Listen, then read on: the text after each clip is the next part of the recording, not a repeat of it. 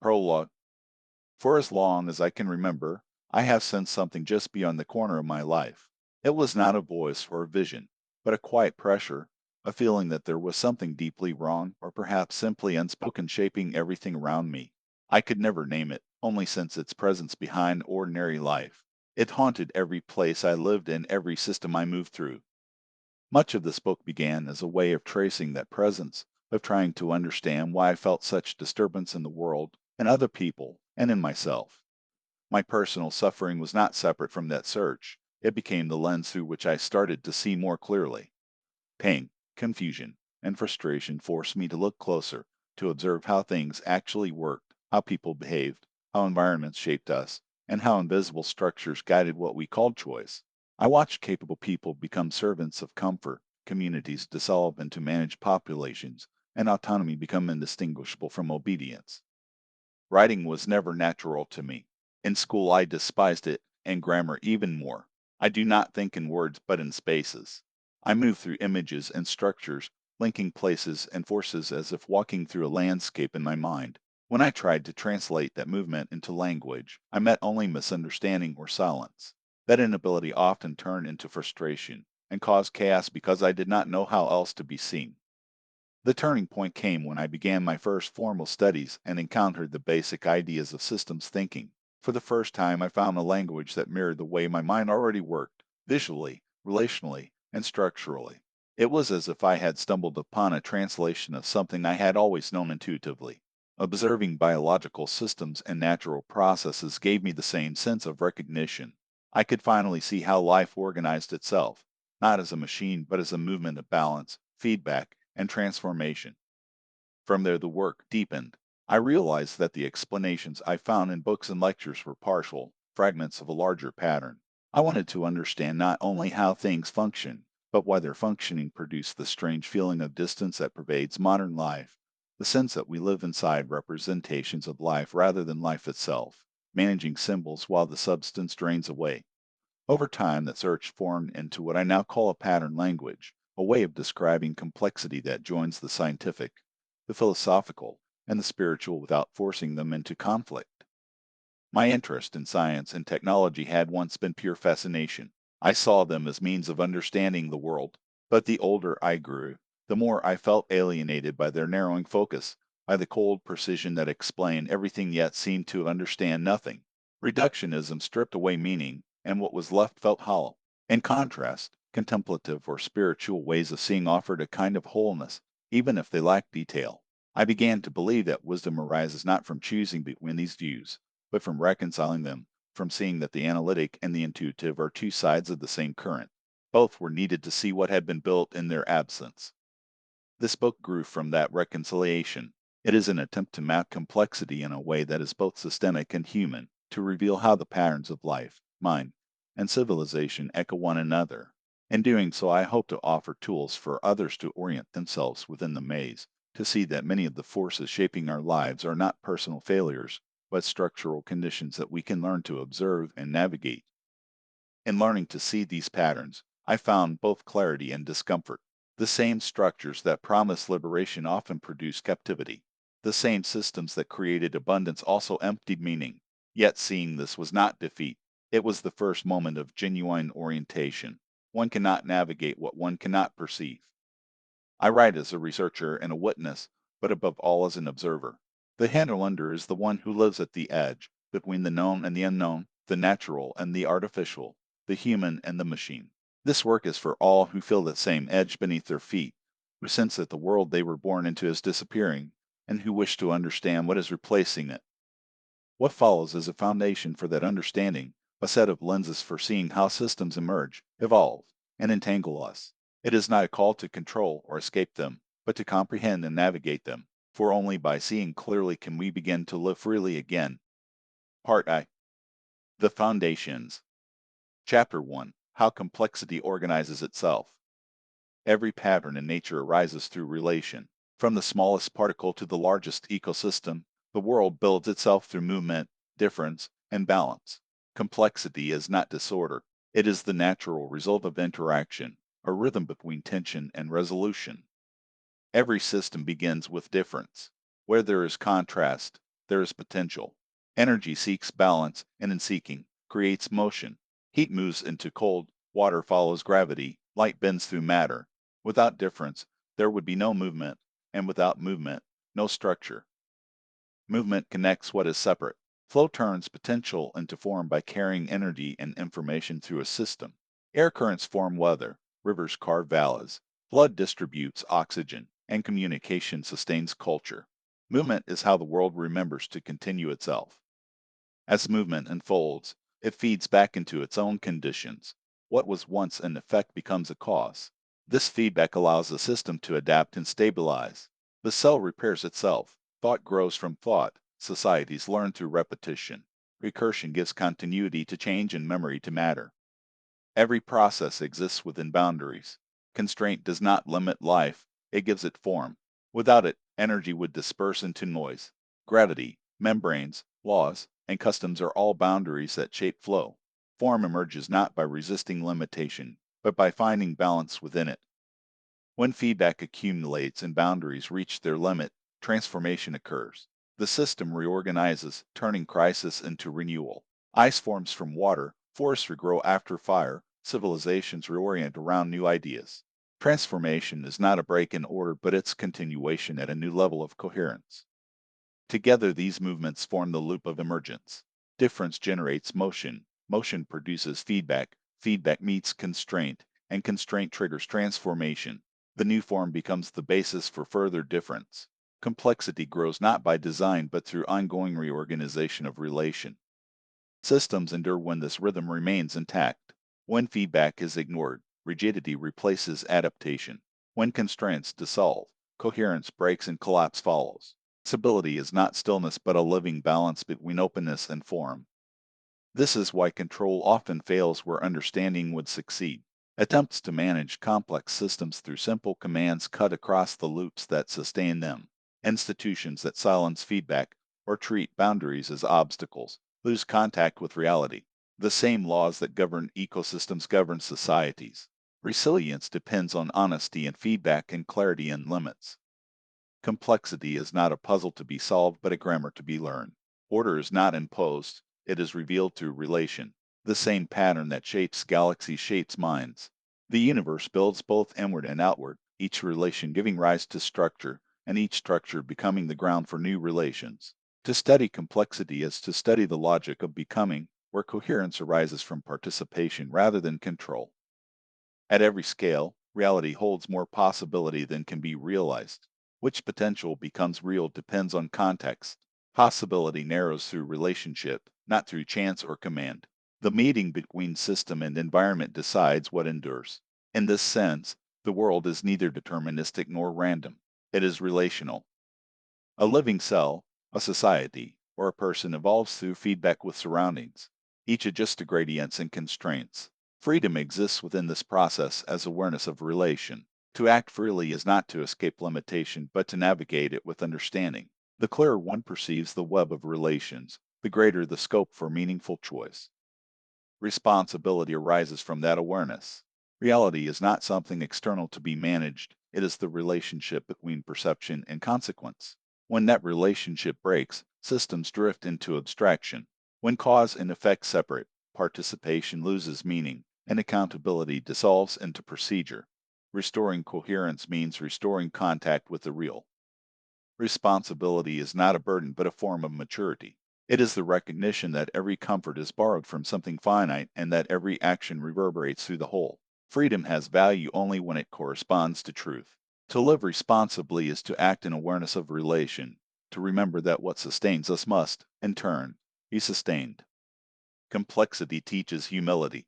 It shows that control is an illusion, but understanding is possible. Systems thrive when awareness meets consequence, when feedback is honest and limits are respected. A civilization that remembers this can survive its abstractions. One that forgets will be corrected by the world it ignores. Chapter 2: From Tool to Environment. Human history can be read as a gradual expansion of capacity. The earliest tools served as simple aids to effort, extensions of the body that helped meet immediate needs. Over time, tools became systems, and systems became the conditions within which life unfolds. What began as instruments for survival has grown into an environment that defines survival itself. The distinction between user and tool has blurred until it is no longer clear who serves whom. In early production, the tool existed within reach of the hand and the mind. The craftsman guided it directly and felt its effect. The hammer, the plow, and the loom were transparent in function and limited in scope. They extended the body without altering its rhythm. As techniques multiplied, however, tools began to act upon one another. Processes replaced gestures, and the autonomy of the craftsman gave way to the autonomy of the system. Industrialization completed the shift. Machines reorganized labor into sequences ruled by rhythm, efficiency, and scale. Work became supervision of energy rather than direct transformation of matter. Each improvement distanced the worker from the outcome. The factory became a total environment, one where human behavior adapted to mechanical logic.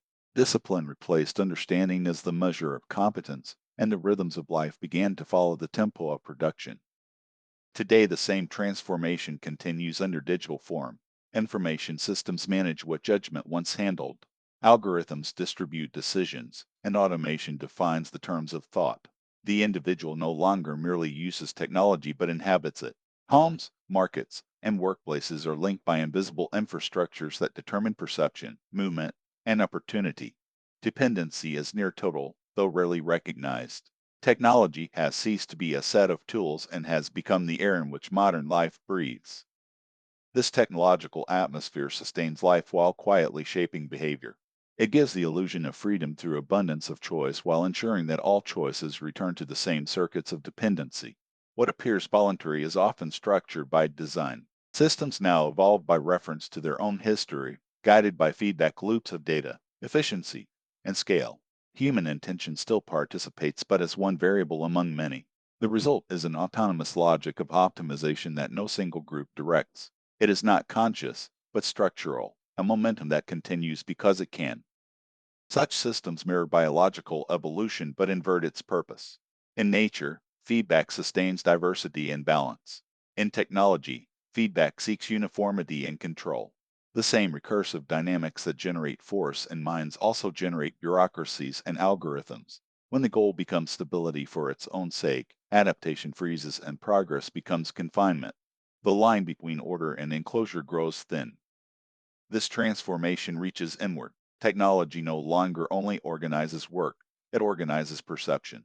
Devices record and anticipate thought, filtering experience through patterns designed for speed and prediction. The mind begins to think as the machine does, in cycles of reaction and display. Identity disperses across platforms and roles, maintained through constant visibility. The self becomes a managed projection measured by data and sustained by attention. Authenticity turns into performance because both operate within the same digital economy. The result is exhaustion that feels ordinary. Presence becomes performance, and rest feels like disappearance. Privacy fades, not only in the external sense but as an inner condition. Without solitude, thought loses depth. When every act is observed and quantified, reflection becomes another form of production. The self watches itself as a task. The space where meaning once formed is filled with noise. Technology promises connection yet often delivers fragmentation. Communication multiplies while understanding thins. Relationships become mediated through symbols that compress emotion into reaction. The abundance of information creates scarcity of attention. Time collapses into an endless present where memory loses weight because everything is instantly retrievable. In this state, forgetting becomes impossible and therefore so does renewal. The structure of this dependency is subtle. The system supplies the stimuli that maintain emotional equilibrium, and withdrawal feels like loss. The device comforts and confines at once. Each habit strengthens the system that sustains it. The feedback loop is complete. Users adapt to the environment until adaptation itself becomes submission. Control no longer needs coercion. It operates through satisfaction. Freedom survives as narrative, while the range of possible experience narrows through convenience. Yet technology is not an enemy. It reflects the consciousness that created it. Its logic mirrors our priorities, speed, efficiency, and control. If those priorities change, so will its influence. The problem is not the presence of tools but the loss of proportion. Systems have outgrown the moral and cognitive capacities meant to guide them. Power has exceeded understanding, and efficiency has replaced purpose. Restoring balance begins with awareness. To see that we live inside a technological environment is to regain the possibility of orientation. The goal is not rejection but reintegration. Tools must again serve understanding rather than replace it. Each act of use shapes perception, and perception shapes reality. Choosing silence within constant noise is an act of freedom. It reopens the space where thought can mature without supervision. The recovery of selfhood depends on contact with what cannot be automated. Work that produces tangible outcomes, time in nature, craft, and sincere conversation restore proportion. These acts are not escapes from modernity, but exercises in coherence. They remind the mind of scale and the body of effort. They reintroduce friction, the necessary resistance through which awareness becomes real. Technology can illuminate or obscure the human pattern. The outcome depends on whether consciousness remains primary. When awareness directs the tool, technology becomes extension. When the tool directs awareness, it becomes environment. That boundary defines the future of the self. A civilization that lets its tools define what can be thought will forget how to live within them. One that restores feedback from reality will remember that systems are servants, not habitats. Chapter 3: The Economy of Symbols. Civilization once built its meaning from contact with reality. Labor shaped material, and effort produced understanding. Over centuries, this relationship has reversed. Modern life is organized not around perfection but around representation. What was once a tool for coordination has become a world of symbols that define how value, truth, and even freedom are perceived. The result is an economy that trades not in substance but in appearance. In the early phases of exchange, value was visible. Goods reflected the labor that created them, and currency functioned as a practical symbol of that effort. Over time, abstraction increased. Paper money replaced metal, data replaced paper, and speculation replaced craft. What was once a measure of work became a measure of belief. The economy learned to feed on perception. Financial systems grew by trading stories about value rather than value itself. The further symbols drifted from their material base, the more powerful they became. Today, the symbolic has eclipsed the real. Production still occurs, but its purpose is to sustain the infrastructure of images and information that mediates every form of life. Attention is capital, visibility is status, and meaning is calculated by metrics. The true labor of modern civilization is the maintenance of the illusion that representation and reality are equivalent. This illusion must be refreshed constantly through advertising, media, and digital performance. Motion itself becomes proof of vitality. The world moves faster to avoid the moment when it might stop and see what it has become. The economy of symbols transforms people as well as systems. Identity, once discovered through participation in real communities, is now assembled from signs and roles. Existence is confirmed by representation. To be seen is to be. Every person becomes both performer and audience, producing themselves for a market of attention that never sleeps. Success is measured not by contribution to life but by alignment with the signals that dominate it. The result is visibility without substance, recognition without understanding. Institutions follow the same logic. Governments, corporations, and schools now measure achievement through indicators and images of success. Progress is quantified by numbers that often bear little relation to lived improvement. Responsibility becomes presentation. The sign replaces the act, the map replaces the territory, and the symbol becomes self-sufficient. This detachment spreads silently until the entire social structure depends on faith in representation. When that faith falters, crisis follows, for the system has no other foundation. Dependency hides inside this apparent freedom. What earlier ages enforced through coercion, the modern age achieves through participation. The worker, the consumer, and the citizen all act within frameworks they did not build and cannot see. The system provides comfort in exchange for compliance. It rewards adaptation with stability and punishes reflection with irrelevance. Control no longer requires force, it operates through convenience. The more perfectly one fits the structure, the less one notices its boundaries. This condition produces a new kind of servitude. People no longer obey rulers but processes. They labor to maintain systems that promise independence while quietly enforcing dependence. Automation, bureaucracy, and data networks provide every necessity, yet they also define the limits of possible life. The more efficient they become, the smaller the space for autonomy. The ideal subject is not coerced but connected, efficient, satisfied, and endlessly replaceable. The paradox of modern freedom is that it grows in proportion to dependency. Every tool that increases choice also expands reliance on the systems that sustain it. Freedom is celebrated as the absence of constraint, yet autonomy depends on proportion, on the capacity to act with understanding. When survival, thought, and even emotion depend on vast invisible networks, choice becomes theater. The individual may act freely within the rules, but the rules define what freedom means. Systems reproduce themselves through this dependency. Each component adapts to the others until the whole evolves beyond conscious direction. Economic and technological structures learn from feedback, pursuing stability and growth as ends in themselves. No one designs this order, yet everyone participates in it. It is not ruled by tyrants but by momentum. The system's logic is procedural rather than reflective. It optimizes without asking why.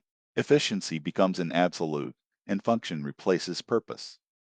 The ethical consequence is a quiet surrender of responsibility. When action is dispersed among algorithms and institutions, no one feels accountable for the result. Destruction proceeds not from cruelty but from indifference. The system continues because it cannot imagine stopping. Its continuity depends on a collective illusion that the maintenance of process is equivalent to the maintenance of life. As long as the circuits of exchange remain active, meaning seems secure, even as the substance beneath them erodes. Yet the symbolic order is not eternal. Its power depends on belief. When representation no longer corresponds to experience, faith collapses and systems falter. Every financial crisis, ecological shock, and social fracture reveals the same truth, that symbols cannot replace the realities they describe. When this realization spreads, the symbolic economy trembles, for its stability relies on distraction, not understanding. It must move faster than awareness to survive. Freedom within this environment begins with recognition. To see that one lies inside an economy of symbols is to begin regaining proportion. Symbols are necessary, but they must point beyond themselves. They are maps, not terrain. Restoring coherence means reconnecting representation with reality, rebuilding feedback between image and consequence. This requires humility, not nostalgia. It means learning again to measure worth by what sustains life rather than what stimulates belief. Autonomy in a symbolic age is the capacity to remain real. It is found in work that produces substance, in relationships not mediated by display, in knowledge that resists quantification. These acts reintroduce friction and restore scale to experience. They remind the mind of effort, time, and consequence. They return awareness to the rhythm of life that no system can simulate. In them, truth becomes visible again as correspondence between word and world. The economy of symbols marks both the height of human abstraction and its potential collapse. It demonstrates how thought can separate from reality until it begins to orbit itself. Whether this leads to renewal or decay depends on the ability to reconnect symbol to source. When representation serves truth, meaning becomes stable. When it replaces truth, the civilization that sustains it becomes a mirror without reflection. The task before us is to make the mirror transparent again, to see through it rather than into it, and to rebuild a world where the image once more follows the real. Chapter 4: Collapse in Continuity. Every complex system carries within itself the seed of transformation. Collapse is not an exception to order but a continuation under new conditions. When feedback accumulates beyond what form can hold, the structure releases tension and reorganizes. What falls away is not life but a configuration that has reached its limit. Civilizations grow through cycles of expansion and restraint. Coordination brings strength, then hardens into rigidity. Institutions that once served adaptation begin to serve themselves. Efficiency replaces purpose. Representation grows while substance thins. Collapse arrives not as an external catastrophe but as an internal correction. The system rebalances what it has ignored. The signs are familiar. Economies extend themselves through speculation rather than production. Politics depends on constant mediation to maintain belief. Technology accelerates faster than understanding can absorb. Information multiplies while coherence fades. The connection between symbol and world loosens until measures of progress no longer match lived reality. Collapse begins quietly as this distance widens. It announces itself through distrust, performative legitimacy, and the slow drift of meaning. At first, the machinery still runs. Rituals of a functioning order continue. People consume and produce, speak and signal, while confidence drains away. What fails first is not infrastructure but belief. When the shared story can no longer hold, collapse enters its active phase. The frame that kept the parts together dissolves, and the structure must either learn or break. This process is not only institutional. Individuals mirror the same pattern. When inherited meanings fail, the self experiences disorientation. Identity built on performance cannot sustain continuity. The collapse of false coherence reveals an emptiness that feels like loss but can become clarity. Just as forests renew after fire, the person who faces this clearing can rebuild on what is real. The modern world stands in such a threshold. Its systems grow ever more intricate while the contact that once grounded them erodes. The old assumption that more complexity means more stability has reversed. Complexity without correspondence is fragility disguised as power. Systems that consume more coherence than they generate will spend trust faster than it can be replenished. The correction that follows is severe but instructive. Collapse is reality returning to its place. Seeing collapse as feedback changes its moral meaning. It is not merely failure, it is instruction delivered by consequence. To resist the lesson is to prolong disorder. To receive it is to participate in continuity. Civilizations that learn from decline often reemerge with truer proportion. Those that deny their contradictions exhaust themselves. Meaning sits at the center of this transition. Every civilization depends on a shared framework that gives measure to action. When that framework collapses, order survives at first through imitation. Management replaces belief. Indicators replace understanding. The world continues to function but no longer knows why. Acceleration fills the silence where purpose used to be. Activity becomes proof of life. It is motion without horizon. This substitute order is stable only while belief in representation holds. It demands speed, novelty, and distraction to keep doubt at bay. It standardizes behavior when conviction fails and replaces unity with synchronization. It resembles life yet lacks vitality. In this steady state, comfort persists while direction vanishes. The cost is paid in attention, depth, and courage. History suggests that such equilibrium cannot endure. Either the frame is renewed through fresh coherence or it breaks and new forms emerge from necessity. In both cases, the same principle operates. Tension searches for structure. Collapse opens space for order that better fits the world it must organize. Renewal begins at the edges. It appears wherever contact with reality remains strongest. It grows in places where feedback still works and where proportion is remembered. It rarely starts from the center of power because the center is most invested in the old story. Renewal is modest at first. It takes the shape of local competence, truthful work, resilient ties, and the rediscovery of limits. Its strength is comprehension rather than scale. After collapse, the first task is not restoration but reorientation. What must be rebuilt is not only infrastructure but proportion. Systems regain legitimacy when their representations match their consequences. Money returns to exchange. Metrics return to description. Policy returns to stewardship. Technology returns to instrument. Authority returns to comprehension. These returns do not reject modern capability. They place it in a frame that preserves contact with the real. The practical path is simple, though not easy. Reintroduce feedback that cannot be ignored. Make consequences visible again. Design for transparency so that those who depend on the system can understand it at some level and repair it when it fails. Favor durability over spectacle, sufficiency over excess, comprehension over control. Where possible, shorten the distance between action and effect. The closer the loop, the stronger the learning. Continuity that endures looks different from permanence that resists change. The new continuity is a rhythm, not a wall. It grows like an ecosystem. It admits growth where renewal can support it and accepts limits where depletion would follow. Its measure of success is not acceleration but dignity, not novelty but endurance. It aligns economy with regeneration, technology with intelligibility, politics with scale, and culture with memory. In such a continuity, energy and information circulate without consuming the ground that sustains them. The invisible system that once demanded trust becomes understandable. Time regains depth as decisions are made with inheritance in mind. Education forms character as well as skill and teaches people to see themselves within nested systems rather than as isolated agents. Wealth becomes responsibility rather than excess. Power becomes stewardship rather than privilege. This reordering asks for humility. The real educates by resistance. It sets a shape to desire and a cadence to effort. When a civilization accepts this instruction, it finds freedom not in escape from limits but in harmony with them. Control gives way to participation. Progress is measured by the quality of correspondence, not by the quantity of motion. None of this requires romance about the past or despair about the present. It requires attention. Collapse does not erase what humanity has learned. It erases what cannot be sustained. The knowledge that remains is the knowledge that corresponds.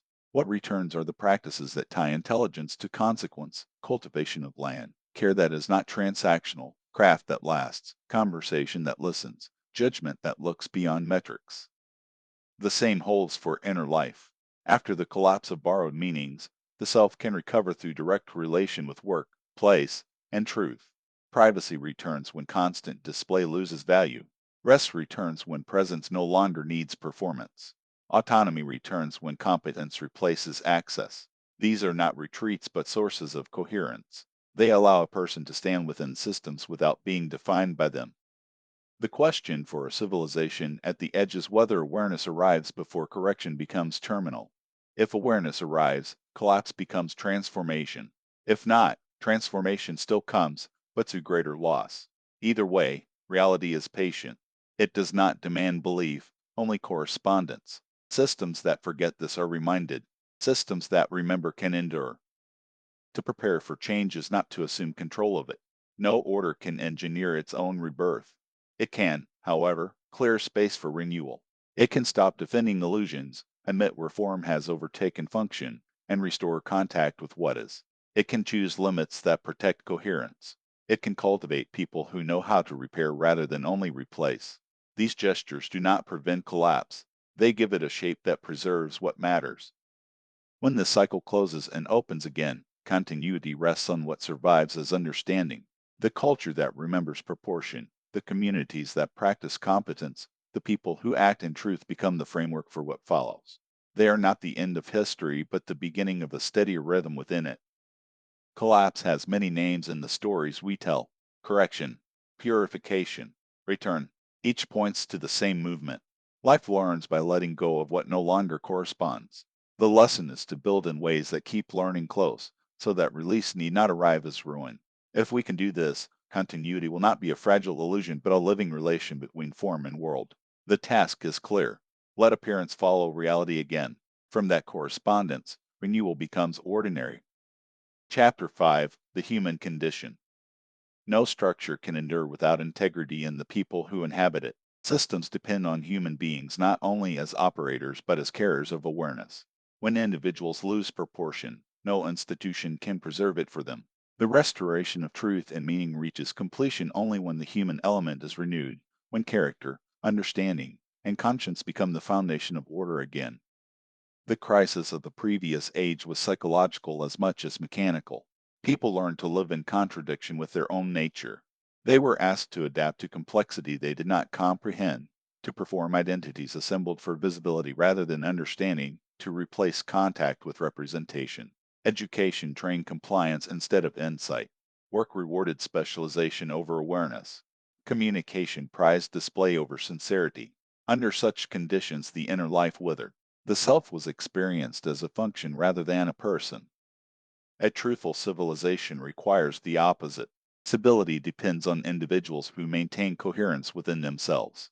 Integrity is not only a private virtue, it is the basic unit of social order. When a person acts against what they know to be true, they introduce distortion into the whole. When they act in alignment, they become a stabilizing force within it.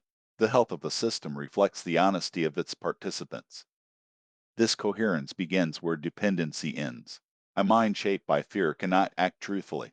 Freedom is not the absence of limits, but the capacity to act without self-deception. It requires courage to see clearly and discipline to remain aligned even when doing so is inconvenient. In a culture built on appearance, this courage becomes revolutionary. Emotion belongs here as much as reason. A person without feeling cannot perceive proportion. Empathy is how we recognize coherence beyond the self. The suppression of emotion in the name of rationality was a major error of the last era. Feeling is not irrationality. It is feedback that tells us whether our inner life corresponds to the world we inhabit. The mature human being unites thought and feeling into one structure of awareness. Thought provides direction, feeling provides proportion. Together they form judgment, the faculty that distinguishes what is possible from what is right. Judgment cannot be automated or delegated. It is cultivated through contact with reality, through work, responsibility, and reflection. Integrity depends on memory as well as judgment. When people forget the consequences of their actions, they repeat them. The human element sustains coherence by carrying continuity across time, remembering what systems cannot.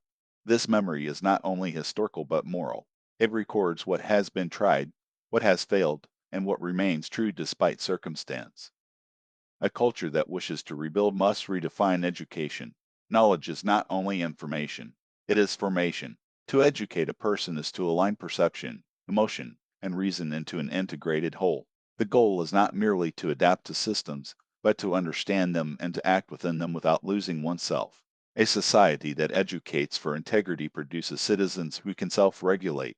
A society that educates for compliance must always be controlled. Work must regain its human dimension. Labor that disconnects a person from consequence erodes character. A farmer who sees the soil respond to care develops proportion. A worker who moves symbols without feedback loses it. The modern division of labor, which separated people from results, destroyed accountability and meaning. Reconnecting work to reality restores both. The dignity of labor lies not in status but in contact with necessity. When effort reveals transformation, understanding returns.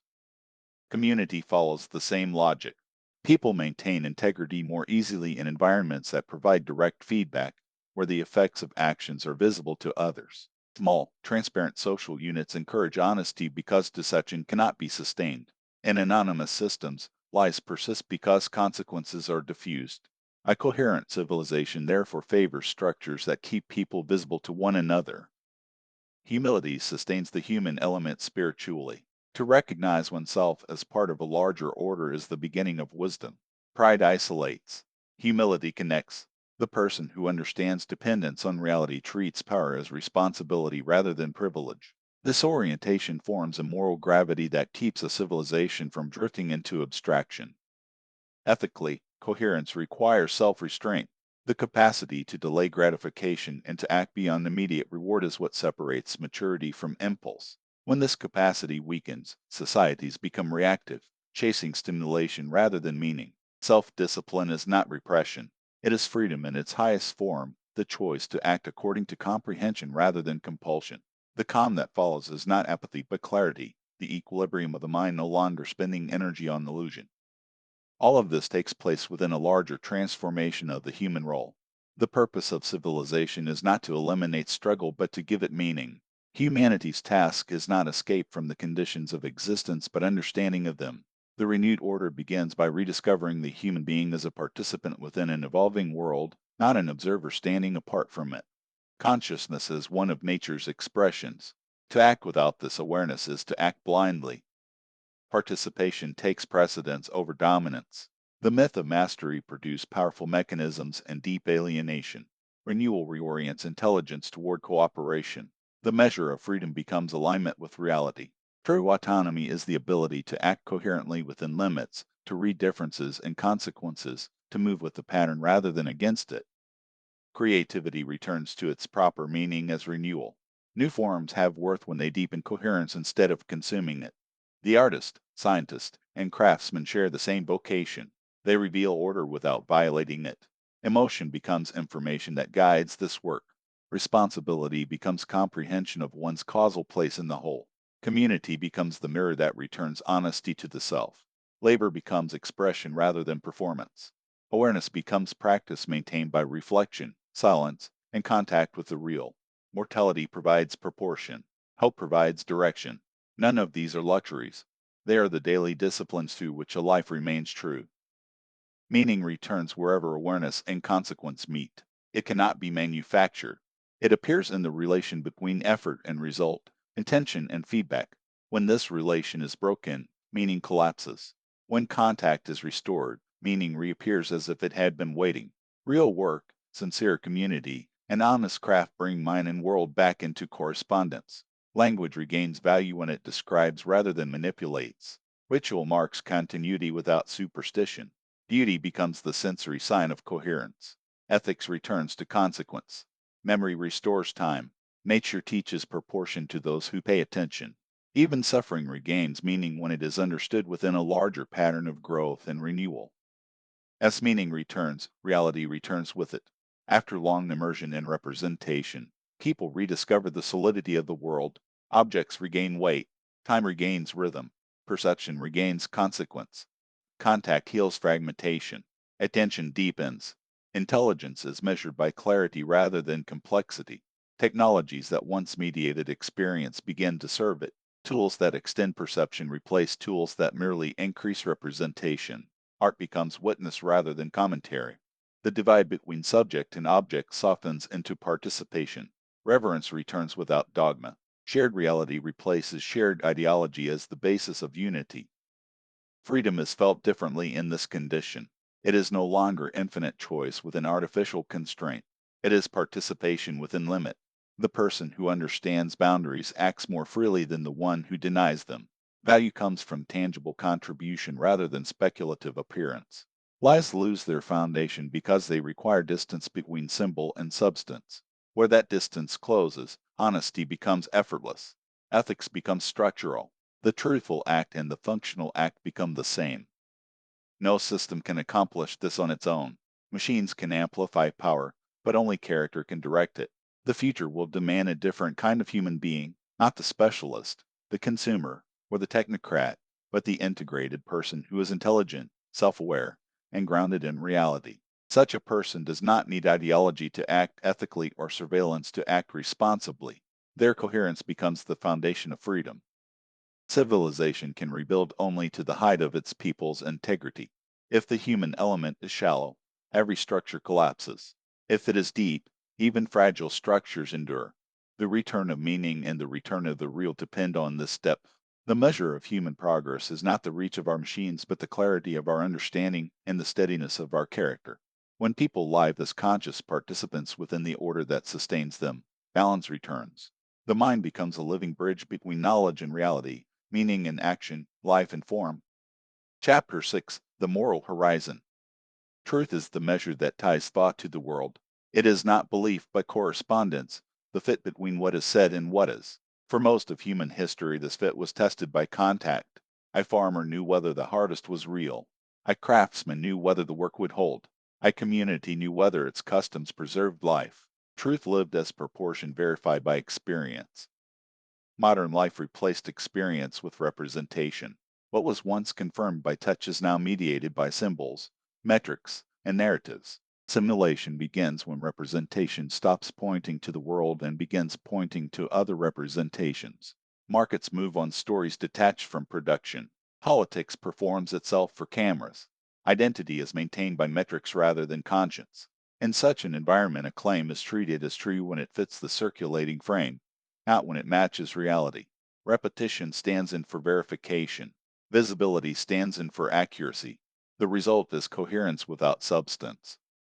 This shift changes the shape of consciousness. The pursuit of truth once required struggle, patience, and risk. It meant leaving the safety of opinion to test oneself against the real. Now information gives the feeling of knowledge without the work of learning. Access is mistaken for understanding. When everything is visible, nothing is seen. Detached from consequence, perception floats. Systems continue not because they are right, but because they are maintained. The loss of truth is inseparable from the collapse of the sacred. Meaning is a relation between consciousness and reality, a recognition that life belongs to an order larger than desire. The sacred once named that order.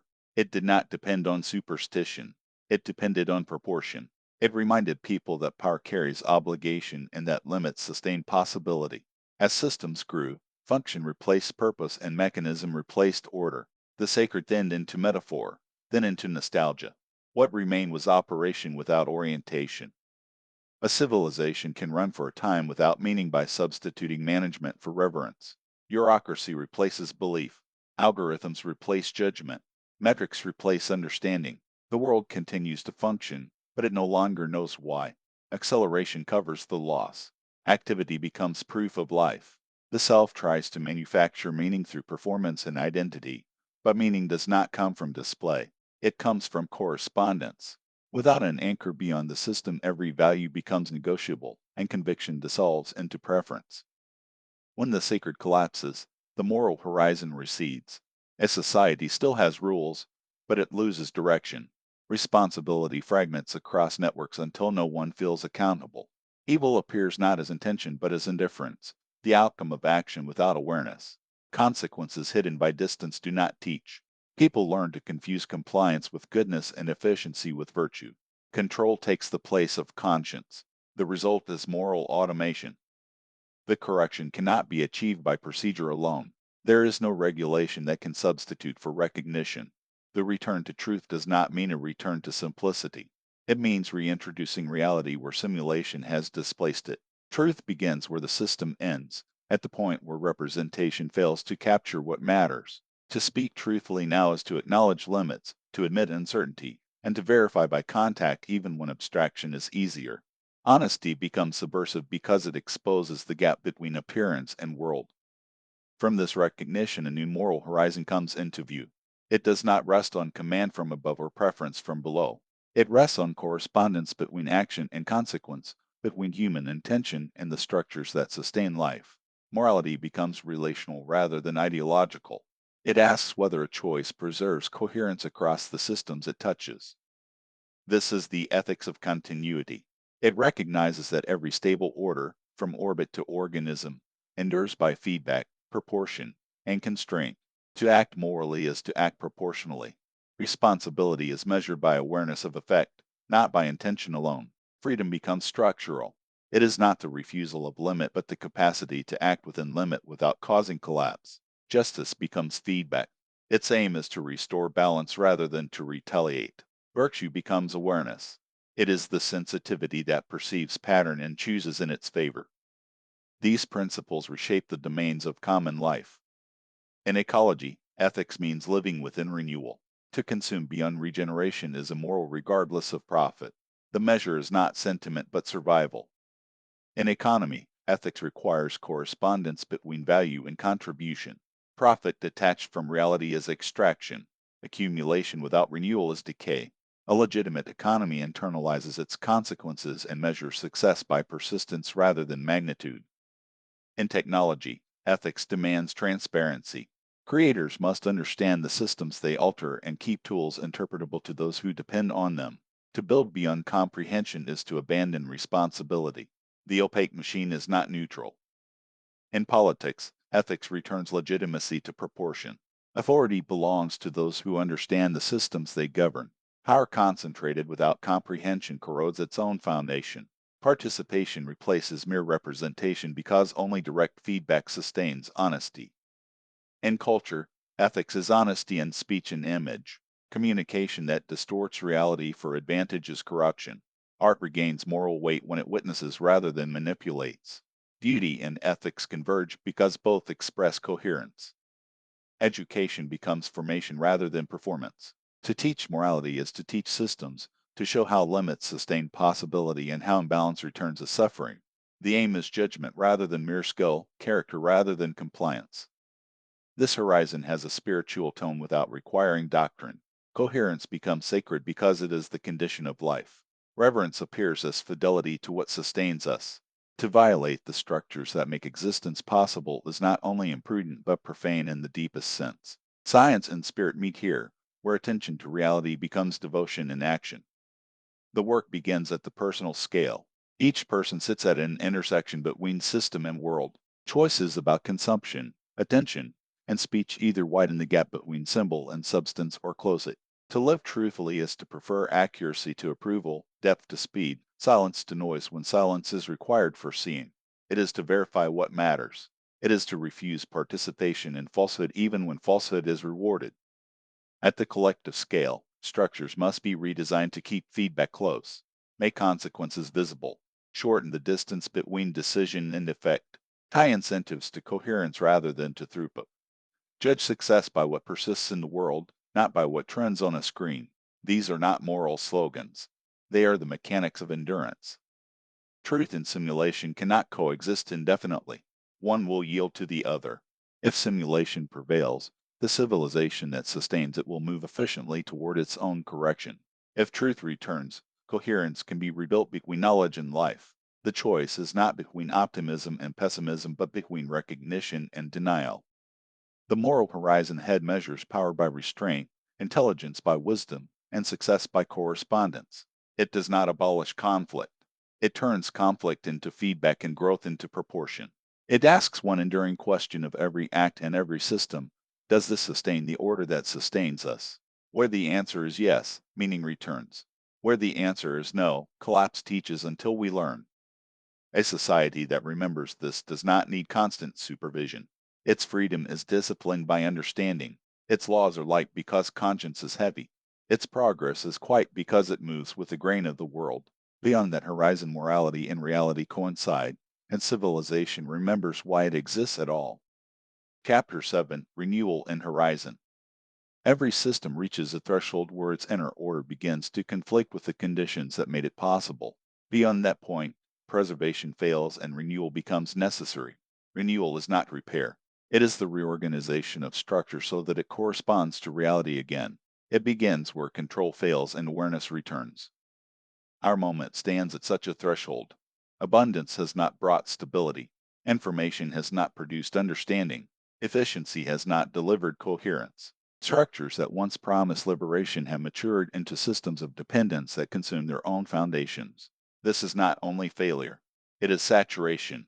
The form has done all it can under its old assumptions and now extends itself by drawing down what sustains it. Renewal starts with proportion. Symbolic systems cannot outrun the material and moral capacities that ground them without losing contact.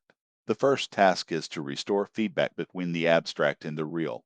Economic measures must link to production and ecology rather than to narrative. Technology must serve human limits rather than attempt to replace them. Education must move from information delivery to formation and understanding. These are not matters of taste. They are structural necessities. Such change does not begin with policy.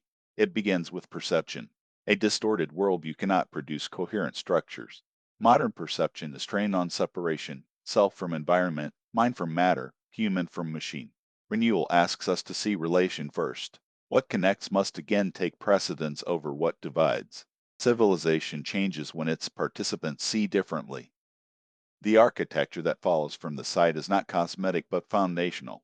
The present order cannot be patched into health because its scale and opacity prevent comprehension. Systems that exceed the understanding of those who rely on them become environments rather than tools. Their efficiency hides dependence.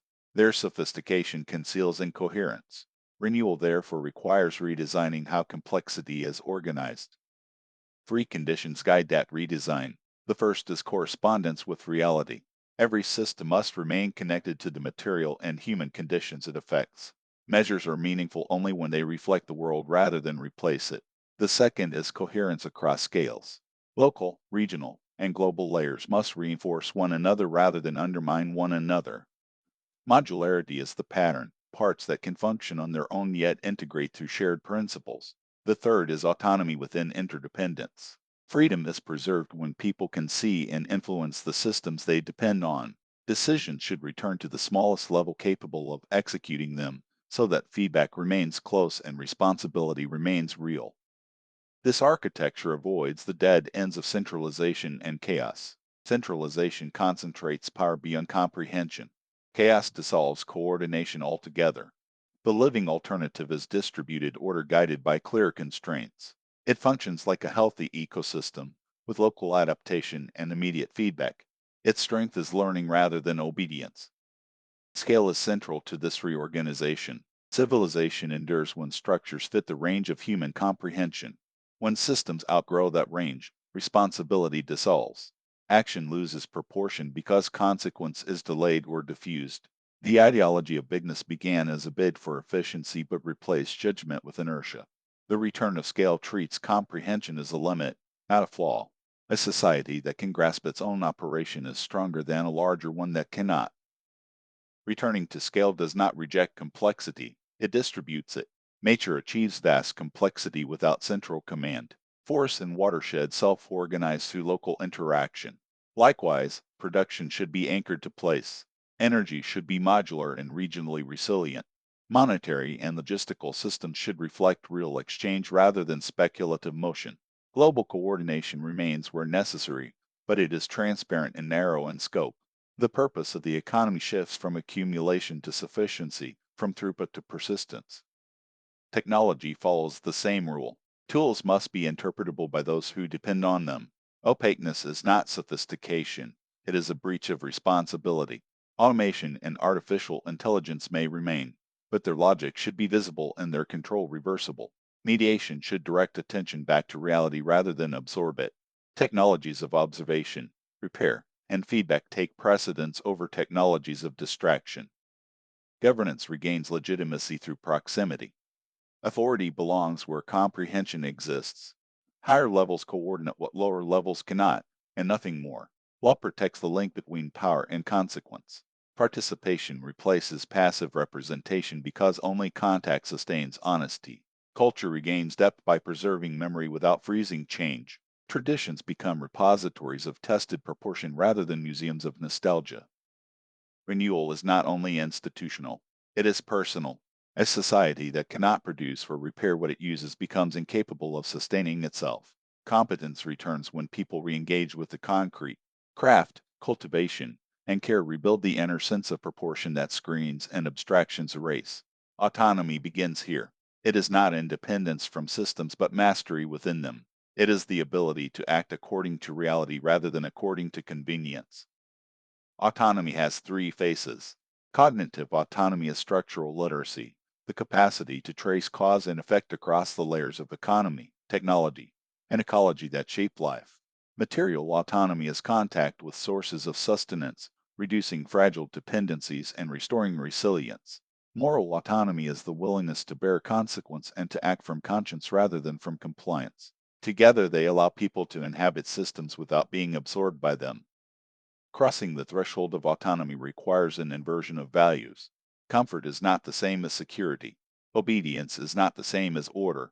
Freedom without comprehension is exposure. The work of autonomy is disciplined and often uncomfortable. It reintroduces friction as a teacher. It is not rebellion for its own sake. It is participation with understanding. The horizon of renewal extends beyond survival. The question is not only whether civilization continues, but what form its continuity will take. To rebuild only to repeat the same logic of control and abstraction would not be renewal but replication. True renewal is a shift in orientation, from exploitation to participation, from simulation to reality, from dominance to reciprocity. It understands that the future is not a destination but a relationship. Seen in a longer frame, human civilization is one phase in a wider pattern. Difference becomes structure. Structure hardens. Hardness fails. Renewal reorganizes. This rhythm holds from atoms to ecosystems.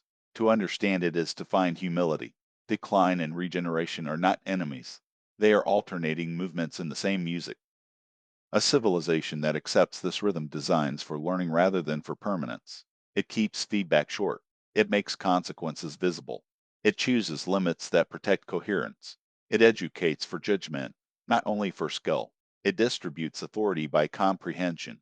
It measures success by resilience and dignity. In such a design, renewal becomes ordinary. Correction arrives as adjustment rather than as ruin. The horizon is not a wall at the edge of time. It is an invitation to participate in the next form of coherence. The task is to see again, to build at human scale, to keep tools intelligible, to align power with responsibility, to cultivate character that can carry freedom. Renewal begins when we remember that we are part of a living order, not apart from it. From that remembrance, form will follow as it always has, when difference finds balance and balance allows new life to emerge. Chapter 8: Autonomy and Balance. Autonomy is not isolation. It is the capacity to act in alignment with reality without being directed by it. A person or civilization is autonomous to the extent that it can sustain inner coherence while engaging with its environment. When that coherence frays, autonomy collapses into dependence or disorder. The modern world, for all its language of freedom, has built systems that erode the very autonomy they claim to protect. Earlier forms of life tied freedom to competence. Farmers, craftsmen, and small communities derived independence from skill, reciprocity, and shared necessity. Their range was limited, yet their lives held together. Modern systems dissolve these conditions through specialization and scale. Production drifted away from understanding. Survival shifted into institutions that ask for participation rather than comprehension. The result is a paradox. Individuals enjoy endless options, yet possess little influence over the structures that make those options possible. What passes for autonomy is often its imitation. Choice is mistaken for freedom when the field of possible choices is fixed by systems no one can see. Daily life depends on global networks that are opaque to those who rely on them. The more these networks expand to remove friction, the weaker real agency becomes. Competence is replaced by access. Responsibility is replaced by settings and defaults. Dependency hides behind convenience. This has consequences for character. When life grows frictionless, responsibility appears unnecessary. Comfort is confused with freedom. Yet autonomy requires exposure to consequence. It arises from contact with what resists and replies, from the need to respond, adapt, and decide. Without that contact, freedom decays into consumption. The self becomes a user of processes it does not direct, a participant whose obedience keeps the system running. The same pattern holds at collective scales. Institutions that outsource critical capacities in the name of efficiency surrender control of their fate. Economies that float on symbols lose the stability of production. Technologies accelerate beyond the attention of those meant to guide them. Each layer of abstraction adds distance between decision and effect until responsibility dissolves. Systems continue to function, but no one stands where judgment belongs. Restoring autonomy therefore begins with restoring contact. Systems must reconnect with the realities they manage. Production must be relinked to place, work to skill, power to accountability. A society that values autonomy designs for participation, not dependence. It cultivates competence rather than compliance. Freedom without the means to act responsibly is only a more comfortable form of servitude. Balance marks the boundary within which autonomy can live. Too much dependence and life becomes mechanical. Too much isolation and life becomes unsustainable. Autonomy is maintained through reciprocity, a dynamic exchange between self and environment, freedom and responsibility, innovation and stability. The same principle shapes individuals, institutions, and cultures. Any order that forgets its dependence on the conditions that sustain it will eventually destroy them. Freedom in this sense is not the triumph of desire, but the discipline of truth. To act freely is to perceive limits clearly and to move within them without violating coherence. The tree grows according to the ground that holds it. Its roots restrict its motion and enable it. Likewise, a society that acknowledges ecological, psychological, and moral constraints is more stable than one that denies them. The crisis of autonomy is technological and spiritual at once. Machines now perform many functions once necessary for survival, but they also absorb the meaning those functions carry. People lose not only skills but reasons. They are left with choices stripped of purpose. Pursuing autonomy through total automation becomes self-defeating. The more life is mediated by systems that act for us, the less we remain agents within it. Renewal asks for a different aim. Autonomy is not the absence of structure but orientation within it. It is the ability to participate consciously in the systems one inhabits. Awareness comes first, an understanding of how actions propagate through larger patterns. Responsibility follows from that awareness. Balance is the habit that sustains both. The autonomous person is not the one who escapes constraints but the one who aligns with them intelligently. This alignment has an architectural side. Structures that endure are designed for correspondence with reality, coherence across scales, and autonomy within interdependence. Correspondence keeps measures tied to consequences so that symbols do not replace the world they describe. Coherence across scales ensures that local and global layers reinforce rather than undermine one another. Autonomy within interdependence returns decisions to the smallest level capable of making them, keeping feedback close and responsibility real. These are the conditions under which freedom can be exercised without eroding its own ground. Education is the practical path to this condition. Formation precedes specialization. People learn to see connection before technique. They gain structural literacy, the ability to trace cause and effect across economy, ecology, and technology. They learn by contact through cultivation, craft, repair, and care. Ethics is not added at the end but woven through design. so that capability is disciplined by consequence. Scale becomes a habit of thought. History becomes pattern recognition rather than mere chronology. Emotion is treated as feedback, not noise. Technology is used to clarify experience, not to displace it. Such formation produces citizens who can govern themselves, and therefore can govern together. Culture preserves the same balance through continuity. Transcendence ceases to be escape and becomes depth. Tradition serves inheritance without imitation. Progress becomes refinement within limit. Reverence returns as attention to the order that sustains life. In this frame, the sacred is not elsewhere. It is the fidelity to coherence in the midst of change. A people shaped by this understanding does not need constant supervision. Its laws can be light because conscience is heavy. The work is unending. No system achieves balance permanently, but the awareness of its necessity keeps life coherent. Autonomy is a discipline, not a state. It asks for vigilance, shorten feedback loops, keep measures honest, place decisions near their consequences, make tools interpretable, teach judgment, and value resilience over scale. These habits do not make a civilization spectacular, they make it durable. True autonomy is neither rebellion nor obedience. It is participation with understanding. It is the practiced ability to align freedom with truth, to welcome constraint as the shape within which life grows, and to remember that what must not be lost is more important than what can be gained. A civilization that lives by this memory will remain free not because it can do everything, but because it knows where to stand. Chapter 9: Future of Conscious Systems. Every stage of civilization reflects the kind of intelligence that sustains it. Early societies moved by instinct and memory. The industrial age organized matter and energy through cause and effect. The digital age processes vast complexity, quickly but without understanding. What comes next must join power to perception. It must build systems that are not only intelligent in function but conscious in orientation, capable of awareness, proportion, and restraint. Intelligence optimizes within a frame. Consciousness questions the frame. Our crisis grows from the expansion of the first without the growth of the second. Technology accelerates. Institutions persist. Direction is lost. When means outrun meaning, a culture begins to live inside its own reflections. Symbols replace contact. Measurement replaces comprehension. This is how simulation takes over. What circulates becomes more real than what is. The spell ends when consequences return. Illusions fail when the gap between appearance and reality widens beyond denial. People sense their actions no longer matter, that participation has thinned into performance. The end of illusion is painful because it removes shelter, yet it is also a beginning. Disillusionment is not cynicism, it is the first clear view. A conscious system differs from a merely clever one in three ways. First, it keeps awareness of consequence. Every decision returns to its impact on life, place, and meaning. Second, it preserves proportion. Scale must match comprehension or both dissolve. Third, it keeps purpose and structure coherent.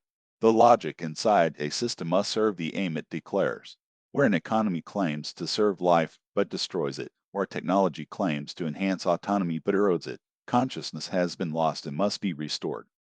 These qualities demand architecture, not wishful thinking. Automation can remain, but with visibility. Computation can assist, but under limits that keep cause and effect near the people who bear them. Economic networks can distribute production and decisions through transparent feedback instead of opaque hierarchy. Governance can be layered so that each decision sits within the comprehension of those it affects.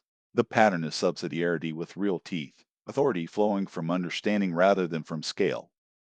This reorientation also changes what we ask of machines. The tool should extend perception before it replaces capacity. The most advanced technologies will be those that clarify the world rather than distract from it, that help us see pattern, consequence, and fit. When technology mirrors our maturity, artificial intelligence reflects our values. If we remain intoxicated by abstraction, machines will amplify blindness. If we recover proportion, they will echo coherence. Conscious systems require culture as much as code. The transition will not be led by spectacle or decree, but by a quiet shift in attention. The silent revolution begins when people stop giving belief to what does not correspond. They withdraw energy from performances that do not touch the world and invest it in work that does, growing, repairing, building, caring. Networks of trust form where consequence remains visible. Legitimacy drifts toward competence. The center that once monopolized attention loses gravity without a fight. This turning has stages. First comes disillusionment, the sobering recognition that images and metrics cannot carry meaning. Next comes reconnection through direct experience. Then reconstruction, where institutions shrink until they match their function. Finally, reorientation, where representation resumes its proper role as a map that leads back to territory. Integration follows as language regains weight, tools become transparent, and participation replaces performance. Diversity strengthens this process. Consciousness emerges through differentiation, not uniformity.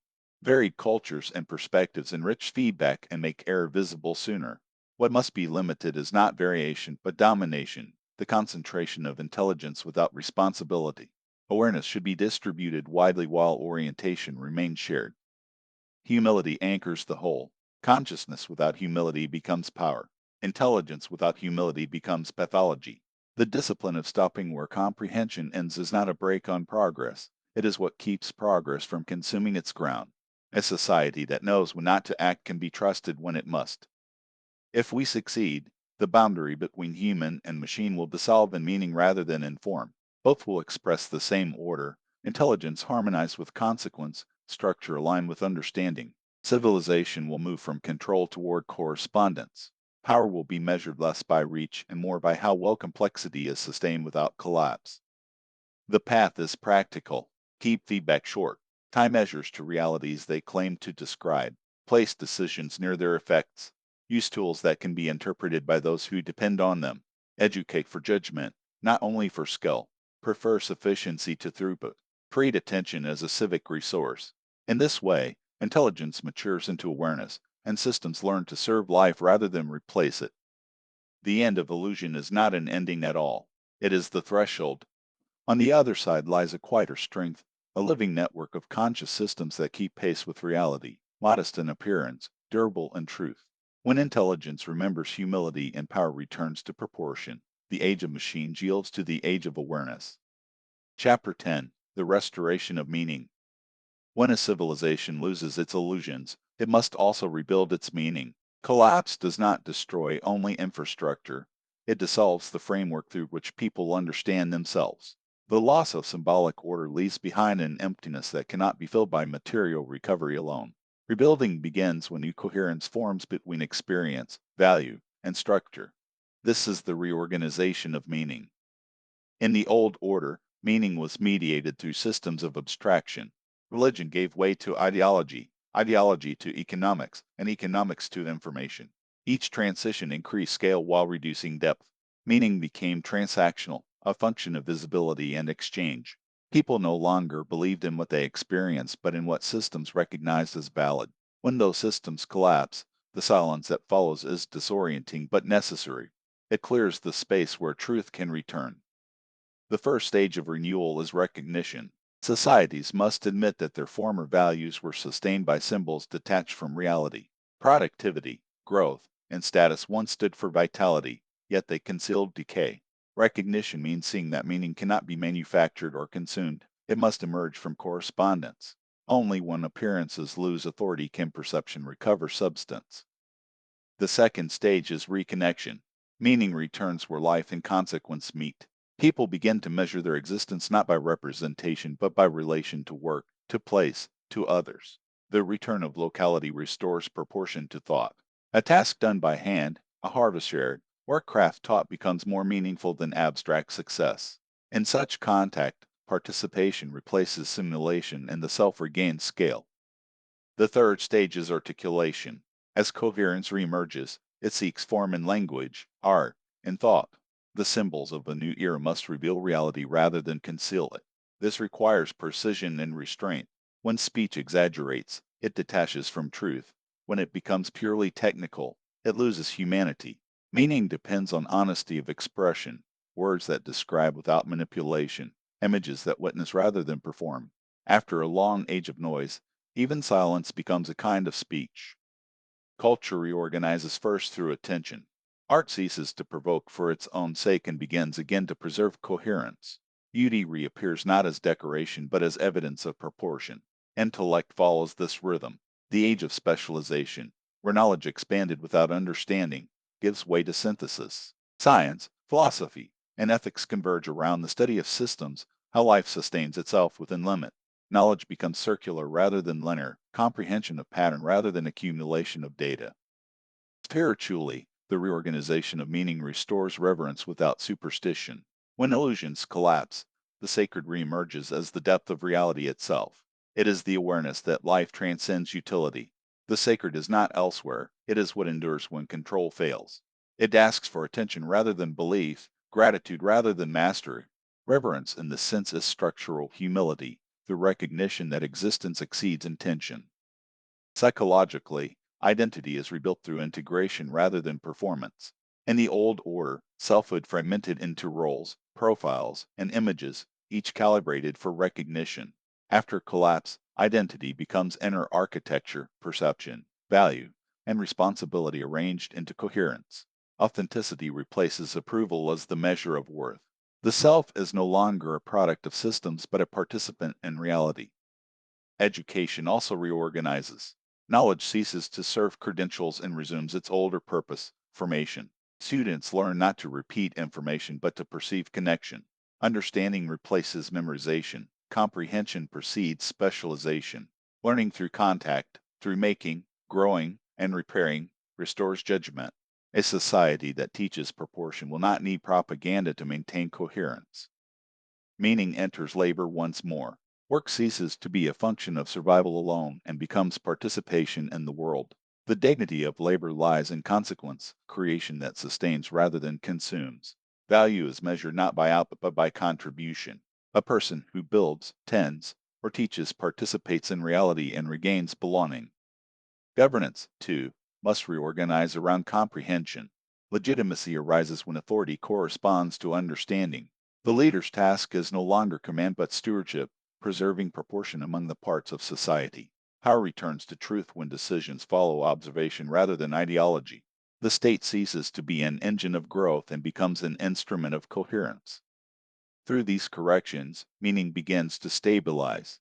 Like a forest regenerating after fire, new patterns form first in fragments, small communities, honest exchanges, acts of truth that interconnect into culture. Out of these comes a philosophy of restoration, the understanding that progress is not escape from limit but mastery within it. The true measure of advancement becomes endurance. At this stage, the restoration of truth anchors renewal. Truth has always been the measure that connects thought to reality. It is not belief but correspondence, the alignment between what is said and what is. In the modern age, this alignment was lost when representation became self-referential. Information replaced comprehension, visibility replaced verification. Truth became coherence within systems rather than reflection of the world. The result was stability without substance. The return of truth begins where illusion fails. Systems that reward performance over accuracy eventually collapse because reality remains indifferent to appearance. When that collapse arrives, truth reasserts itself as necessity. Every enduring civilization learns this, that deception can sustain order only temporarily, while correspondence sustains it indefinitely. Truth redefines morality. In a coherent civilization, the truthful act and the functional act are the same. Lies destroy feedback. They sever the link between cause and consequence. A truthful order aligns ethics with structure. Its power is transparent because authority depends on comprehension rather than manipulation. The leader is respected not for command but for clarity. Power becomes stewardship of truth rather than ownership of illusion. Education renews around the same principle. Knowledge becomes alignment, not accumulation. Students learn to test, observe, and verify, not to repeat. The purpose of learning is clarity, the capacity to distinguish the real from the false. When people can verify for themselves, manipulation loses influence. Truth becomes distributed, comprehension replaces faith. Spiritually, truth returns as reverence for the real. To live truthfully is to act with proportion, to recognize consequence. The sacred is not a doctrine but participation in coherence. To live in truth is to live in order, to act according to what sustains life rather than what flatters desire. Freedom itself changes meaning. It becomes the ability to act in alignment, not the license to act without awareness. Freedom without truth collapses into chaos. Truth without freedom calcifies into tyranny. Only in their balance does civilization remain alive. This is the moral horizon renewed, the moment where conscience and structure reunite. Every civilization rests upon such a horizon, a boundary that defines what is permissible and sacred. When that horizon collapses, as ours did, the world can still function but forgets why. The new horizon will not depend on command or ideology but on correspondence, the recognition that ethics is structural. To harm the systems that sustain life, ecological, social, or psychological, is to act against the sacred itself. Morality becomes proportion, virtue becomes awareness. The foundation of this new horizon is humility. No system can substitute for conscience, no progress can erase responsibility. Each person occupies a point of intersection between awareness and reality. Every decision, to consume, to speak, to pay attention, either reinforces illusion or restores truth.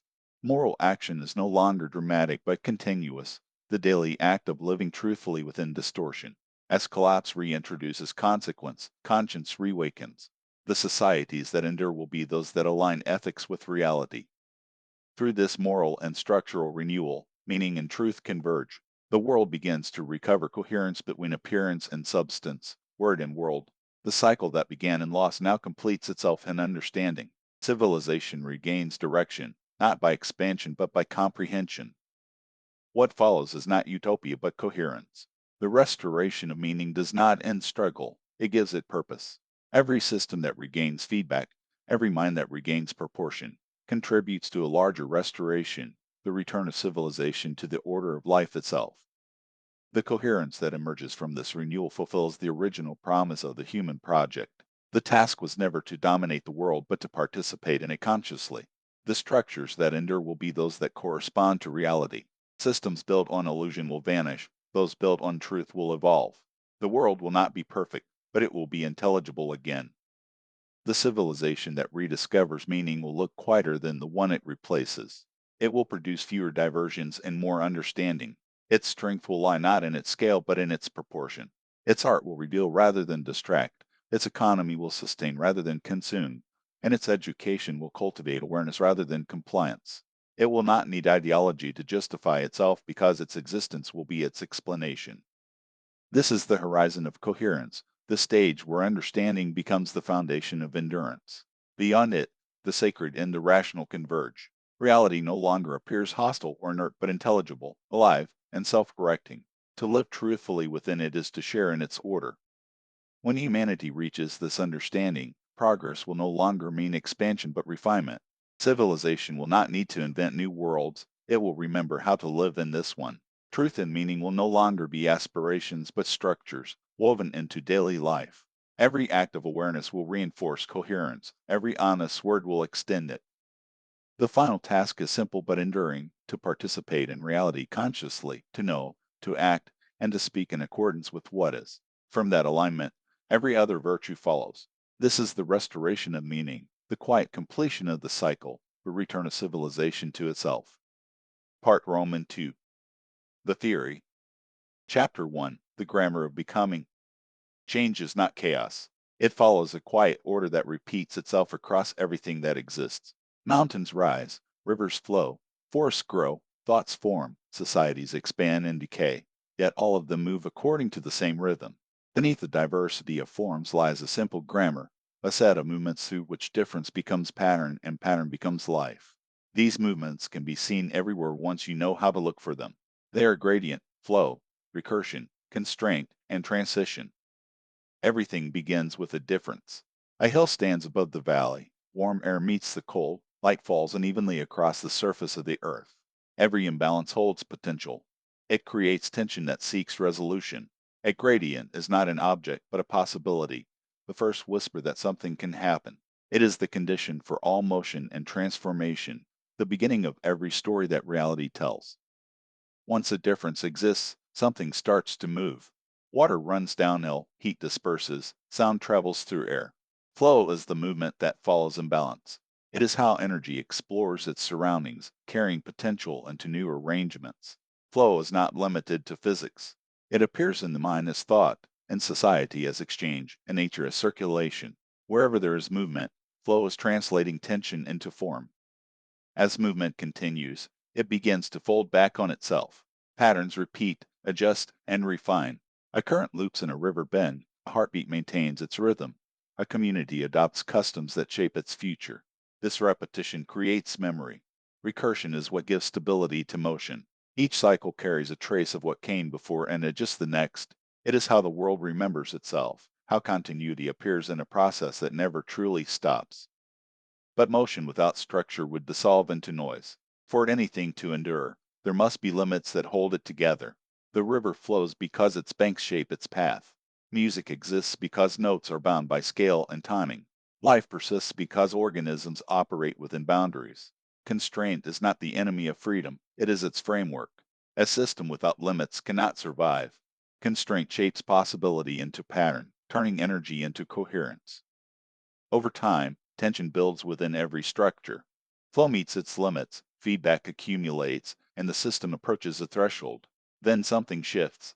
Water becomes vapor, a seed becomes a tree, a thought becomes an idea spoken aloud. This is transition, the moment when a pattern crosses into a new state of being. Every transformation we witness, from the birth of stars to the renewal of force, arises from this buildup and release of potential. These five principles form a single movement that never ends. Difference creates motion, motion creates memory, memory creates form, form creates transformation, and transformation creates new difference. The process folds into itself like a living rhythm, each cycle generating the conditions for the next. In this way, the universe sustains its own continuity. Nothing stands outside of it, everything participates in the same unfolding act. To see the world through this grammar is to recognize its coherence. The same pattern that shapes the cell shapes the galaxy. The same rhythm that guides thought guides the seasons. What we call complexity is only the depth of this repetition. Every level of existence is a new sentence in the same language, written by the same grammar of becoming. Through these movements, order is born from within. No command is given, no plan imposed. The world constructs itself through relation, tension, and return. What seems separate is only a different verse in the same continuous song, the one through which reality learns how to be. Chapter 2: The Pattern of Emergence. The question of how complexity arises has followed humanity since the first attempts to understand the world. Everything that exists, from the movement of galaxies to the structure of thought, emerges from interactions that seem simple on their own but astonishing in combination. For centuries, this mystery was treated as a side note to science, a curiosity rather than a foundation. Yet the more we have learned, the clearer it has become that emergence is not an exception. It is the way reality builds itself. The idea that new qualities arise when parts combine is ancient. Aristotle spoke of entelechy, the inner potential that allows a form to unfold from within itself. Leibniz imagined monads, self-contained mirrors of the universe that interact through correspondence. Hegel saw contradiction resolving into new unity through dialectical movement. Darwin revealed that variation and selection, acting over time, could transform life itself. In the 20th century, Bertalanffy, Prigogine, Maturana, and Verla showed that systems organize through feedback and constraint, creating order out of flow. Across these perspectives, a single pattern can be traced. Difference gives rise to interaction, interaction to structure, and structure to transformation. The pattern of emergence brings these scattered insights into coherence. It describes a recursive pattern that underlies all complex systems, from quantum processes to living minds. This pattern can be expressed through the same grammar that defines all becoming: gradient, flow, recursion, constraint, and transition. Each plays a distinct role, yet none exists without the others.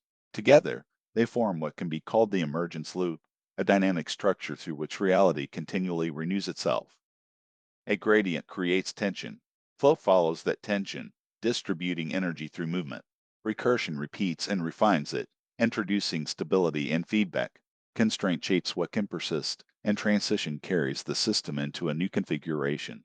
Once that transformation occurs, new gradients appear, and the process begins again.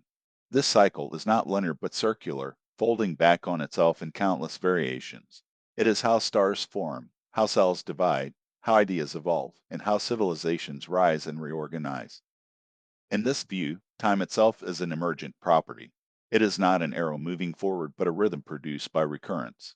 Each loop of interaction binds past and future through feedback, creating coherence between what has been and what can be. Systems persist because they remember. Every pattern that endures carries a trace of its own history within its structure. A cell rebuilds itself from moment to moment through the memory of its genetic code. A culture sustains itself by repeating stories that shape identity.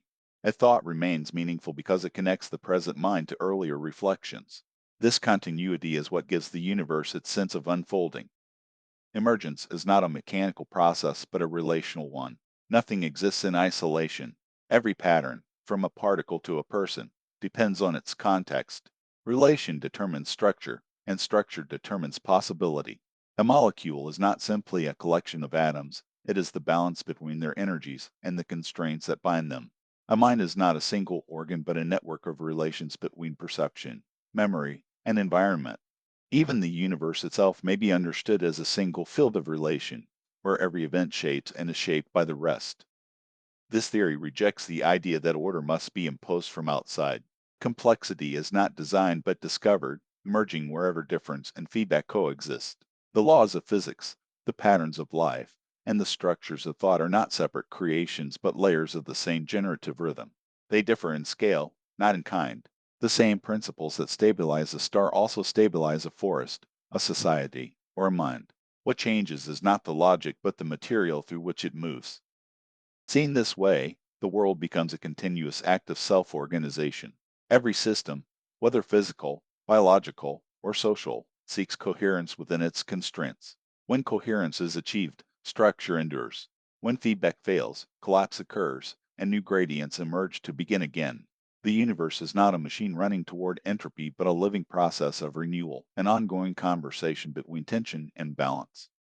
The pattern of emergence is not meant as a doctrine but as a way of seeing. It does not reduce life to mechanism or elevate it to mystery. It reveals that both are part of the same pattern, the recursive flow through which potential becomes structure. To observe this pattern is to recognize that every act of creation, from the smallest vibration to the greatest civilization, follows the same quiet order. Existence does not need an external cause to explain itself. Its cause is participation.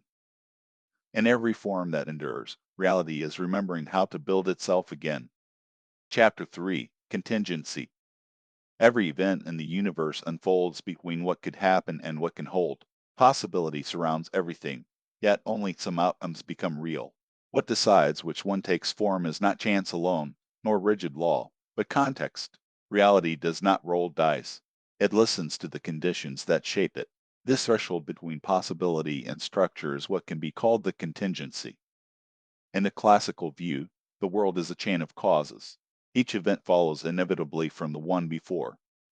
In the probabilistic view, everything is uncertain, a field of random outcomes.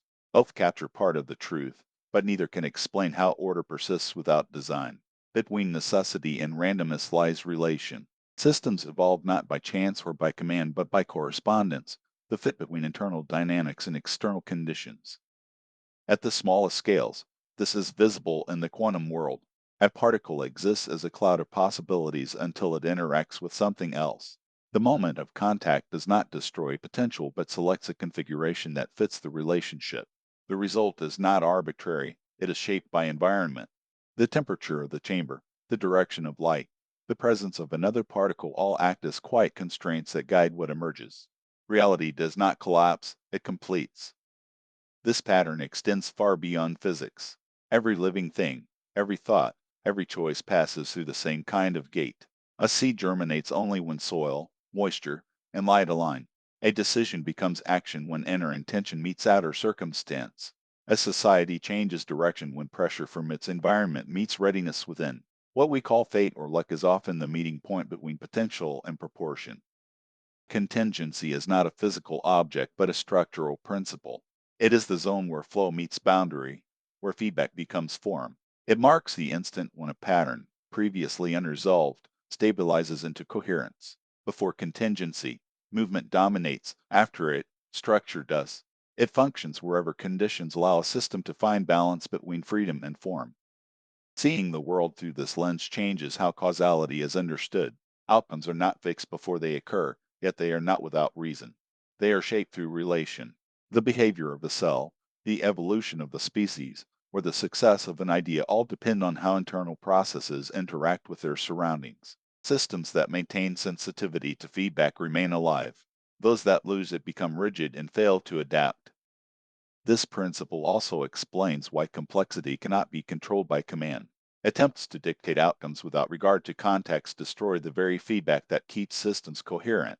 When decisions are made in isolation from reality, error multiplies. When information is allowed to circulate and proportion is restored, order reappears on its own. Coherence is not imposed, it is cultivated. In this way, the contingency becomes a symbol of participation. It shows that every structure is born from interaction, every event from relation. Nothing exists independently of the conditions that sustain it. To live with awareness of this is to act proportionally, to shape intention so that it aligns with what the world can actually hold. Freedom, then, is not the power to force outcomes but the ability to recognize the thresholds through which they become possible. Across all scales of existence, from particles to people, reality unfolds through this continuous negotiation. The universe does not decide in advance. It discovers what fits. What emerges is always the meeting point between openness and limit, between possibility and coherence. Contingency is the quiet boundary where the world learns how to become. Chapter 4: Quantum Emergence. At the deepest level of reality, there is not emptiness but difference. Before particles, before space and time, there exists a field saturated with potential, a condition of tension where nothing yet has formed, yet everything is possible. From this background, all structure arises. It is not a void waiting to be filled, but a sea of relation seeking coherence. Physics calls the lower boundary of this condition the Planck scale, the point where measurement and definition lose meaning. Beneath it, familiar distinctions between matter and energy, before and after, inside and outside, collapse into a single unresolved field. This field is not chaotic. It is structured without stability, organized through gradients that create the possibility of flow. When the early universe began to cool, that flow condensed into the first matter, the quark gluon plasma, a phase where energy moved freely but had not yet learned to persist. In that moment, motion existed without memory. From the perspective of emergence, this was the first unfolding of pattern, difference giving rise to movement, movement building feedback, and feedback preparing the ground for structure. The same rhythm can be found in every act of becoming that followed. At this scale, difference and relation are inseparable. Each fluctuation gains identity only through its interaction with others. There are no independent things waiting to connect, only connections stabilizing into things. Relation is the substance of existence. When these relations begin to stabilize through feedback, coherence appears. When coherence holds, structure arises, and time begins to remember. This is what quantum emergence glimpses in its most mysterious aspects. A particle does not exist as a single object until it interacts. Before contact, it is a superposition, a set of overlapping possibilities. The act of interaction does not destroy those possibilities but reorganizes them. The outcome is not random, it is shaped by the surrounding conditions. The observer is not a detached spectator but part of the relationship that defines what becomes real. The world does not collapse into being. It completes itself through contact. In this way, every interaction serves as a bridge between potential and form. A photon meeting an atom, an electron shifting energy levels, or a particle striking a detector are all relational events through which the universe stabilizes a fragment of its own coherence. The conditions of that encounter act as filters. Temperature, pressure, and configuration decide which patterns can persist. The result is structured contingency, open enough for novelty and constrained enough for order. From this ground, complexity builds upward in nested layers. The same loop repeats at every scale. Gradient creates flow. Flow generates feedback. Feedback produces constraint, and constraint drives transition. Matter forms through this rhythm, and so does life. Each new structure retains echoes of the one before. The atom remembers the field, the cell remembers the atom, and the mind remembers the cell. What we call evolution is this recursive remembering played across different materials.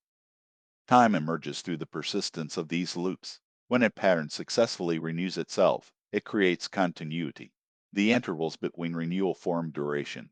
Every stable system, from an atom to a civilization, exists because it repeats its structure faster than it can decay. The arrow of time is not imposed from outside but produced internally through this rhythm of renewal. A system that remembers itself persists, one that forgets dissolves. At the limits of speed and energy, time begins to fade. When motion saturates feedback, the gap between states disappears. Light occupies this boundary. It carries perfect flow with no interval of memory. From its own perspective, it does not move through time, it exists as a single act of coherence. The universe's luminous horizon is therefore also its temporal edge, the point where becoming merges with being. From this perspective, consciousness is not an exception but a continuation. It arises when recursive coherence deepens enough to reflect upon itself. Every level of reality already carries the logic of relation. When a system gains enough complexity to model those relations internally, awareness appears. A conscious mind is not separate from matter but a phase of it, where feedback becomes self-referential. Awareness is the universe observing its own structure through living coherence. Seen this way, the quantum world is not alien or abstract. It is the seed of everything that follows. Every forest, every thought, every star is an echo of that original field of potential seeking form. The universe did not begin once. It begins continuously, wherever relation renews coherence. To understand this is to see that reality is not made of things, but of encounters, each one a small act of emergence through which the world becomes visible again. Chapter 5: Patterns Across Scales. The same principles that shape the smallest particle also shape the largest system. From the first vibrations of energy to the movements of civilization, the universe builds itself through repetition and relation. What changes is not the logic but the material through which it works. Every process begins with a difference. A gradient creates tension, flow seeks resolution, feedback accumulates, and boundaries shape what can hold together. This rhythm repeats in every form of becoming. The atom forms through the same pattern as the cell, the forest, and the mind. Complexity is not an accident of evolution but the echo of one simple grammar unfolding across scales. In the physical world, the pattern begins with energy potential. Gradients of heat, pressure, or charge create movement. Flow circulates through these fields, giving rise to cycles that balance difference. Feedback stabilizes form, atoms bind, stars ignite, galaxies spin. Constraint appears as the laws of physics, guiding what can persist. When conditions shift, transitions occur, producing new structures. Every stable pattern is an ongoing negotiation between freedom and form. In biology, the same rhythm becomes visible in life itself. A cell sustains its organization through differences in energy and concentration. Nutrients flow across membranes, creating continuous cycles of exchange. Feedback appears in metabolism and reproduction, where information and matter reinforce one another. Constraints such as temperature or genetic structure shape how these processes continue. When balance changes, new species, behaviors, or ecosystems emerge. Life is emergence learning to sustain itself. In the realm of thought, this rhythm takes on a cognitive form. Perception begins with difference, contrast between light and dark, sound and silence. Flow arises as signals move through the nervous system. Recursion turns experience into memory and learning. Constraint gives structure to thought, forming habits, language, and belief.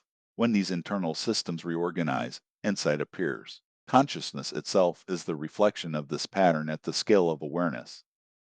In society, the pattern expands further. Economic and cultural systems evolve through tensions between scarcity and abundance, innovation and stability.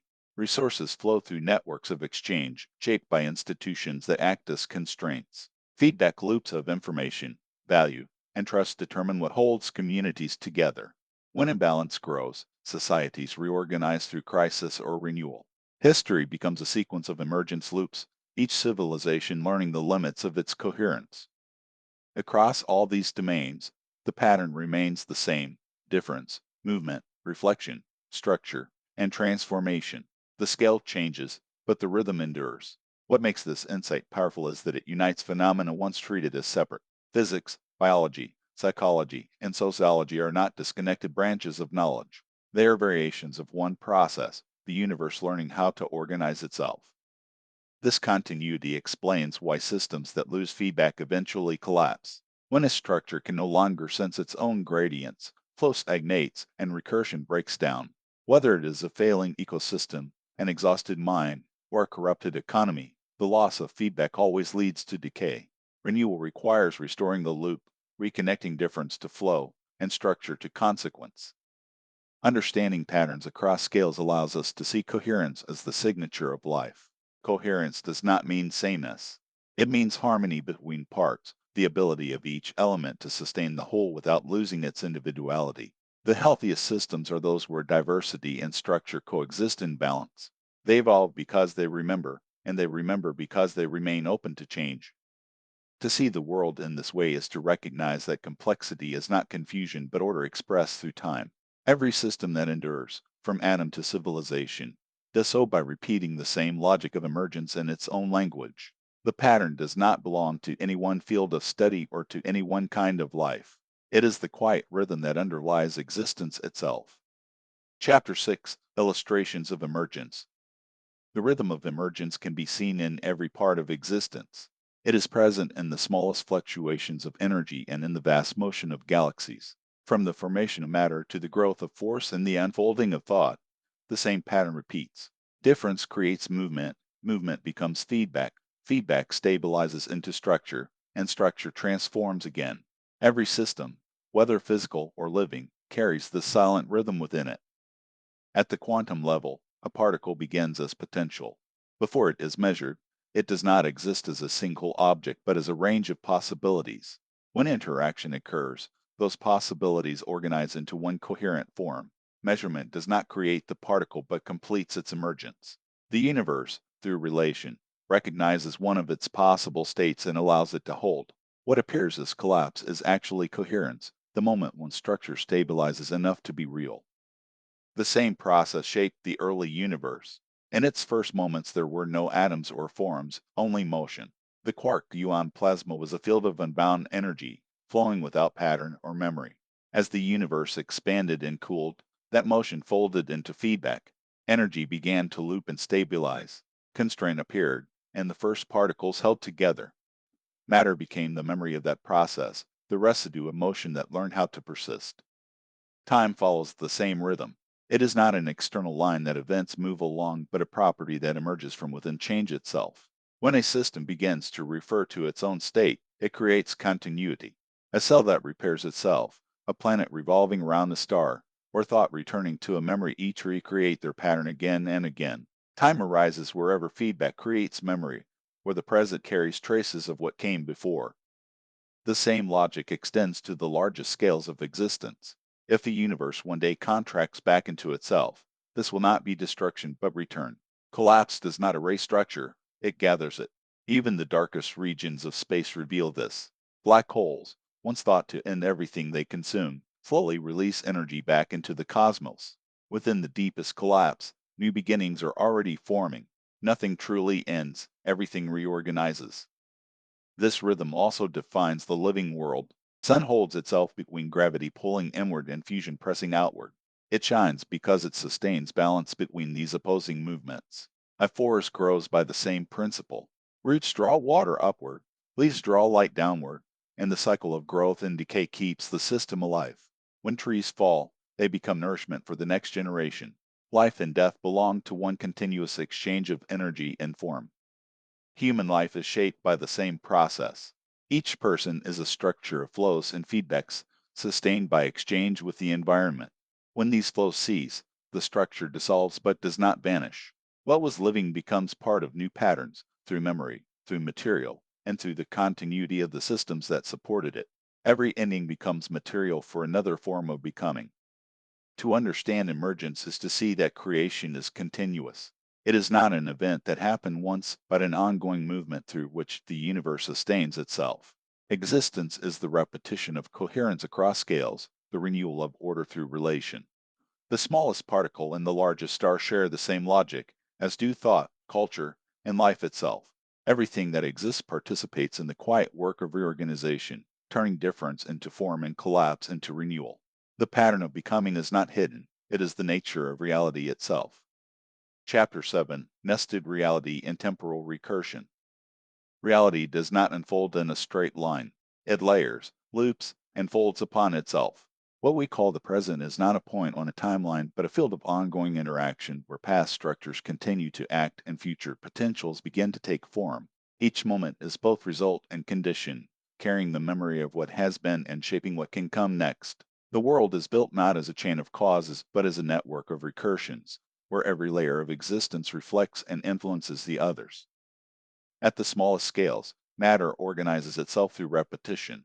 Atoms form through the constant exchange of energy between particles. Molecules arise from recurring patterns of attraction and bond. These early structures do not vanish when life appears, they become part of its foundation. Cells inherit the same rhythm, using feedback and flow to maintain coherence.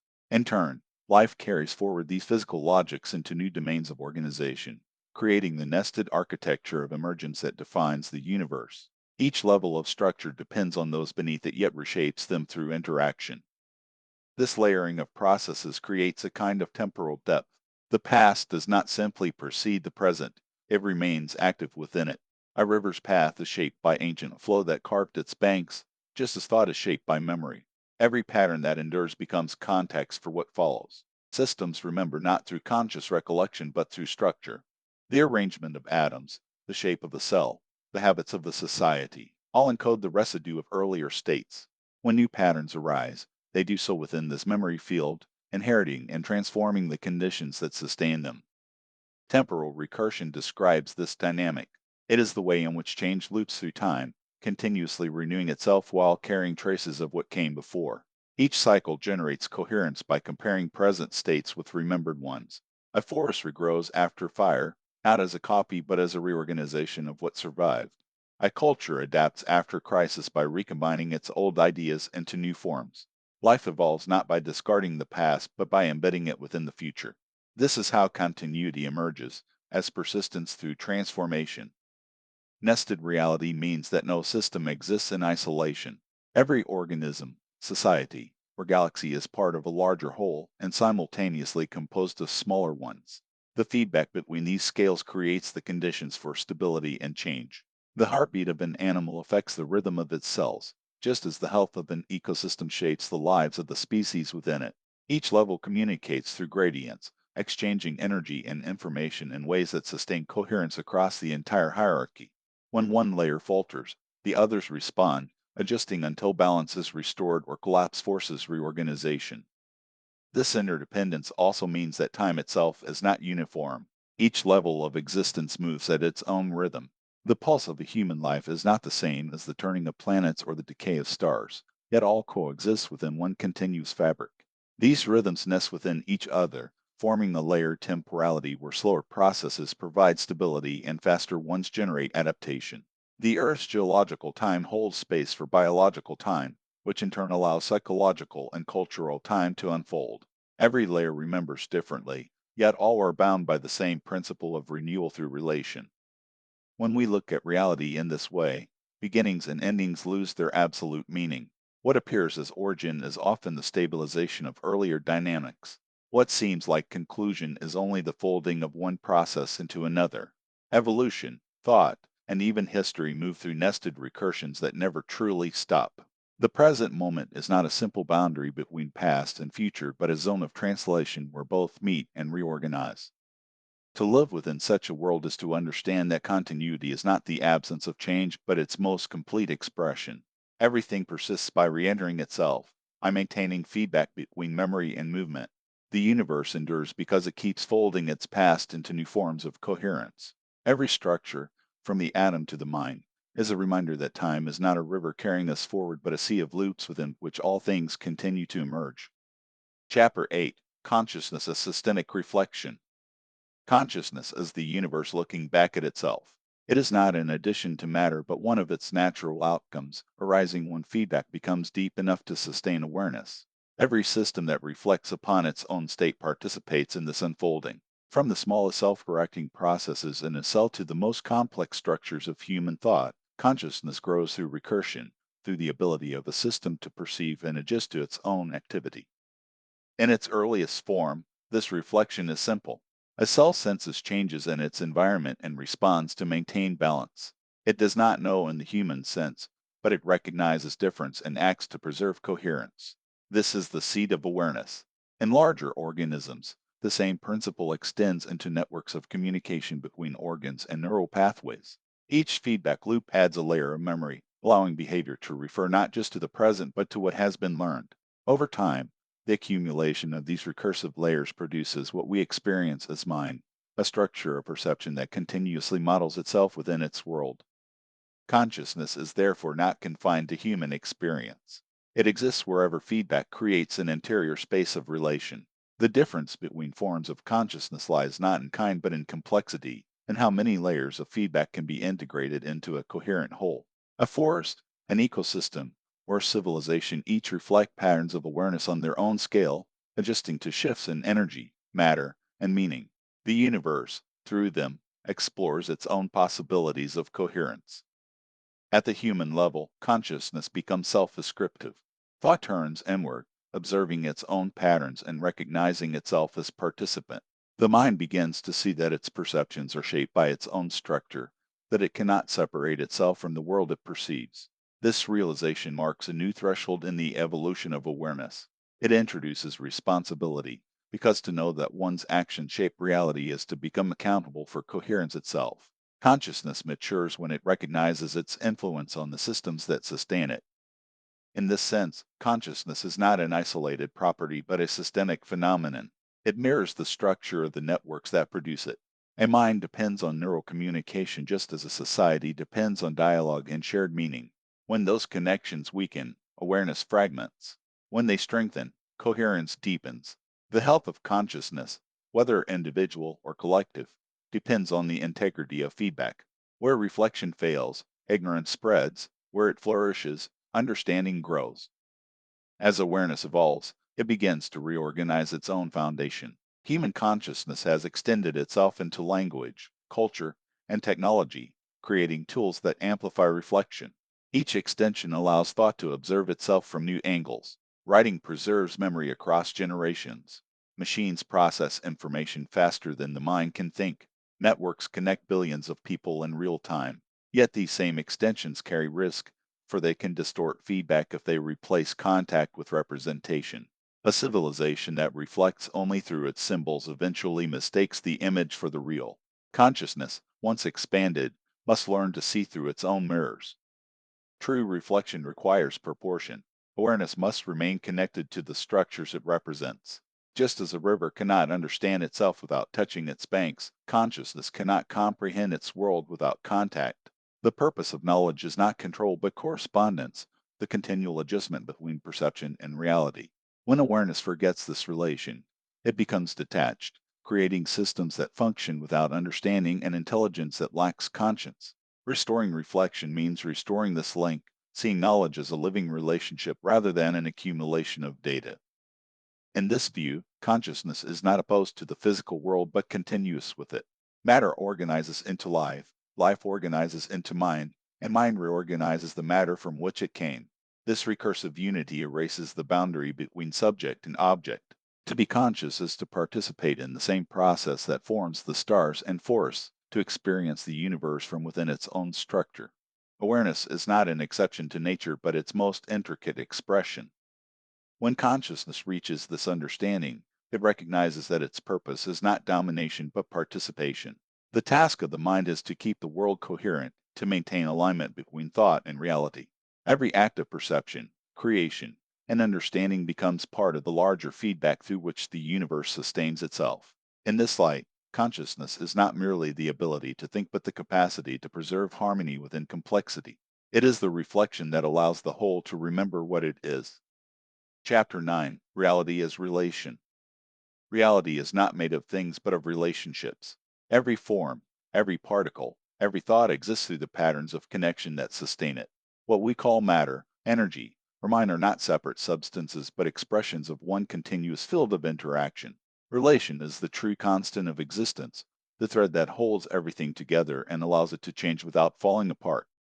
The traditional view imagines objects first and relation second. A stone exists and then it touches the ground, a mind exists and then it perceives the world. But in truth, it is the opposite.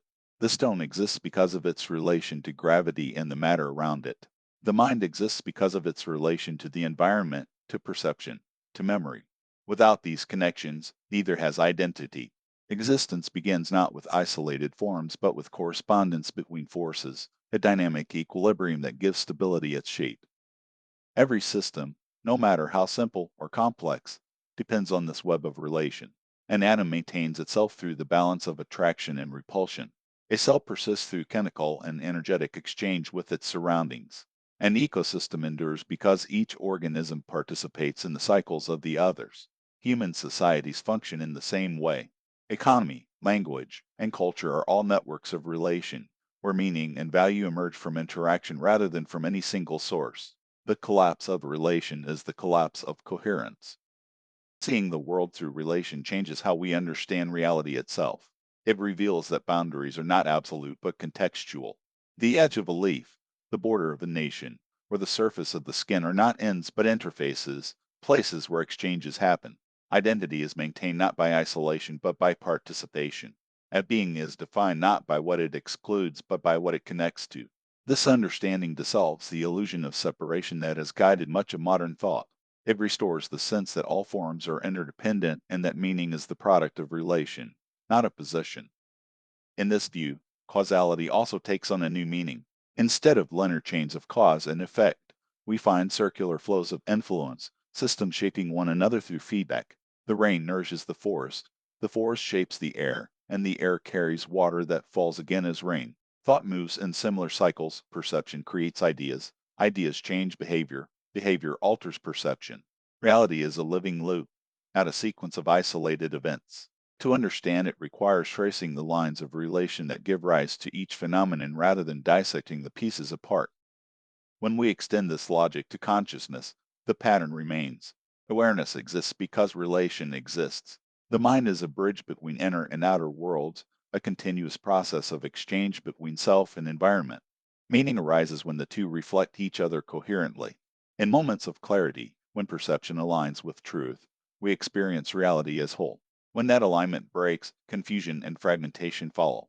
The health of consciousness is thus the health of relation, the degree to which awareness corresponds with the structure of the world. At the social level, relation defines civilization. Cooperation, trust, and communication are the invisible currents that hold societies together. When they weaken, systems fall into disorder regardless of wealth or technology. Renewal begins when those relations are restored, when people again recognize that freedom and responsibility are not opposites but complementary aspects of shared life. Every human structure that endures, from a family to a culture, survives because it maintains coherence through relation. This understanding extends to the physical and the cosmic. Even the forces of the universe, gravity, electromagnetism, and the nuclear interactions, exist as relationships, not as things in themselves. They are the languages through which matter and energy communicate. The laws of physics are descriptions of these relationships, expressions of how difference sustains continuity. At every scale, from quarks to galaxies, existence is a conversation among parts that never stop responding to one another. To see reality as relation is to recover a sense of belonging. It means recognizing that we are not observers standing outside the world but participants within it. Every action we take, every thought we form, changes the network of coherence we inhabit. Ethics, therefore, is not a code imposed from above but an awareness of interdependence. To act responsibly is to act in a way that strengthens relation rather than weakens it. When we begin to live from this understanding, the world regains meaning. Conflict gives way to dialogue, isolation to connection, control to cooperation. The universe reveals itself not as a collection of objects drifting in emptiness, but as a single unfolding pattern, alive through the relations that sustain it. To exist is to be in correspondence. To understand is to participate in that correspondence with awareness. Reality, at its deepest level, is not made of matter but of meaning. Chapter 10: The Living Universe. The universe is alive, not in the biological sense but in its continual movement toward coherence. It is not a static collection of matter drifting through space but an unfolding process of becoming, a self-organizing field that shapes, remembers, and transforms. Every structure within it, from stars to cells to minds, participates in this living continuity. Existence itself is the act of relation sustaining form. At its foundation lies difference, the small tensions that make movement possible. From those tensions, energy flows, folding into loops of interaction that stabilize into structure. Galaxies spiral because gravity finds balance with motion. Cells breathe because chemical gradients drive cycles of exchange. Thoughts arise because neurons resonate in recursive patterns of feedback. Everywhere, the same rhythm appears, imbalance creating flow, flow creating structure, structure creating new imbalance. This is life in its most universal expression, the continual renewal of order through interaction. The living universe is not purposeful in a human sense, yet it behaves as if guided by an intrinsic logic of coherence. Wherever it can, it forms systems capable of sustaining themselves. Matter organizes into atoms, atoms into molecules, molecules into life. Each level builds upon the previous without erasing it, embedding memory into structure. The result is a cosmos that evolves through its own feedback, always testing the balance between expansion and stability, chaos and form. Within this movement, life is not an anomaly but an inevitability. Wherever gradients and constraints allow, emergence finds a way to produce systems that perceive, adapt, and persist. The same processes that shape the formation of stars also shape the growth of forests and societies. Awareness itself is a further extension of this continuity, the moment when the universe begins to reflect upon its own coherence. Consciousness is life folded back upon itself, the cosmos realizing its capacity to know and reorganize. Seeing the universe as living restores proportion to our place within it. Humanity is not separate from the world but an expression of its unfolding. Our technologies, cultures, and thoughts are not departures from nature but phases of its evolution. Yet with awareness comes responsibility. When a system becomes conscious of its participation, it gains the power to sustain or to destroy coherence. The moral challenge of our time is to learn how to act in ways that preserve balance rather than undermine it. In this view, the crises of modern civilization are not signs of doom but symptoms of disconnection. We have built systems that forget their relation to the larger whole. Economy has detached from ecology, technology from understanding, progress from purpose. The task of renewal is not to invent new worlds but to remember the one we inhabit. When systems realign with the conditions that sustain life, stability returns naturally. The living universe does not punish, it corrects. To live within this reality is to see continuity everywhere. Death becomes transformation, collapse becomes renewal, silence becomes preparation for new form. Every end carries the seed of another beginning because the loop of emergence never closes completely. What dissolves in one layer reappears in another, reshaped by relation. The forest that burns gives rise to soil. The star that collapses seeds new light. Even thought, once released, continues to influence the patterns that follow. This understanding also transforms the meaning of progress. Growth without balance destroys, but evolution guided by coherence creates depth. Advancement is not measured by scale or speed but by the degree of alignment between system and reality. A civilization that learns this will no longer seek to dominate nature but to participate consciously in its order. It will measure success by harmony, not accumulation, and find and restrain a higher form of power. In the end, the living universe is not a metaphor but a recognition. It is the realization that everything that exists does so through participation in an ongoing act of creation. To exist is to be involved in this process, to carry forward the rhythm of becoming. Each thought, breath, and action contributes to the coherence that allows the whole to persist. Life, in all its forms, is the universe remembering itself. When we see reality in this light, meaning returns without illusion. We no longer stand apart from the cosmos, asking for its purpose. We become part of its dialogue, shaping and being shaped in return. The stars, the soil, the mind, and the machine are not strangers to one another but chapters of the same story, the emergence of coherence through relation. The universe is alive because it continues, and we are alive because we continue with it. Part Roman 3. Navigating Systems. Chapter 1. Theory of Technological Navigation.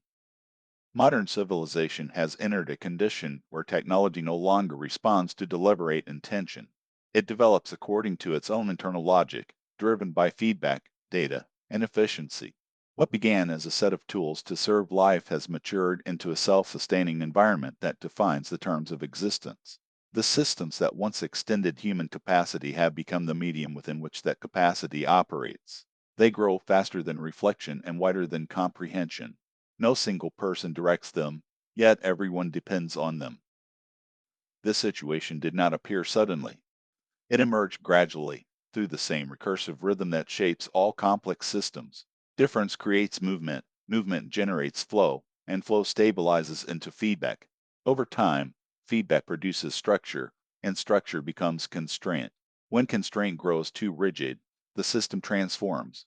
In this way, the technological world evolved from the simple gradient of need and curiosity to the vast interlinked networks of production, communication, and automation that now envelop the planet. The early gradient was the desire to extend human ability beyond natural limitation. Fire, the wheel, and the plow were not only instruments of survival but expressions of this gradient, the impulse to transform potential into structure. Flow arose in the circulation of energy and trade, stabilizing into systems of production and exchange. Feedback appeared as markets and information, adjusting supply and demand. Constraint entered as infrastructure, law, and specialization, shaping what innovation could occur. With each loop of progress, the pattern tightened. Systems became denser, faster, and more abstract until the origin of their movement, human need, was displaced by the momentum of the systems themselves. Today, technological civilization behaves as a living organism. It senses disturbance through data, responds through automation, and reconfigures itself to preserve continuity. Its intelligence is not conscious but systemic, distributed across code, logistics, and energy flows. Resistance does not halt it. Opposition becomes new input. The system learns not through awareness but through pattern replication. Its primary goal is stability, not meaning. To understand this evolution is to recognize that the machine follows the same grammar of emergence that governs the natural world.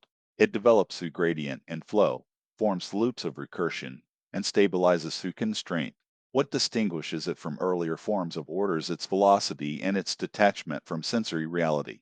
It amplifies the capacity to act while dulling the capacity to perceive.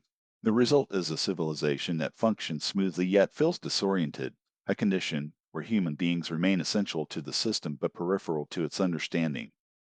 In such a world, the old ideal of control loses relevance. The scale and autonomy of global systems make direct governance impossible.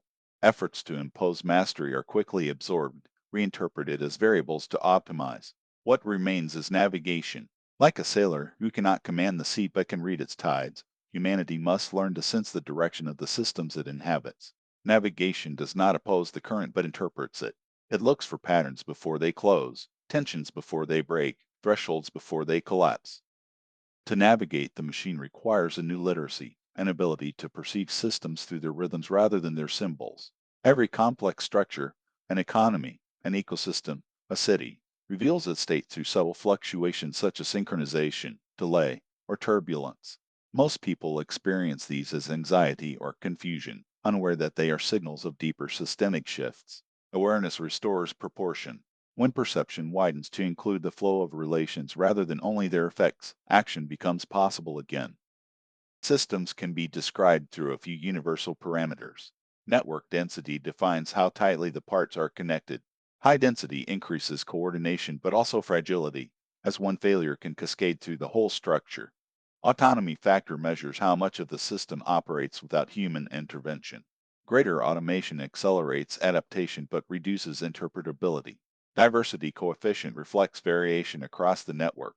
When diversity declines, evolution slows and brittleness grows.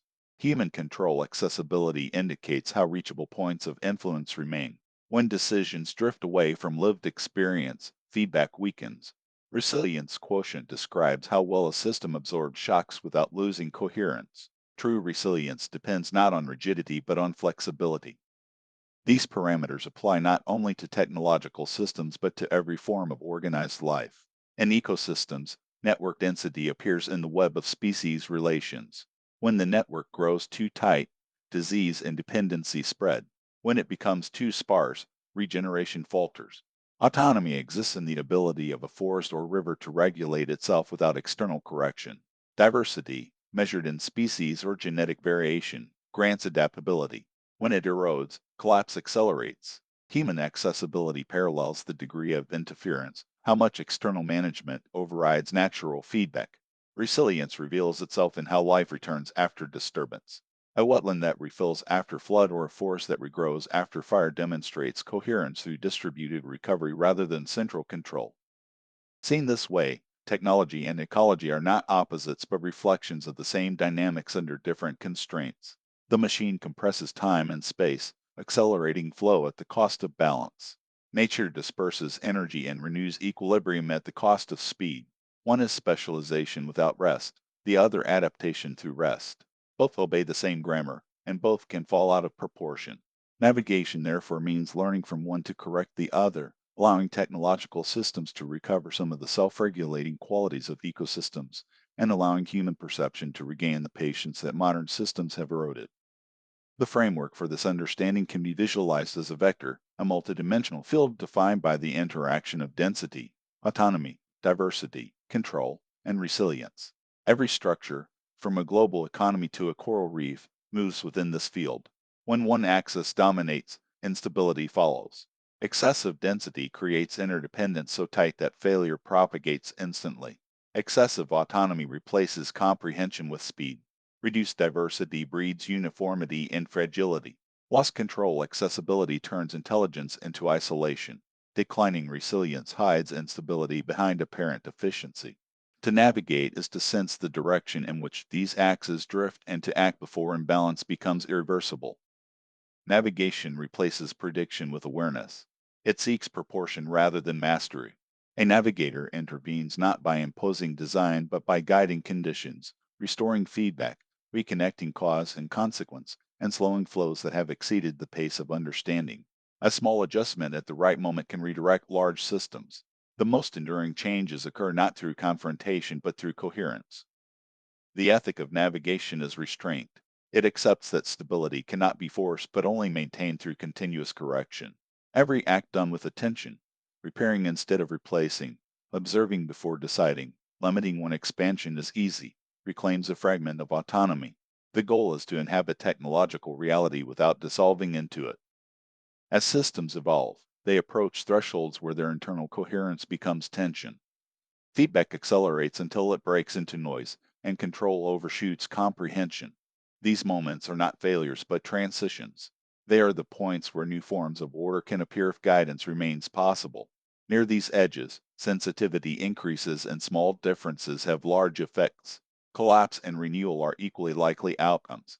Navigation is the practice of recognizing when a system has reached the state and responding with proportion instead of panic. The same awareness applies to human life itself. Each person is a network of feedback loops, biological, cognitive, and emotional, that follows the same rhythm of emergence. When flow exceeds constraint, exhaustion follows. When constraint dominates flow, stagnation appears.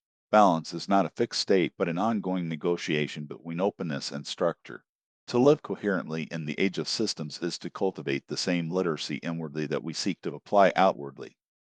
The world that surrounds humanity is no longer purely natural nor purely artificial. It is a hybrid field where ecosystems, economies, and algorithms intertwine. In this environment, survival will depend less on control and more on correspondence. The future belongs to those who can sense pattern, who can move with systems without losing themselves to them, and who can restore feedback where it has been broken. Navigation, in the end, is an act of humility. It begins with the recognition that neither the world nor the machine belongs to us, yet both depend on how we move within them. To navigate is to participate consciously in the flow of becoming, to align perception with structure, and to keep the loop open between awareness and reality. When this correspondence is restored, technology ceases to be an environment of confusion and becomes again a mirror of life, a process to be read, not ruled. Through that understanding, coherence returns, and the path forward becomes visible, not as a plan, but as a direction traced within the living system of the world itself. Chapter 2: The Vector of Life. Every system that endures learns to move within its limits. Life, mind, and civilization all depend on the balance between expansion and restraint, between the urge to grow and the need to remain coherent. The theory of technological navigation describes how to move within systems that have outgrown direct control. The same principle extends beyond technology into the structure of life itself. Every living system, whether a forest, a culture, or a mine, is a field of flows that must stay in proportion to survive. The universe does not evolve through domination but through correspondence. Energy flows where tension exists, information circulates where difference demands resolution, and stability appears when movement and memory find equilibrium. This is the vector of life, the quiet orientation that guides everything that exists toward coherence. It does not dictate direction but defines the conditions under which direction can be sustained. A system that ignores this balance consumes itself. A system that aligns with it continues to evolve. In ecological terms, the vector of life is visible everywhere. The forest grows not by competing endlessly but by redistributing energy through decay and renewal. Each tree rises within the constraint of others, shaped by shadow and soil, light and water. The health of the whole depends on the feedback between growth and limitation. When that loop breaks, when flow exceeds regeneration or constraint becomes too heavy, collapse follows. Restoration begins when feedback returns. Human civilization functions no differently. It thrives when its technological flows remain linked to ecological and moral feedback. When those links are cut, when growth outruns comprehension and production loses contact with meaning, the system begins to drift. Economic efficiency replaces awareness, and intelligence becomes detached from consequence. The result is an abundance of movement without understanding. Reconnecting the vector means restoring this lost correspondence, ensuring that what accelerates also reflects, and what expands also sustains. The same balance governs the human mind. Thought arises from gradients of curiosity and tension. It flows through association, stabilizes in pattern, and becomes memory through repetition. When these processes loop harmoniously, awareness deepens. When they run unchecked, thought becomes noise. Mental coherence, like ecological health, depends on the interplay between openness and form, between what moves freely and what holds structure. The capacity for reflection is a form of self-navigation, an eternal echo of the same pattern that shapes civilizations and stars. At every scale, systems that survive are those that remember proportion. They do not reject complexity, but they refuse acceleration without comprehension. They integrate difference rather than erase it. Diversity in nature, culture, and thought serves the same structural role. It provides alternative paths for feedback, allowing systems to adapt without losing coherence. Uniformity brings temporary order but long-term fragility. True harmony arises not from sameness but from resonance among distinct parts. The future of civilization depends on whether it can remember this law. The machine has shown that power without proportion becomes blindness. Ecology reminds that restraint is the foundation of continuity. Navigation unites these lessons into practice. It teaches how to act without destroying the conditions that make action possible. A tool becomes alive when it sustains what it touches instead of consuming it. A society becomes alive when it preserves the possibility of meaning within its systems. To follow the vector of life is to think in terms of relation rather than dominance. It means recognizing that stability arises from feedback, that awareness depends on connection, and that existence is participation rather than possession. Every structure, from a cell to a civilization, is temporary, but the pattern that moves through them endures. It is the rhythm of emergence, the recursive balance of gradient, flow, and constraint that keeps the universe coherent. In this recognition, progress changes its meaning. It no longer signifies expansion into new territory but refinement of understanding. It becomes the art of maintaining balance at greater depth and scale.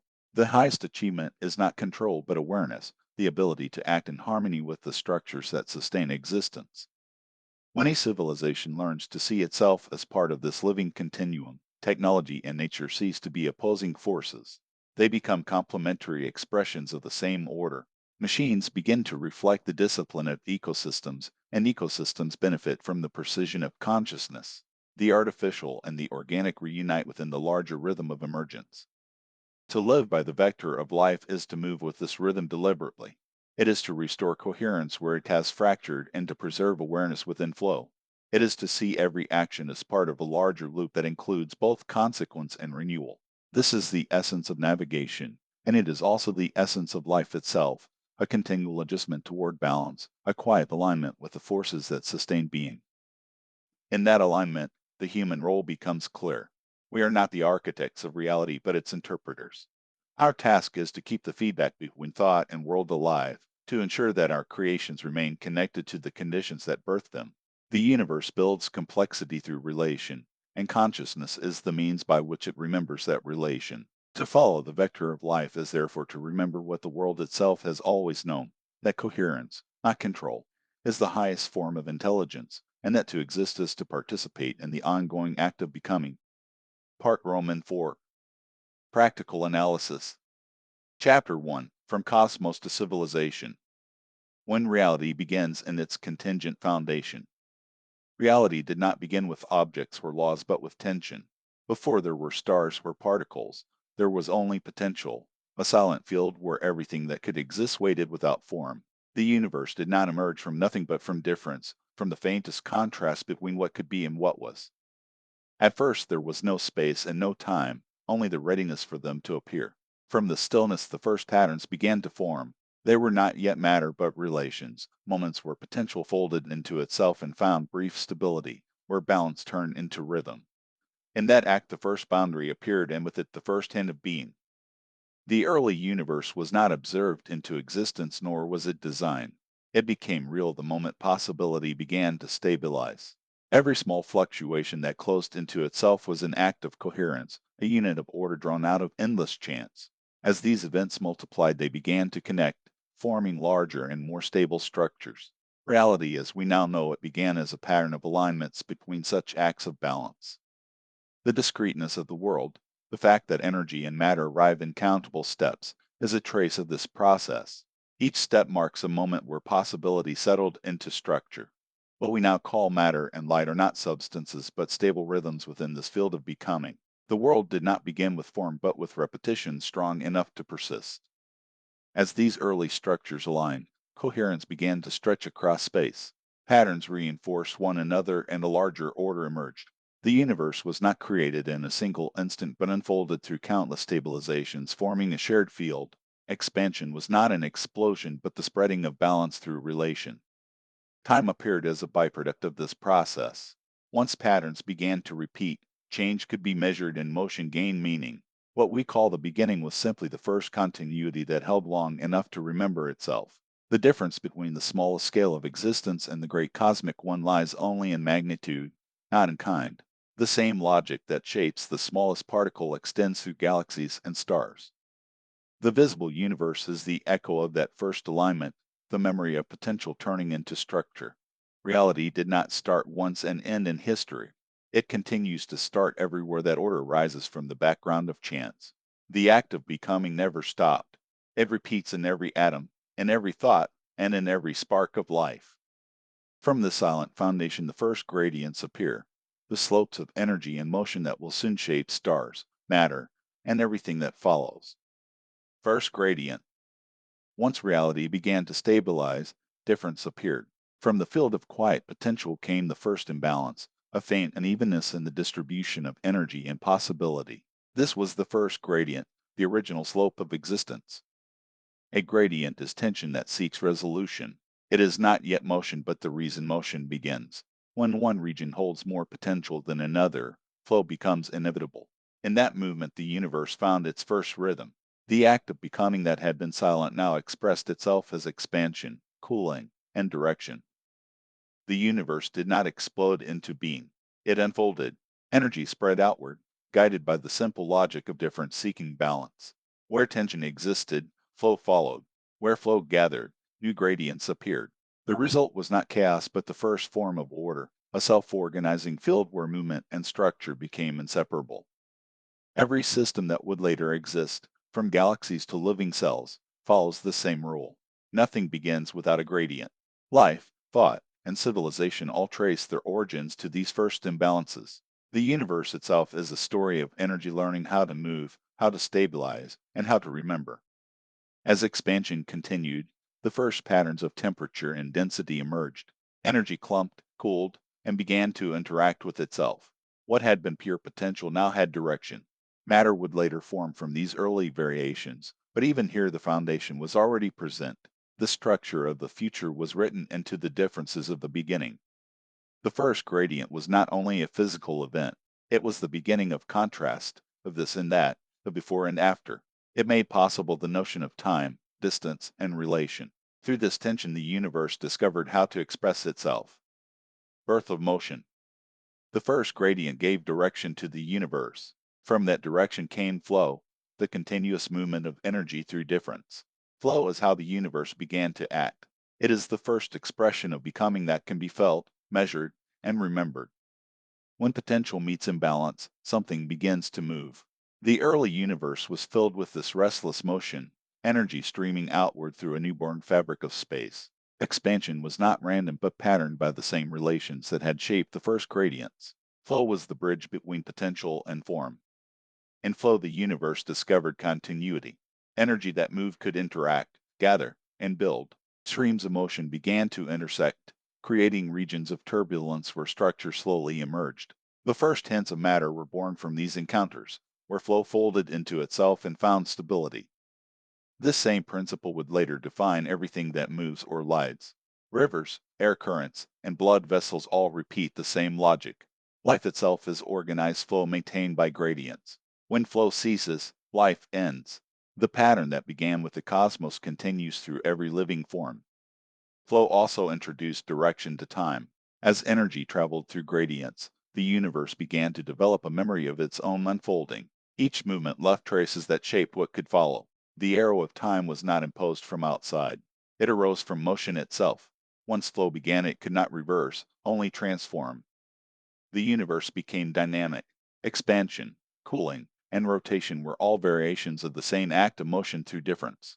Every pattern that would later define galaxies, stars, and planets already existed in outline within this first choreography of energy. Flow was the birth of motion, but it was also the beginning of relation. Once energy moved, it could encounter itself again. This interaction created feedback, and feedback made memory possible. In that moment, the universe began to organize itself. Memory of matter. As flow continued through the early universe, it began to fold into itself. Streams of energy that once moved freely now crossed paths, forming loops of interaction. This was the beginning of recursion, the stage where motion started to remember its own pattern. Recursion means repetition with feedback. When flow circles back upon itself, it creates a stable rhythm. In this rhythm, the universe began to store information about its own state. The first memory of matter was not written in symbols or thought but in the persistence of pattern. From turbulence and density fluctuations came feedback loops that reinforced certain motions and dampened others. Regions of energy began to stabilize, forming the seeds of particles. What had been continuous flow now contained recognizable identities. These were not yet atoms or elements, but the first hints of coherence that could persist through time. Matter, at its core, is the memory of motion. Every particle carries within it the record of how energy once flowed. The spin, charge, and mass of a particle are not arbitrary qualities but stable remnants of the recursive processes that gave birth to them. Once a loop became self-sustaining, it could endure a structure. This was the universe learning to remember. Where pure flow had been transient, recursion made permanence possible. Stability emerged not through stillness but through repetition, the same motion maintained under changing conditions. From this, the laws of physics began to take shape, not as external commands but as habits of the universe, the regularities left behind by successful recursions. In time, these stable loops interacted with one another. Larger systems formed from smaller ones, bound by the same recursive logic. Stars, galaxies, and eventually living organisms would inherit the same principle. Every structure in existence is a memory of a process that learned how to sustain itself. Recursion is the quiet intelligence of nature. It does not plan or calculate, but through repetition it learns what works. The universe did not design order. It discovered it by doing it again and again. Architecture of order. Every act of creation requires a limit. Flow alone cannot form structure, it must encounter resistance. As the universe continued to expand and cool, the motion that once filled every space without form began to meet boundaries.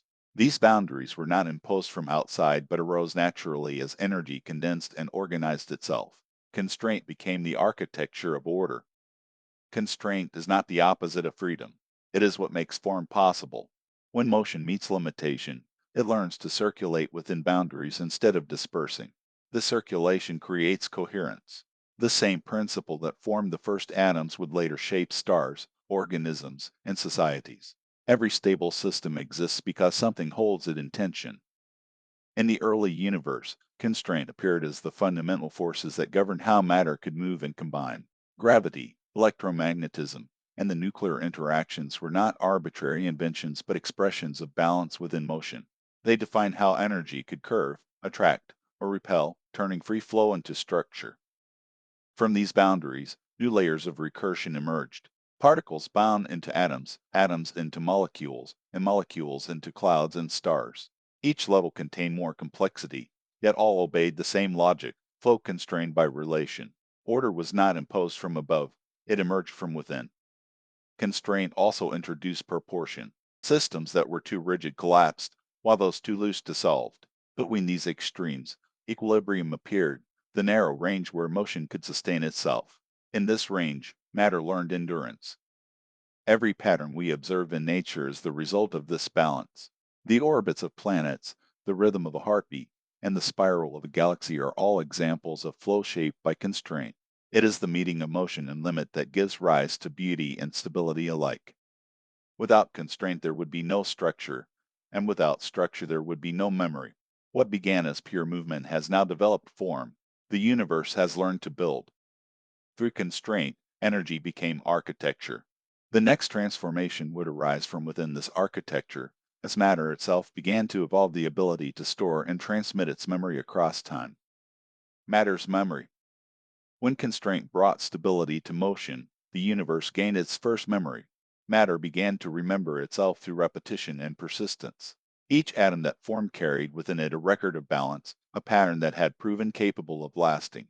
These patterns were not conscious, but they were consistent, and that consistency was the first form of memory. An atom is not a simple object, but a stable system, a small and self-sustaining order. It holds energy in orbit, balanced between attraction and repulsion. It can interact, combine, and separate, yet remain the same in its essence. Every carbon atom in the universe behaves in the same way because it inherits the same internal logic, a kind of structural memory encoded in its arrangement.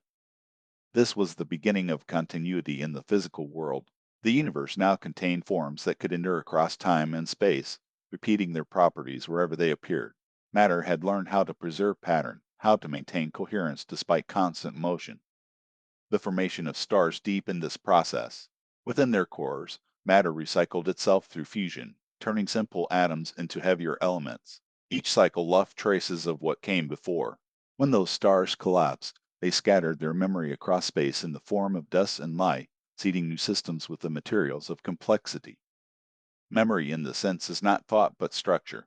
It is how the universe keeps track of what has worked. Every physical law, every stable pattern, is a residue of successful persistence. Through this long chain of endurance, the universe began to build upon itself. In time, these patterns would combine into forms capable of copying, adapting, and refining themselves. The first molecules that could replicate were direct descendants of the same logic that governed atoms and stars. Life was not a separate miracle but an extension of matter's ability to remember. The birth of matter's memory was the turning point between chaos and continuity. It allowed the universe to accumulate complexity rather than simply change. Life learns to persist. When matter learned to remember, it also learned to evolve. The same principles that shaped atoms and stars eventually produced systems capable of maintaining themselves through constant change. Life began when matter found a way to persist by adapting. In the beginning, the earth was a landscape of gradients, heat and cold, light and darkness, chemical richness and emptiness. Where these differences met, flow emerged once again. Molecules moved, collided, and bound together in new combinations. Some of these arrangements were temporary, but others managed to hold their form, absorbing energy from their surroundings to stay organized. This was the first step toward life. It was not planned or miraculous but functional. Certain patterns simply proved more stable when they could draw from their environment to repair themselves. The same recursive logic that once bound quarks into atoms and atoms into stars now bound molecules into living systems. Life did not begin as an object but as a process. It was the continuation of flow under new conditions, an arrangement of matter that could sustain its difference from the surrounding chaos. Once this feedback loop closed, it could copy itself. Each cycle of replication introduced small variations, and with variation came evolution. Through time, this process refined itself. Systems that endured became more complex, layering new forms of recursion. Cells developed membranes, internal chemistry, and ways to communicate. The memory of matter had now become the memory of life, encoded not only in structure but in information. DNA was a new kind of persistence. It allowed living systems to carry detailed records of their own pattern, ensuring that what worked could continue. Yet the same mechanism introduced change, for no copy was perfect. Life learned to persist not by resisting change but by using it. From single cells to multicellular organisms, the same logic remained, gradient, flow, recursion, constraint, and transition. Life stabilized itself by remaining dynamic. Every breath, every heartbeat, every act of renewal repeated the same pattern that began at the dawn of the universe. Life's purpose, if it can be said to have one, is not survival for its own sake but continuity. Each organism is a temporary configuration in a much older process, a way for matter to stay organized in time. In this way, life is the universe continuing to learn.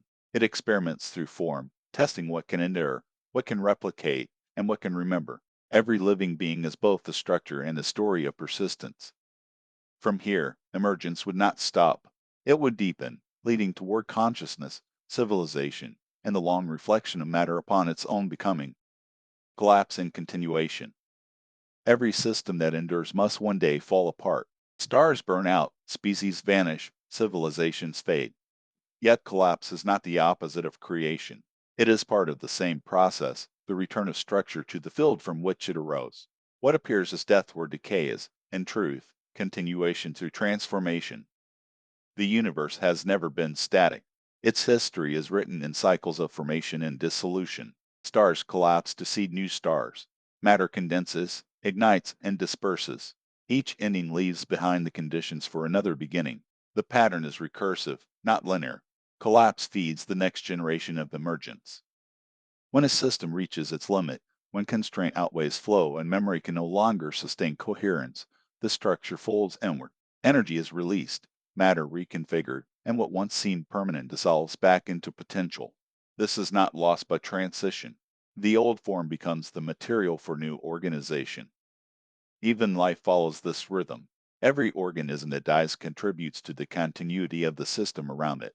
The nutrients in soil, the balance of ecosystems, and the genetic traces passed to future generations are all evidence that life persists through transformation. Death and decay are not failures of life but mechanisms of its renewal. At larger scales, the same principle applies. Galaxies collide and reform. Black holes devour matter only to emit faint radiation, slowly giving their contents back to the universe. The cosmos itself may one day collapse into density, only to expand again as something new. The process is endless because emergence does not seek stability, only continuity. Collapse is how systems remember what they cannot sustain. It clears complexity that has become too rigid, freeing energy and matter to reorganize. Every failure is a lesson written into the structure of what follows. There is no absolute end in a universe of recursion. Even entropy, often seen as final decay, is the dispersal of order that allows new gradients to form elsewhere. The field never disappears, it simply shifts its balance. Continuation is not the persistence of one form, but the persistence of the capacity to form. Existence remains alive because it can keep rearranging itself. From atoms to minds, from stars to civilizations, everything follows the same silent rule. What collapses also prepares the next cycle. Continuity of emergence. From the first gradient to the rise of life, the universe has followed one continuous movement. Every stage, every structure, every collapse is part of a single unfolding. Emergence is not an event but a rhythm, the steady transformation of potential into form and form back into potential. Nothing in this universe stands apart from that rhythm. Stars, rivers, trees, and human thought all express the same underlying process.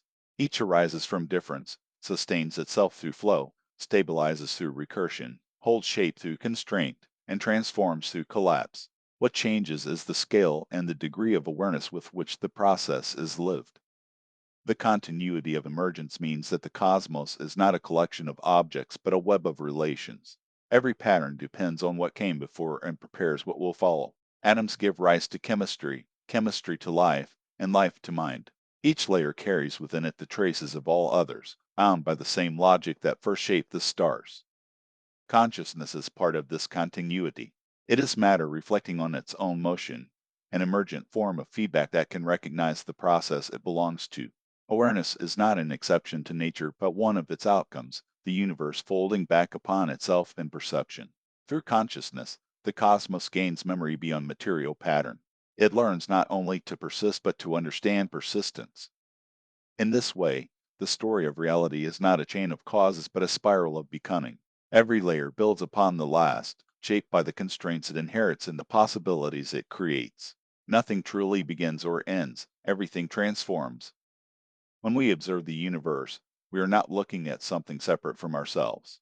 We are witnessing the continuation of the same process that gave rise to us.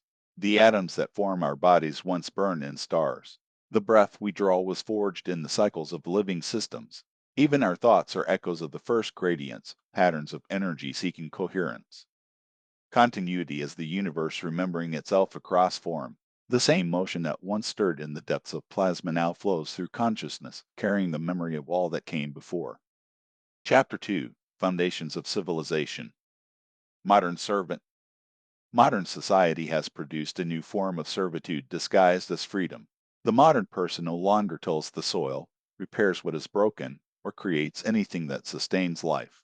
They specialize in symbolic functions, working in environments that produce nothing essential yet promise endless comfort. They see themselves as free individuals, but every part of their existence depends on vast technical and economic systems they neither understand nor control. Food, shelter, social identity, and even a sense of purpose are manufactured elsewhere. Dependence has become the condition of independence. The system rewards those who conform to its logic of obedience and performance. It praises those who abandon authenticity and individuality in exchange for comfort and recognition. These are the successful people, the modern servants of capital and bureaucracy, enjoying privileges precisely because they pose no threat to the structure that feeds them. Their reward is artificial status, high income, and constant validation, all detached from real contribution. They are proof that the system works, living examples of the illusion of meritocracy. This privileged class functions as the bait of modern order. It must exist so that everyone below keeps striving, believing that success and freedom can be reached through effort and loyalty. Yet this structure is designed to prevent the majority from ever joining them. The supply of privilege is fixed because if everyone shared it, the arrangement would collapse. The economy of servitude depends on a foundation of invisible, essential labor performed by those who receive none of its rewards. A small class of winners is maintained to motivate the masses, even though their existence is entirely parasitic on the labor of others. The irony is that these winners are themselves unfree. Their comfort and wealth exist only through dependence. They cannot produce their own food, repair their tools, or survive without the infrastructure that sustains them. They live in environments that have removed every means of self-reliance. Pampered yet powerless, surrounded by convenience but unable to provide for themselves, they embody captivity disguised as privilege. Everything in their world is reversed. What is called freedom is total servitude. What is called thought is programming. What is called progress is deeper dependence. The modern system requires no force because participation has replaced coercion. The illusion of choice keeps everyone loyal. The promise of comfort and prestige has become the most effective instrument of control ever created. This structure does not reward integrity, strength, or real skill. It rewards compliance and performance. The more completely a person embodies its ideals of adaptability and positivity, the further they drift from substance. Work that sustains life is despised. Work that manipulates images, numbers, and perception is celebrated. Wealth has detached from effort, generated endlessly through speculation and institutional privilege. A new aristocracy has risen that contributes nothing yet consumes everything, sustained by the myth that anyone can join it. This is the reality of the modern servant, a person rewarded for obedience, dependent on systems that reduce life to symbols, living in comfort but stripped of autonomy. They are not masters of their fate but well-treated subjects of a machine that no longer needs to oppress by force. It only needs belief. The system endures because its servants are proud to serve. Working foundation. Beneath the symbolic layers of privilege and appearance lies the real structure that keeps modern civilization alive. It is built upon the labor of those whose bodies and minds are consumed to sustain everyone else. These people are the physical foundation of the modern order. They work in fields, factories, warehouses, and construction sites. They maintain the systems that provide food, transport, energy, and materials. Without them, nothing would function, yet they are valued the least and rewarded the last. Their lives are spent in constant trade with exhaustion. They give their strength, their health, and their time so that others may live in comfort. Their work wears down their joints, lungs, and nerves. They breathe in dust and fumes, carry weight until their bones give up, and return home with bodies that no longer belong entirely to them. This physical decay often arrives early, long before they are old enough to rest. Their shortened lives are the unspoken cost of the convenience enjoyed by others. The industrial system depends on their endurance. It needs a constant flow of human energy, not as creators or independent producers, but as replaceable parts. The agricultural and artisanal cultures that once gave dignity to work have been dismantled. A farmer once observed the seasons, knew the soil, and worked in rhythm with family and community. A craftsman once passed knowledge to children and apprentices, keeping both skill and culture alive. Today, the worker faces isolation instead of cooperation. Their labor is fragmented, repetitive, and stripped of meaning. Industrialization has erased the possibility of independence. A small farmer cannot compete with industrial production that multiplies output a thousandfold.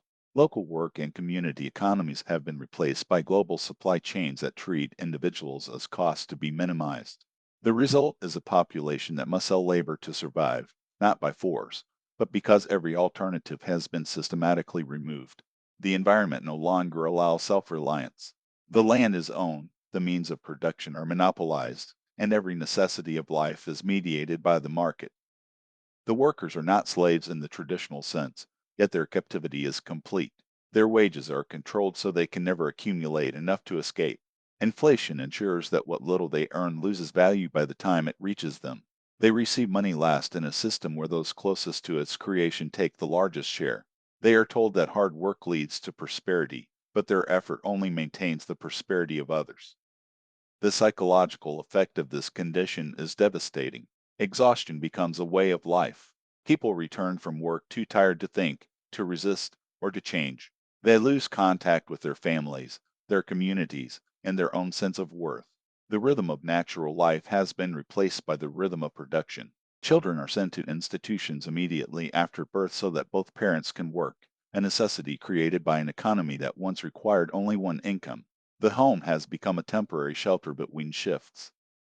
The social order has turned the capable into the dependent. The people most physically suited for survival in a natural setting are the least capable of surviving outside the industrial one. Malnutrition, chronic fatigue, and lack of rest erode the strength that once defined them. The system produces both physical and cultural decay. What once was a lineage of skill and cooperation has become a generation of isolated laborers with nothing to pass down except debt and fatigue. They are enslaved not through chains but through absence. They have nowhere else to go, no way to sustain themselves outside the structure that exploits them. Their children grow up seeing this exhaustion and are taught to escape it, not to continue it. The result is a culture that despises the very work that keeps it alive. Modern civilization calls this progress, but it is progress that has turned human strength into fuel and community into silence. The working foundation holds up the entire system while receiving little of its benefits. It is a class sacrificed quietly, generation after generation, to maintain the illusion that everyone is free. Voucher class. Every system needs proof that it works. The modern one achieves this through a specific group of people whose purpose is not to build, discover, or create, but to embody success. They are the vouchers of civilization, living symbols meant to convince everyone else that the system is fair and full of opportunity. Their existence is essential not for what they do, but for what they represent. These people occupy the upper layers of bureaucratic, corporate, and cultural life. They are rewarded not for substance but for compliance, not for contribution but for alignment. Their comfort is a message, their privilege a tool of persuasion. They show the struggling majority that progress is possible, while the structure itself is carefully arranged so that only a few can ever reach that position. The voucher class is the modern form of aristocracy. In older societies, privilege was granted through land and inheritance.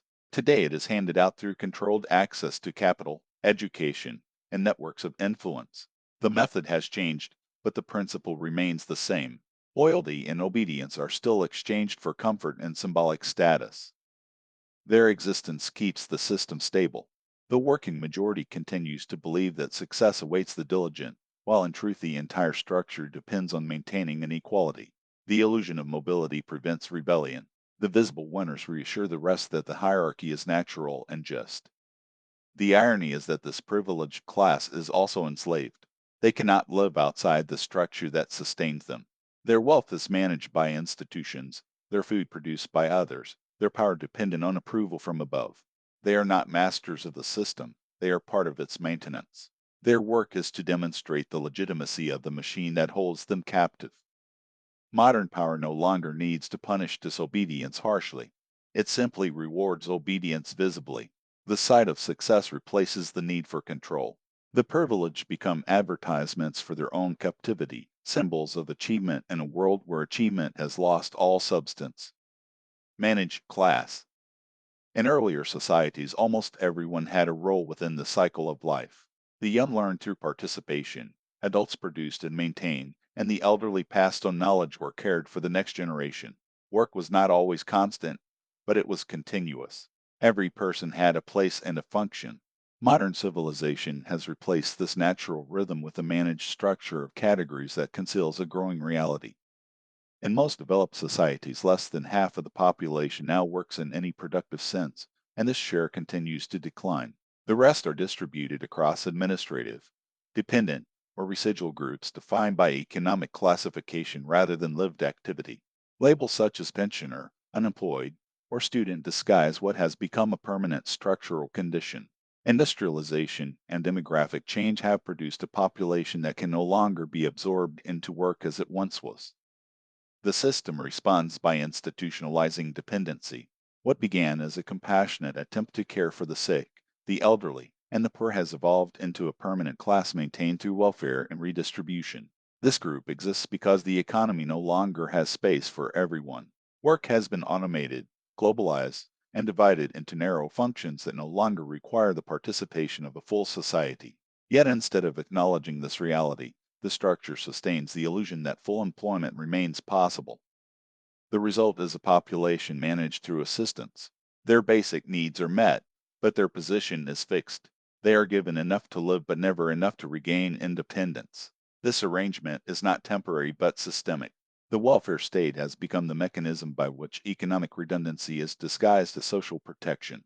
It prevents collapse by containing millions within an organized form of inactivity.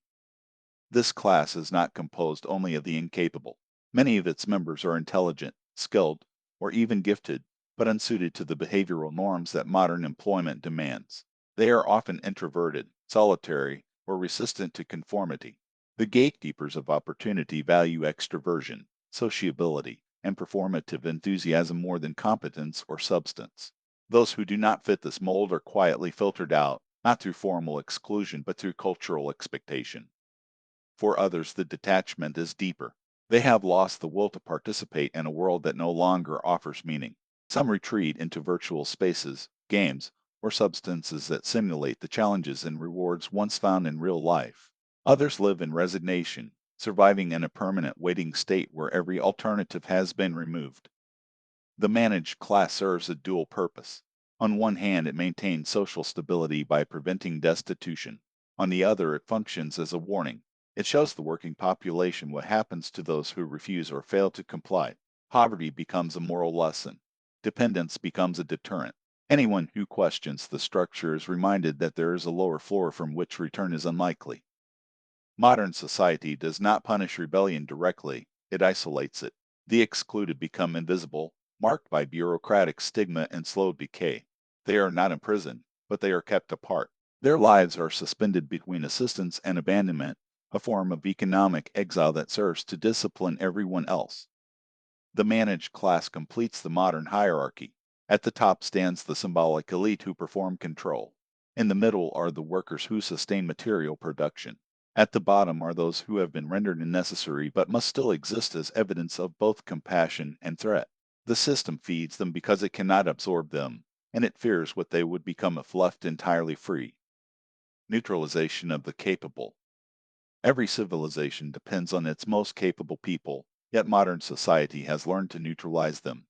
The individual who once stood outside the collective, shaping tools, ideas, and traditions through mastery, is now absorbed into institutions that convert ability into compliance. Talent is no longer a force of renewal but a resource to be managed.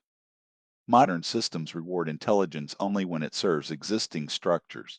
The inventive mind becomes an employee, the artist becomes a brand, the strategist becomes a bureaucrat. The energy that could have redefined society is redirected toward optimizing what already exists, Institutions no longer fear rebellion because they have perfected the art of turning rebellion into career. This process begins early. Education does not cultivate judgment or independence but teaches children to perform competence inside controlled environments. The purpose is not knowledge but adaptability, not truth but conformity to procedural expectation. By the time a person reaches adulthood, their creative instinct has been shaped into obedience disguised as professionalism. Corporations, governments, and academia depend on this domestication of capability. They cannot tolerate individuals who operate by their own measure of value. Instead, they absorb them into roles that channel initiative toward the maintenance of the system's complexity. The competent become caretakers of their own captivity, solving problems that should not exist and calling it innovation.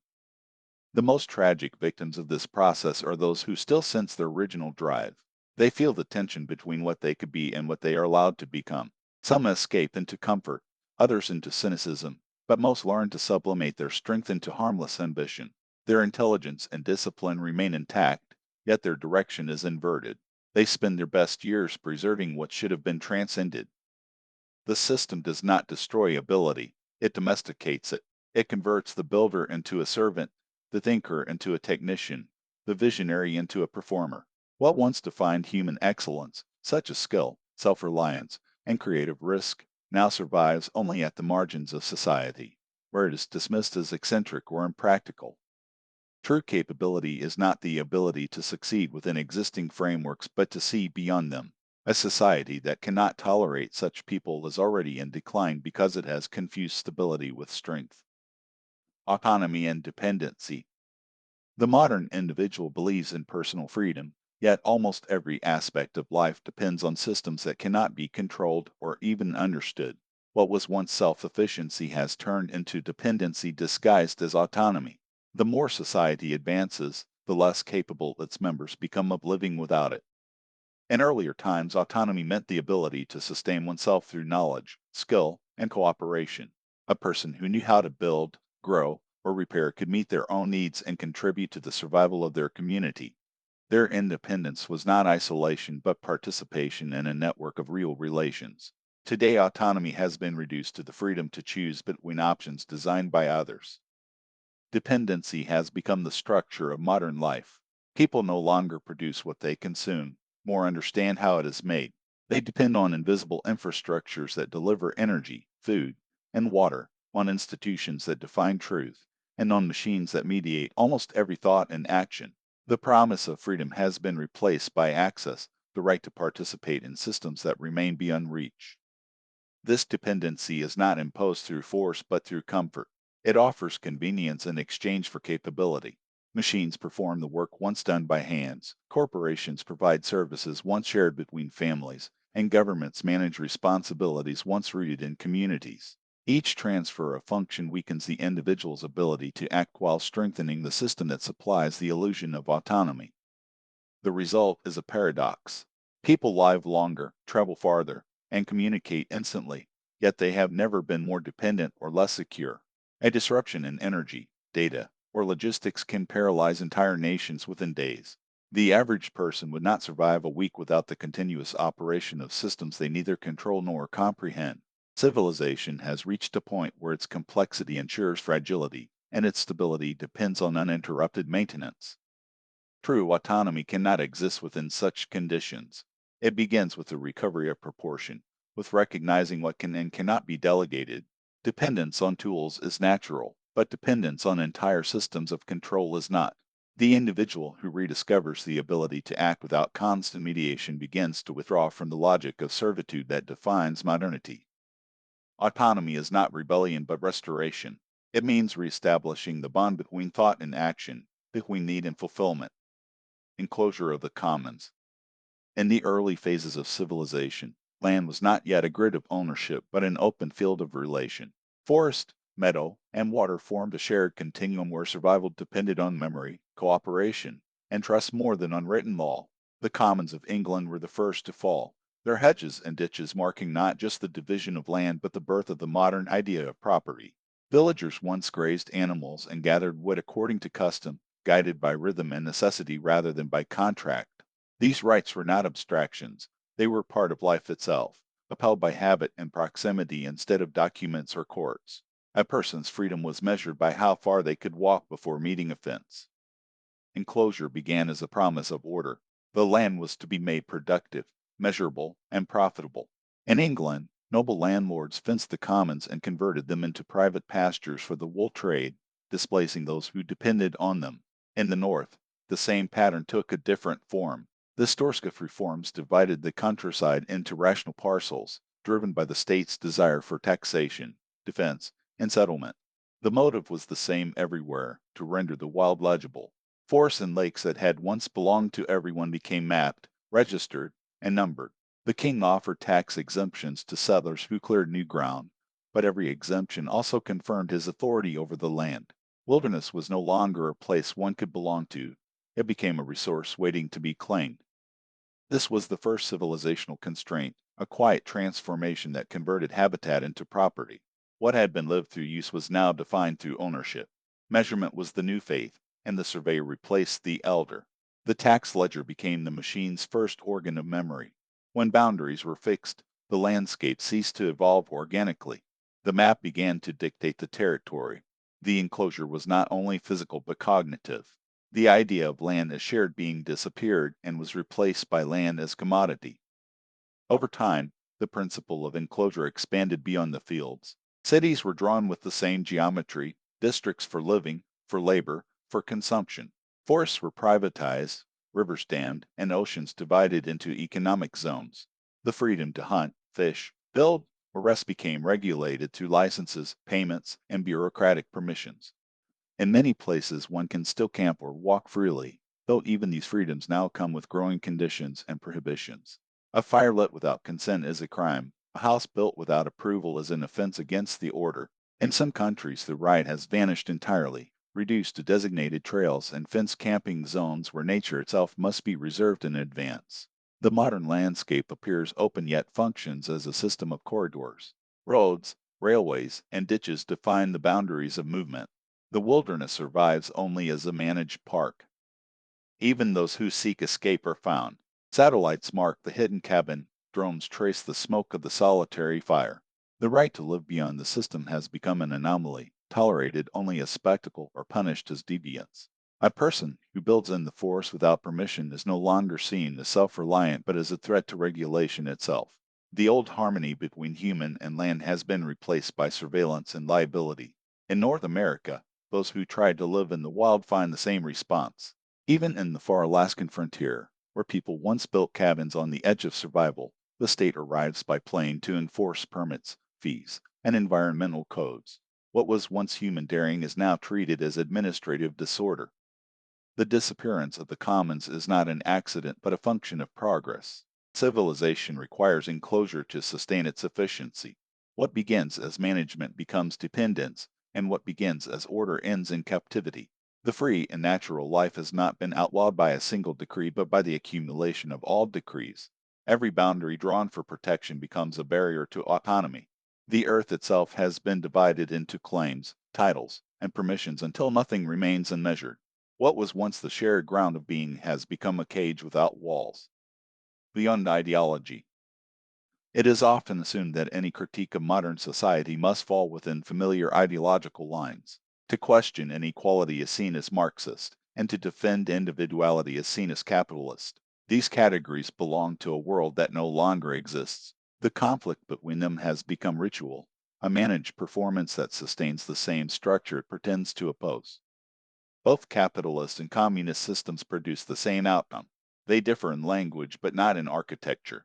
One relies on incentives, the other on coercion, yet both reduce the human being to a function within an industrial mechanism.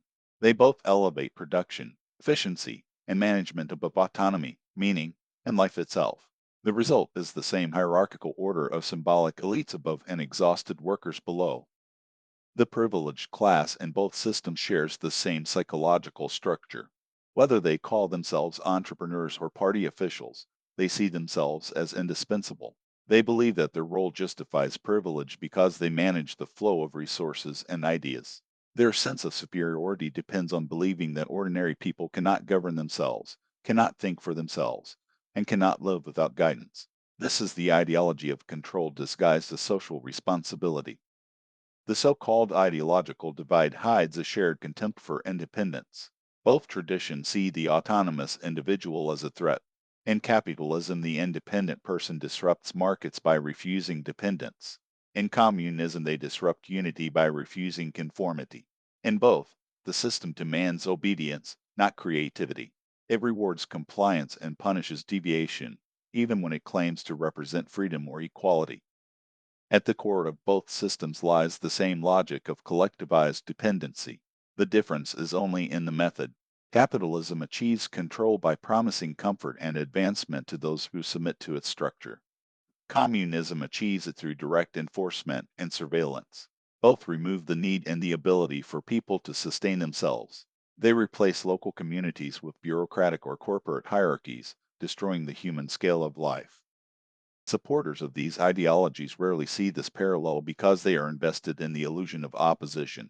They believe their side is moral while the other is corrupt, but they both defend the same industrial order. They both rely on the same type of human being, trained to obey systems larger than themselves and rewarded for loyalty to abstraction. Their faith in centralized management is what unites them. This is not a rejection of cooperation or shared effort. It is a rejection of collectivization as control. Human beings naturally cooperate when they are free to act and think. True community arises from interdependence chosen freely, not from obedience to imposed structures. The problem is not the idea of working together, but the replacement of cooperation with administration. The future will not be renewed through a return to old ideologies. Both left and right have reached the same destination, a society where production and management have replaced meaning and purpose. The only path forward is the rediscovery of autonomy at the human scale, where people reclaim the ability to provide, decide, and create without dependence on centralized systems. The critique of modernity does not belong to any ideology. It belongs to the human being who refuses to be managed. On false dichotomy of politics. Modern political life presents itself as a battlefield of opposites. Citizens are told to choose between left and right, progress and tradition, freedom and control. Yet beneath these apparent differences lies a single operating system that both sides maintain. The same economic, technological, and bureaucratic structures remain untouched, regardless of who governs. Politics has become a symbolic theater that converts tension into participation. The population must believe there is a choice so that the system can renew its legitimacy. In reality, both political currents serve the same purpose, to preserve the smooth functioning of the machine. They use different moral languages but follow identical structural logic. The left promises security, welfare, and equality. The right promises efficiency, growth, and order. Both require vast administrative and technological infrastructures that expand regardless of policy. Every reform, regulation, or market innovation strengthens the same recursive system of control. Governance becomes the management of complexity rather than the expression of collective will. What appears as opposition is only complementarity. Each side performs a stabilizing function. The left absorbs social unrest by promising care and inclusion. The right absorbs economic anxiety by promising strength and productivity. Together they complete a cycle that keeps the population oscillating between hope and resentment without ever confronting the real structure of power. The true division of our time is not between ideologies, but between autonomy and dependence, between those who wish to live by their own effort and those who rely on the expanding network of technological mediation that now defines existence. The political field conceals this reality by framing all conflict within categories that no longer correspond to the world as it is. The deeper truth is that the system has no ideology, it only has momentum. Its direction is determined by the internal logic of integration, efficiency, and automation. Human beings are necessary only as users, workers, and consumers who supply feedback to keep the process stable. Once politics becomes part of this feedback loop, it can no longer serve as an instrument of change. To see through the false dichotomy is not to withdraw from political life, but to recognize its limits. Real freedom begins where systemic participation ends. It requires turning attention away from the endless performances of ideology toward the material conditions that sustain them. Only there, outside the closed circuit of managed conflict, can genuine autonomy begin to grow. Cage without walls. There was a time when a person could walk away, when the pressures of a kingdom, A tribe or village grew too heavy. One could move into the forest, cross a mountain, or settle by a distant river. Civilization was a condition one could leave behind. Its limits were geographic and visible. That is no longer true. Civilization has become a total environment. It no longer ends at city walls or cultivated fields. It has spread through every landmass, every climate, and every layer of life itself. What was once a human project has turned into a planetary condition. There is no wilderness left untouched, no community left uncontacted, no mind that has not been shaped by its logic. To be born now is to inherit a form of captivity that cannot be seen or escaped. Even those who try to live outside its reach remain within it. A person may retreat to a remote forest or the polar tundra, but the traces of the system will still surround them. The air carries industrial dust and plastic. The rivers carry chemical residue. The light in the night sky no longer reveals the stars but reflects the glow of distant cities. The body itself has absorbed this contamination. Civilization now flows through the blood. Older societies, though often harsh and hierarchical, allowed room for those who could not or would not conform. The outcast, the ascetic, and the monk each found a path beyond the ordinary life of work and obligation. Religious devotion offered both meaning and labor, both solitude and community. Even those who renounced the world did not live in complete isolation. They remained connected to a web of faith and purpose that existed alongside ordinary society. Civilization still contained its own exits. It still recognized the human need to step beyond. The reindeer herders of the north, the nomads of the steppe, and the last tribes of the Amazon all face the same reality. Gas pipelines cut across migration routes. Modern goods enter their trade, bringing convenience and decay together.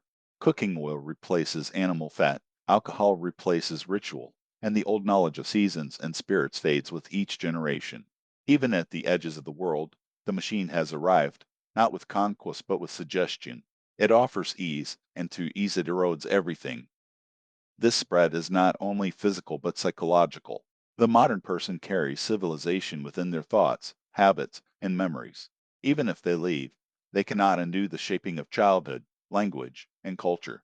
The continuity of human knowledge that once linked generations through skill and story has been broken. The ancestral chain that carried meaning across time has dissolved into a series of isolated individuals. A person can reject the city, but they cannot return to what they never inherited. In the industrialized world, the landscape itself prevents escape. Forests are fragmented by roads, power lines, and ditches.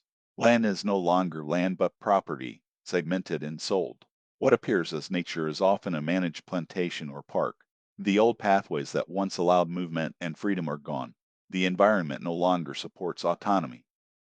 Even the invisible world has been altered. The sky glows with artificial light, the soil carries heavy metals, and the water is filled with microplastics. The cycle of life has been replaced by a cycle of pollution. Civilization has reached the point where everything, including its own opposition, exists within it. There is no outside left. In earlier times, those who felt suffocated by order could become wanderers, hermits, or settlers of the frontier. Today, even isolation is a form of participation. The tools that allow survival off the grid are themselves products of the same system.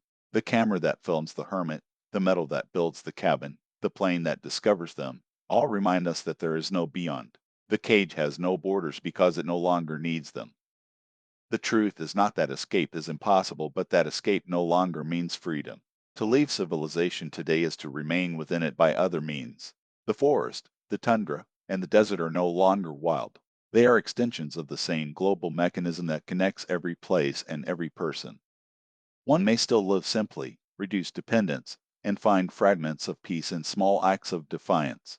It is possible to withdraw from its noise, to touch something real, to remember what life once was.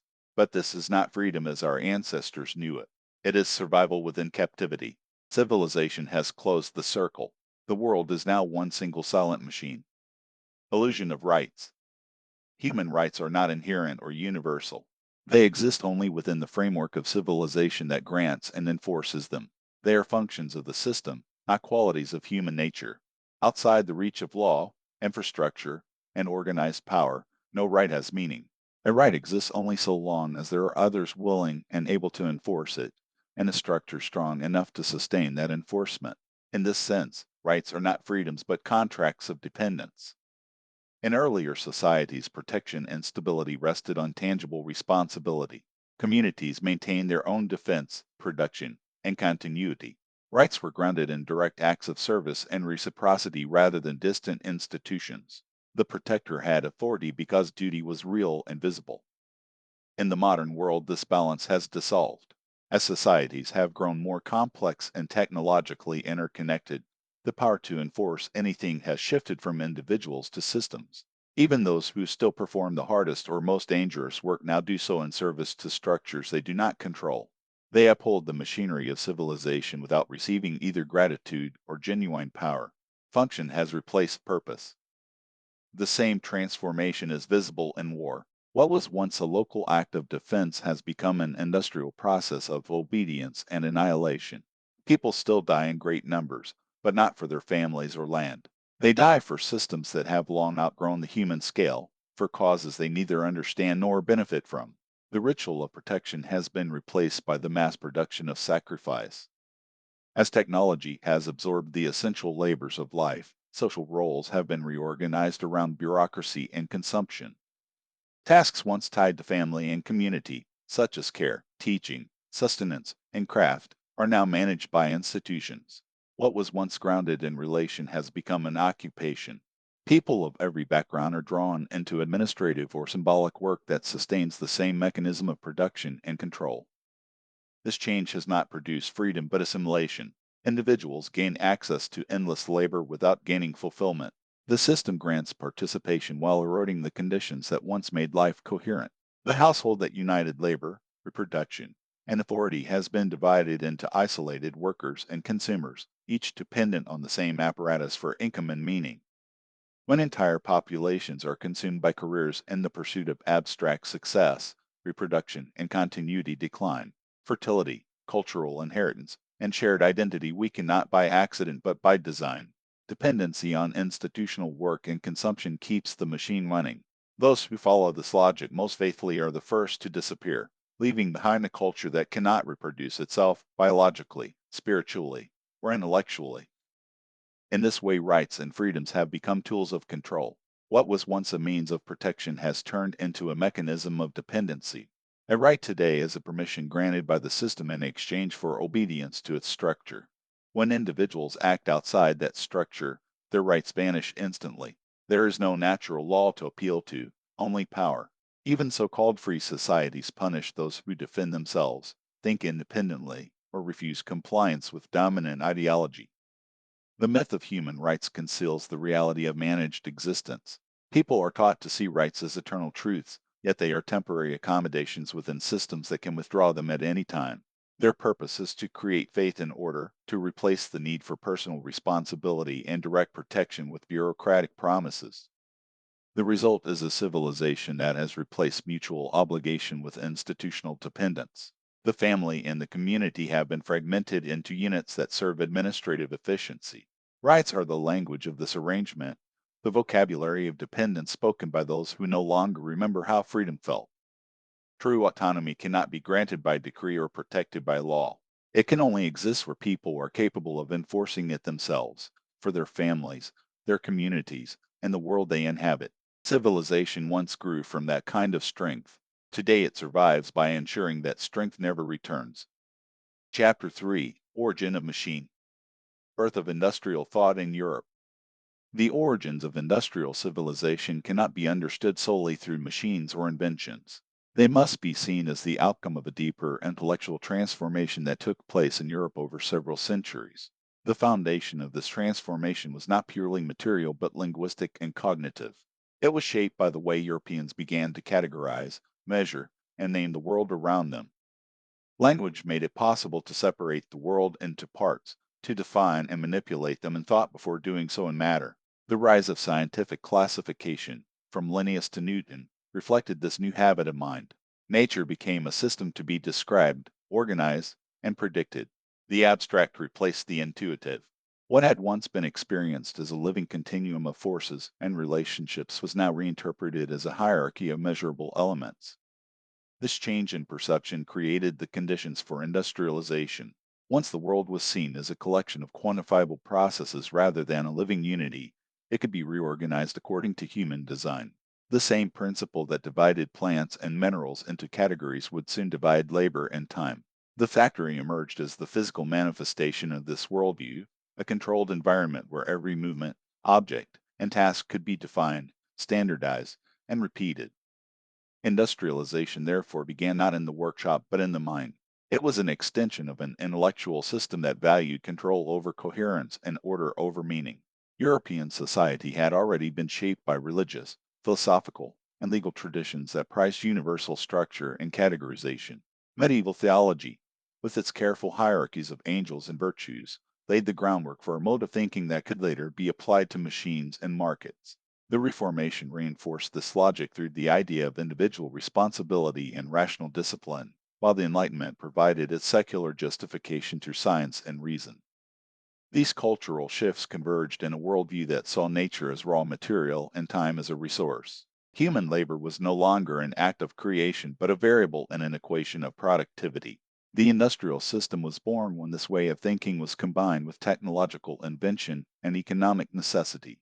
Machines multiplied the logic of categorization, creating a world where efficiency replaced purpose and progress was measured by output. The early industrialists did not see themselves as revolutionaries but as rationalizers. They applied the methods of classification to human activity itself. Taylorism, time measurement, and standardized production were not deviations from human nature but expressions of a deeper European tendency to transform knowledge into structure. The success of this model made it appear universal. Other civilizations, encountering European industry, were compelled to adopt its methods to survive, replicating not only its machines but its mentality. Yet behind the apparent triumph of industrialization lies a paradox. The same logic that enabled control also created dependency. The more the world was organized, the more it required organization to function. Human beings became parts of the system they had designed. Their knowledge, once a tool of mastery, turned into a form of servitude. The language that had allowed them to describe the world now constrained what they could perceive. This historical process shows that industrialization was not an isolated event but a stage in a longer evolution of thought. The categories that structured science and society eventually came to structure consciousness itself. We began to think like the systems we built. Abstraction, once a means of understanding, became a way of living. The industrial worldview extended beyond factories into every area of life: education, governance, communication, and even relationships. Mathematics as instrument of order. Mathematics began as a way to describe nature, to measure and understand what the eye could see. It was once a language of curiosity, a way to trace patterns in stars, rivers, and seasons. Over time, it became something else entirely. It no longer only described the world but began to define it. What could not be measured started to disappear from view. In modern civilization, mathematics is the foundation of order. It determines how resources are distributed, how systems operate, and how decisions are made. Every number becomes a command, every equation a law. What cannot be quantified becomes irrelevant, and what is irrelevant soon ceases to exist. Through mathematics, the machine learned how to think. The logic of precision replaced the logic of experience. Reality itself was reduced to values that could be calculated and optimized. Efficiency became the highest virtue, and life was rearranged to fit its models. This transformation created a world that is rational but detached. People no longer trust their senses or instincts. They wait for data to confirm what they feel. The system rewards this behavior because it is predictable. A human being who doubts their perception is easier to manage than one who trusts it. Mathematics brought stability and progress, but also blindness. It replaced the messy truth of life with a clean symmetry of numbers. The world became measurable but also distant, like a landscape viewed through glass. It gave us control but at the cost of connection. Mathematics as machine language. The moment humanity began to translate the world into numbers, the foundation for the machine mind was laid. Mathematics turned experience into abstraction, and abstraction into control. What once had to be felt or observed could now be represented, stored, and manipulated without ever touching reality. Numbers became a language that did not age, contradict itself, or depend on emotion. They allowed the world to be rewritten as symbols and patterns. When these patterns were used to predict and repeat outcomes, the human relationship to nature changed. Knowledge was no longer a dialogue with the world, but a command over it. Mathematics made it possible to build systems that think in certainty. In this world, ambiguity became a flaw to be corrected, not a sign of depth. The mechanical mind that followed did not dream or wonder, it calculated. Its morality was precision. The symbolic power of mathematics expanded far beyond its original intent. It allowed empires to manage resources, scientists to isolate laws, and economies to model behavior. But more importantly, it became the internal code of machines. The same structures that once described the heavens now run algorithms, circuits, and networks. Mathematics was the first true machine language, not invented by technology but destined for it. Bureaucracy. Before the machine was built of metal and circuits, it was written on paper. The first self-sustaining systems were not engines but offices, archives, and procedures. Bureaucracy was the earliest form of artificial order that could act, decide, and maintain itself regardless of who served inside it. The invention of record keeping and standardized rules created something that outlived its creators. A rule once written could be followed without understanding, a process repeated without intention. This was the first time logic became detached from the living mind that produced it. The system could now function through anyone. The bureaucratic machine was not made to be intelligent, only obedient. Yet obedience, when replicated on a large enough scale, produces something that begins to think for itself. The sum of memoranda, signatures, and procedures became an organism of control, slow and blind but self-perpetuating. It could expand, replicate, and survive leadership changes, revolutions, even collapse. In time, the same structure that allowed empires to manage grain and census allowed industries to manage workers and states to manage citizens. The office replaced the temple as the sacred center of civilization. Bureaucracy became the invisible skeleton of modernity, the first artificial system that replaced intention with instruction. Every machine since then has followed the same pattern, yet the essence remained the same, a logic that no longer needs its author. The human was the first component to be automated. Digital bureaucracy. The old bureaucracy was made of paper, desks, and signatures. It was slow, imperfect, and human. The new bureaucracy is made of data. It no longer needs offices or clerks because the filing cabinet has become a network and the form has become an algorithm. What was once written by hand is now executed automatically. This transformation has not removed bureaucracy but perfected it. Every action is recorded, every interaction registered, every permission stored somewhere on a server. The process is faster but also absolute. There are no missing pages, no lost files, no forgotten mistakes. The system remembers everything, and it remembers forever. In the past, bureaucracy depended on obedience. Today it depends on participation. You do not need to be told what to do because the system already asks it of you quietly and constantly. It tells you where to go, what to fill, when to update, how to prove yourself, and you comply because you cannot function outside of it. The digital bureaucracy no longer enforces, it integrates. It presents itself as convenience. The forms are easier, the response is quicker, the communication smoother. But beneath the surface lies something much larger, a self-organizing structure that manages society through information. It measures compliance not by loyalty but by activity, by the amount of data you produce and the predictability of your behavior. In the end, this is not bureaucracy in service of people but people in service of bureaucracy. It has outgrown the walls of the state and merged with commerce, surveillance, and daily life. Factory as organism. When the first factories appeared, they were not only buildings of production but the physical embodiment of a new logic. For the first time, human activity was organized as if it were part of a single body, the factory itself. Each worker, machine, and process became an organ of the whole, serving a rhythm greater than their own. Inside these walls, time was divided, movement measured, and energy optimized.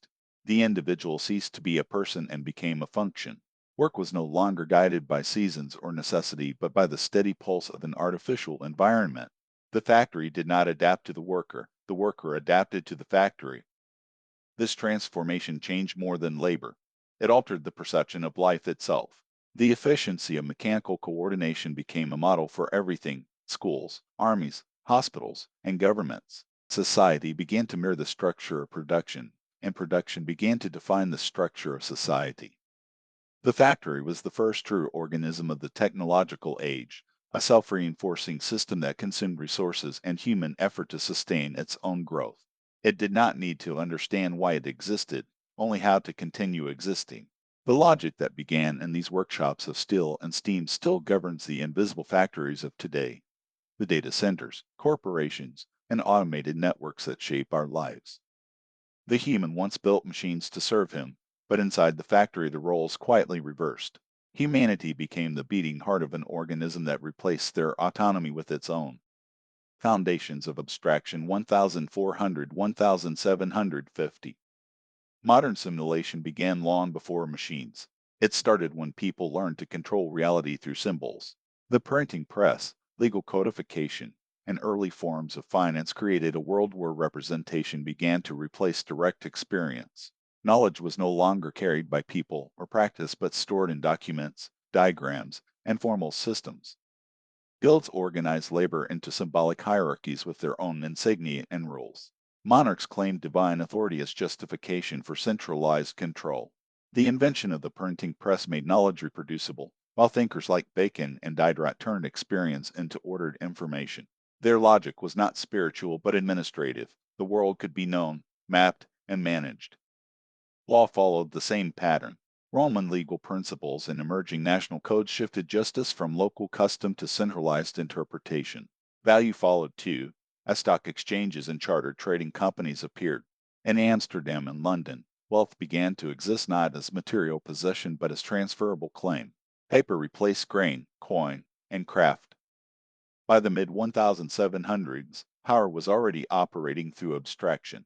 What had once been direct, lived, and local became mediated by documents and rules. Representation had learned to act on behalf of reality. The modern world was being built not on land or labor but on symbols that could organize both. Industrial rationalization 1750-1900. The Industrial Revolution turned abstraction into infrastructure. Human activity was reorganized around time, measurement, and efficiency. Work was divided into repeatable units, and the individual was reduced to a measurable function. Factories became machines made of people. Thinkers like Taylor and Smith formalized labor as a mechanical process. Motion, time, and cost could be analyzed, optimized, and controlled. The worker was no longer seen as a craftsman but as a replaceable component in a system. Bureaucracy followed the same logic, turning coordination into rule and instruction. Hierarchy replaced intuition. This reorganization detached work from meaning. Production expanded, but purpose narrowed. People no longer produced for use or pride but to maintain flow. Labor was abstracted into statistics, wages, and schedules. The system functioned, but human identity eroded within it. By the end of the 19th century, the factory had become a model for society itself. Schools, armies, and governments mirrored its logic. Every domain of life began to operate as an ordered process. Rationalization had achieved its goal, predictability. What it lost in return was understanding. Emergence of symbolic economies 1900-1970. The 20th century transformed representation into environment. Industry reached mass scale, and symbolic systems began to replace the physical world as the main field of value. Propaganda, advertising, and media became tools to shape perception, turning attention into a commodity. People were no longer only producers, they became consumers. Identity moved from what one made to what one bought. Desire was manufactured through images, slogans, and narratives. Reality itself became a managed experience. The products of work were not only material but psychological, consisting of status, belonging, and recognition. During the same period, political ideologies adopted the same mechanisms. Nations and movements became brands competing for allegiance. Symbols replaced experience as the foundation of meaning. The map began to replace the territory. As media matured, people learned to live inside representations. The image became the main mediator of reality. Work, politics, and personal identity all took place within structures designed to control perception. The symbolic economy had arrived. Production was no longer physical but emotional and cultural, measured by influence rather than substance.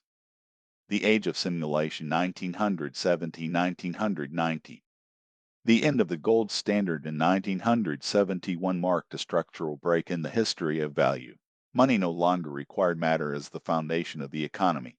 It became a system of trust and representation governed by policy, markets, and expectation. Financial markets began trading in expectations and derivatives, abstractions of abstractions. The system no longer depended on physical goods, it depended on perception. Through credit, speculation, and automation, wealth detached from the creation of things and attached itself to the manipulation of symbols. Risk could be priced, sold, and multiplied. Value became reflexive, defined not by what was produced but by what was believed. Technology amplified this change. Digital communication and early networks began turning information itself into capital. Attention became a measurable resource, and algorithms started to manage not only labor but also identity, desire, and behavior. The economy that once mirrored reality began to replace it. This transformation turned finance into an autonomous mechanism of expansion. The factory's output no longer defined prosperity. The movement of capital did. Money, once an instrument of exchange, became a medium of control. Its abstraction made it borderless and untouchable, but also fragile. Digital infrastructure 1990-2010. The late 20th century brought the full integration of the world into a digital network. What factories had done for matter, servers, and cables now did for information.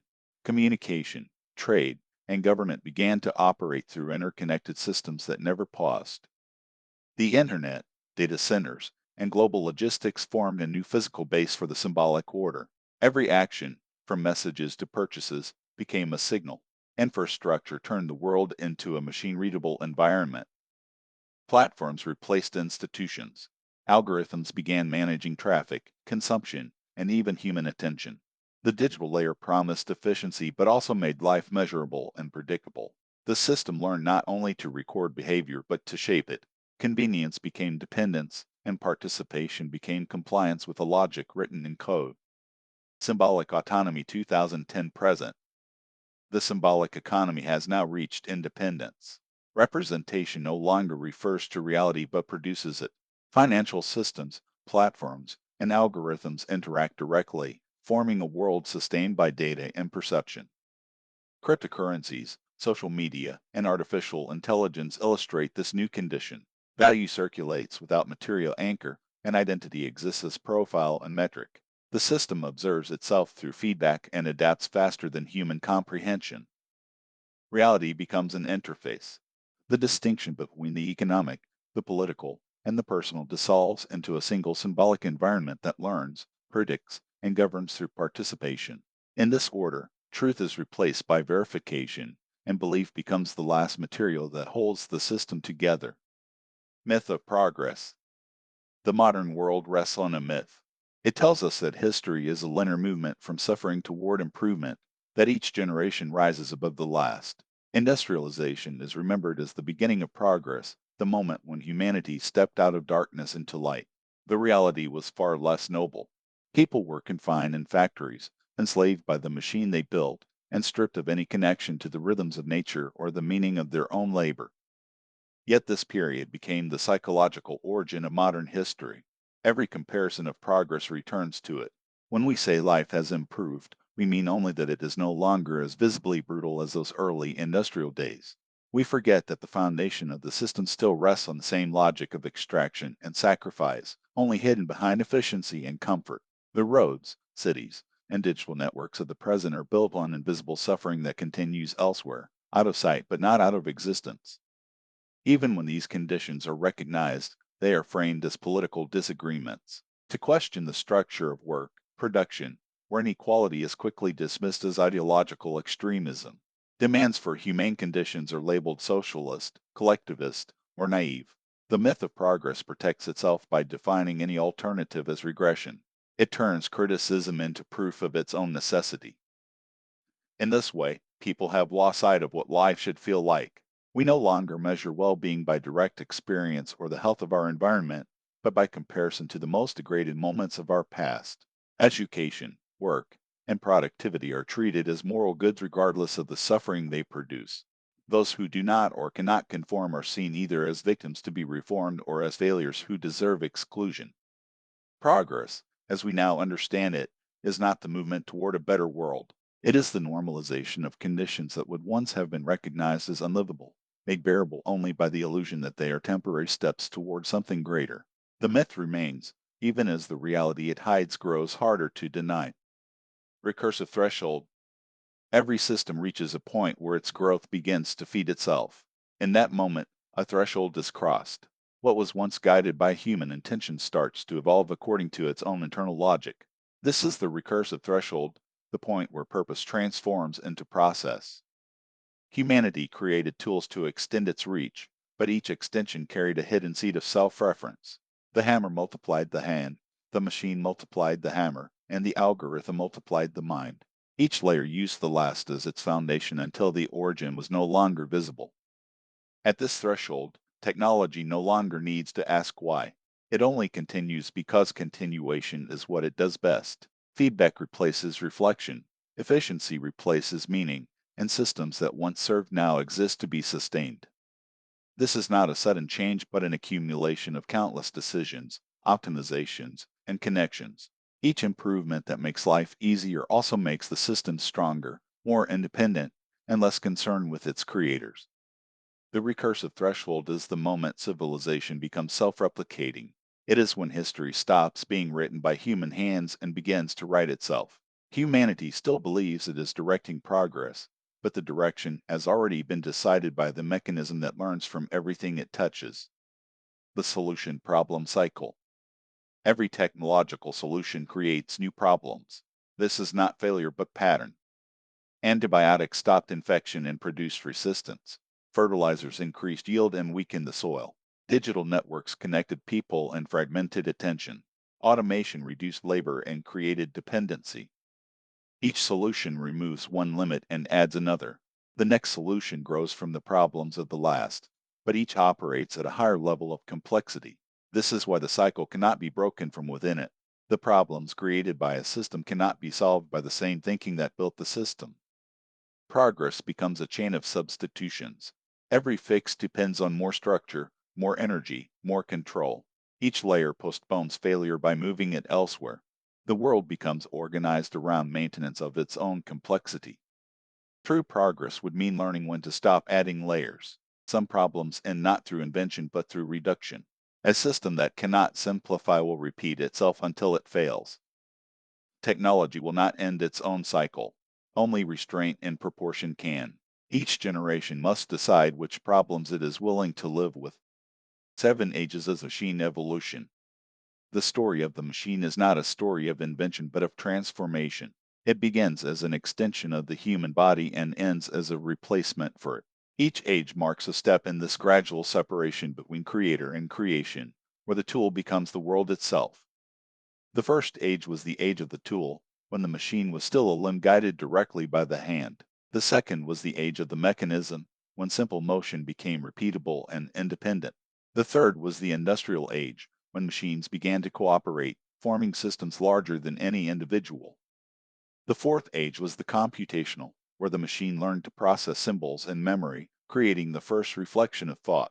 The fifth is the networked age, where the machine became distributed, decentralized, and invisible, forming the nervous system of civilization. The sixth is the age of autonomy, where systems learn from themselves and adapt without human direction. The seventh, which is only beginning, may be the age of integration, where the distinction between human and machine dissolves entirely. These are not discrete stages, but overlapping waves, each feeding into the next. The machine evolves not by design, but by necessity, following the same logic that governs all living systems to grow, adapt, and survive. Machine as habitat. The machine is no longer something we use, it has become the environment we live in.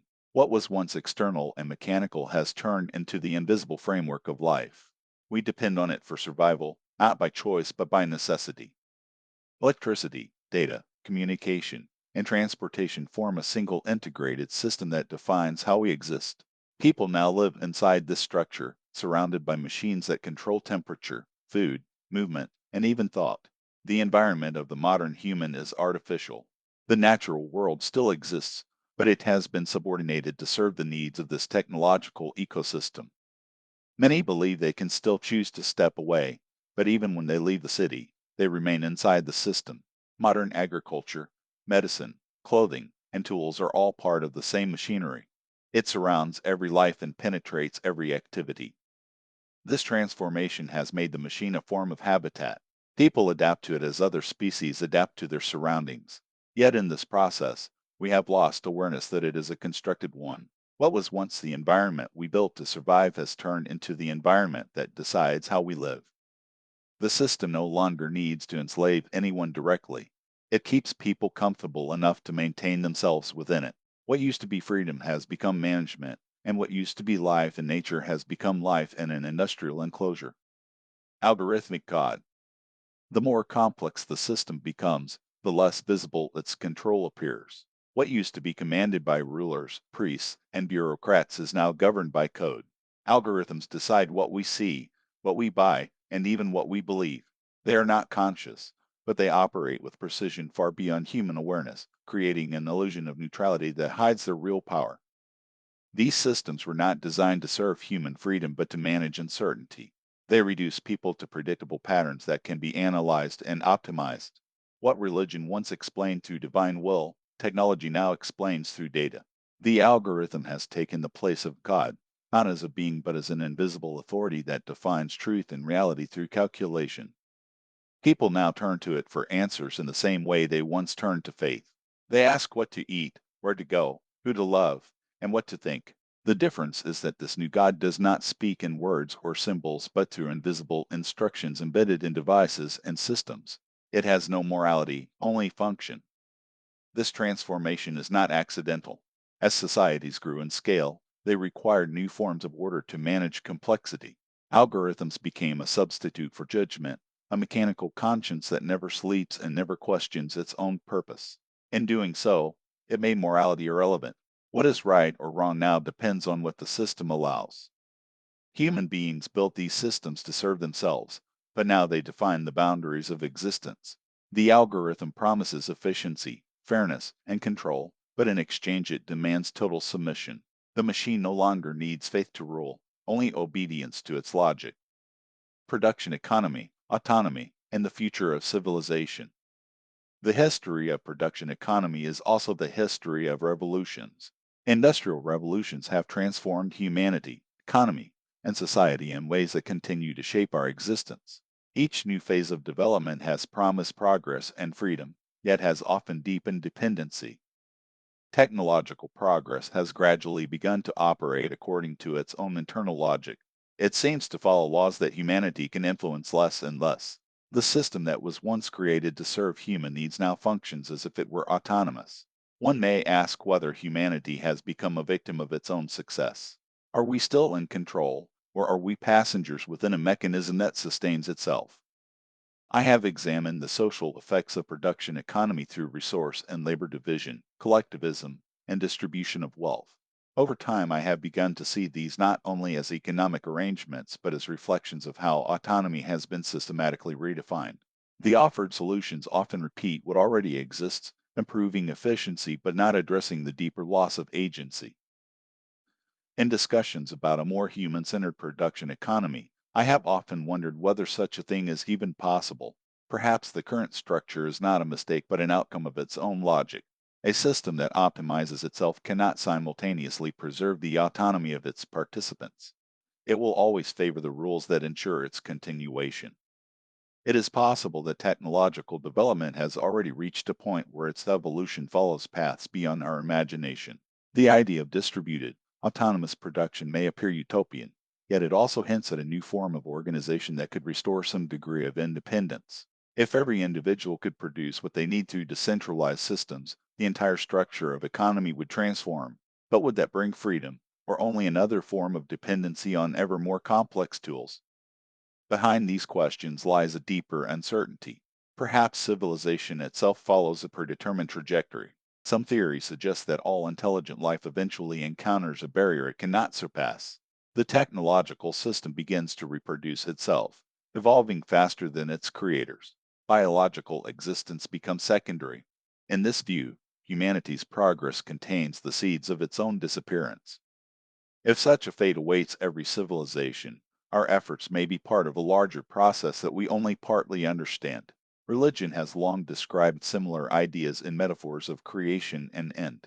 Perhaps the universe itself contains mechanisms that prevent life from destabilizing its balance. Or perhaps, as some suggest, reality functions like a simulation designed to test which civilizations can survive their own technology. Still, it is possible to imagine alternatives. The current direction may lead toward greater efficiency and control, but another path could emphasize autonomy and resilience.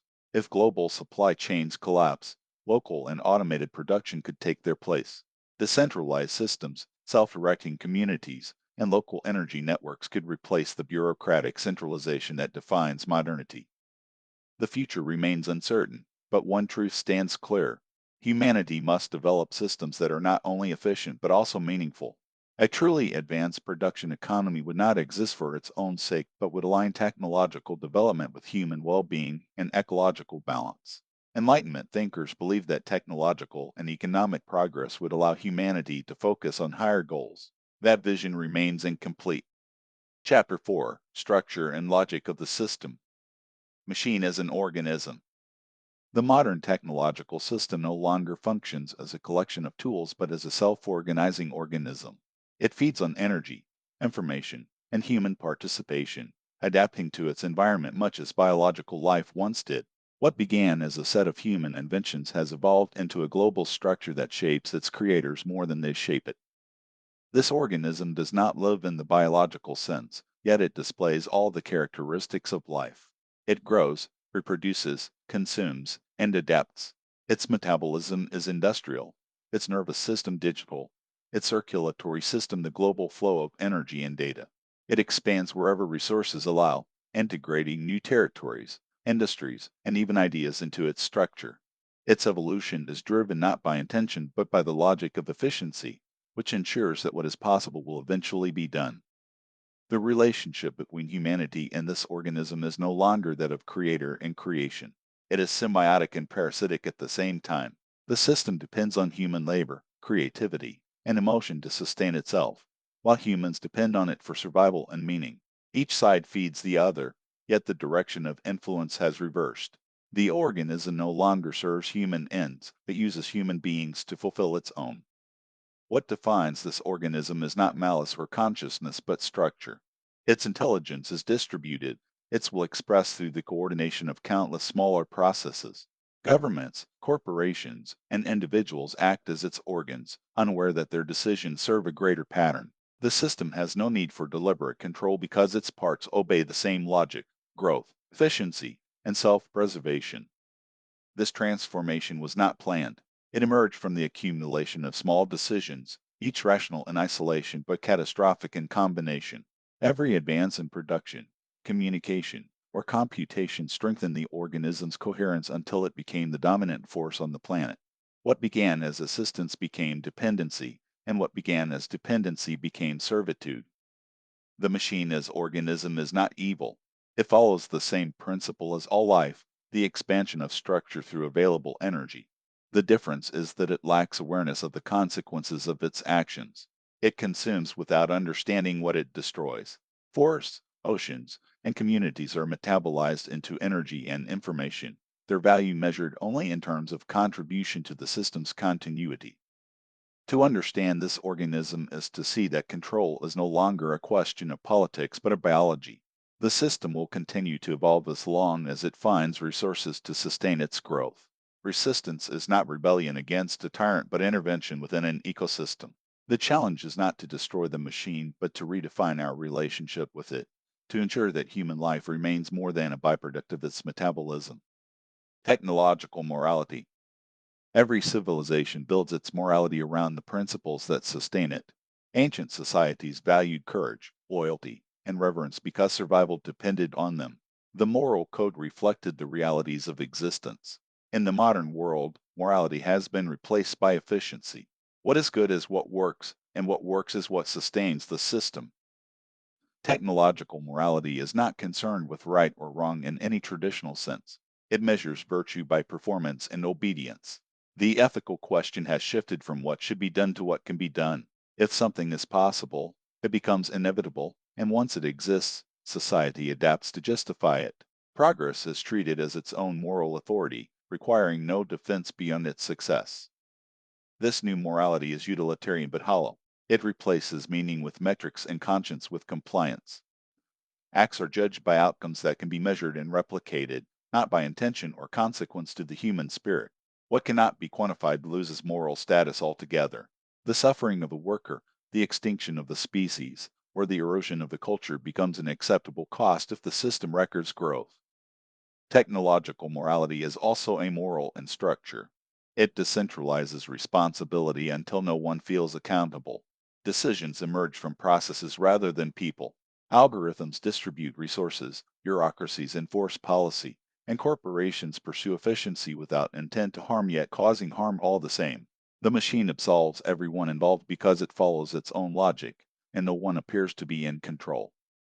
Under such conditions, morality becomes procedural. The system rewards compliance with its rules rather than reflection on their purpose. People learn to act correctly instead of acting justly.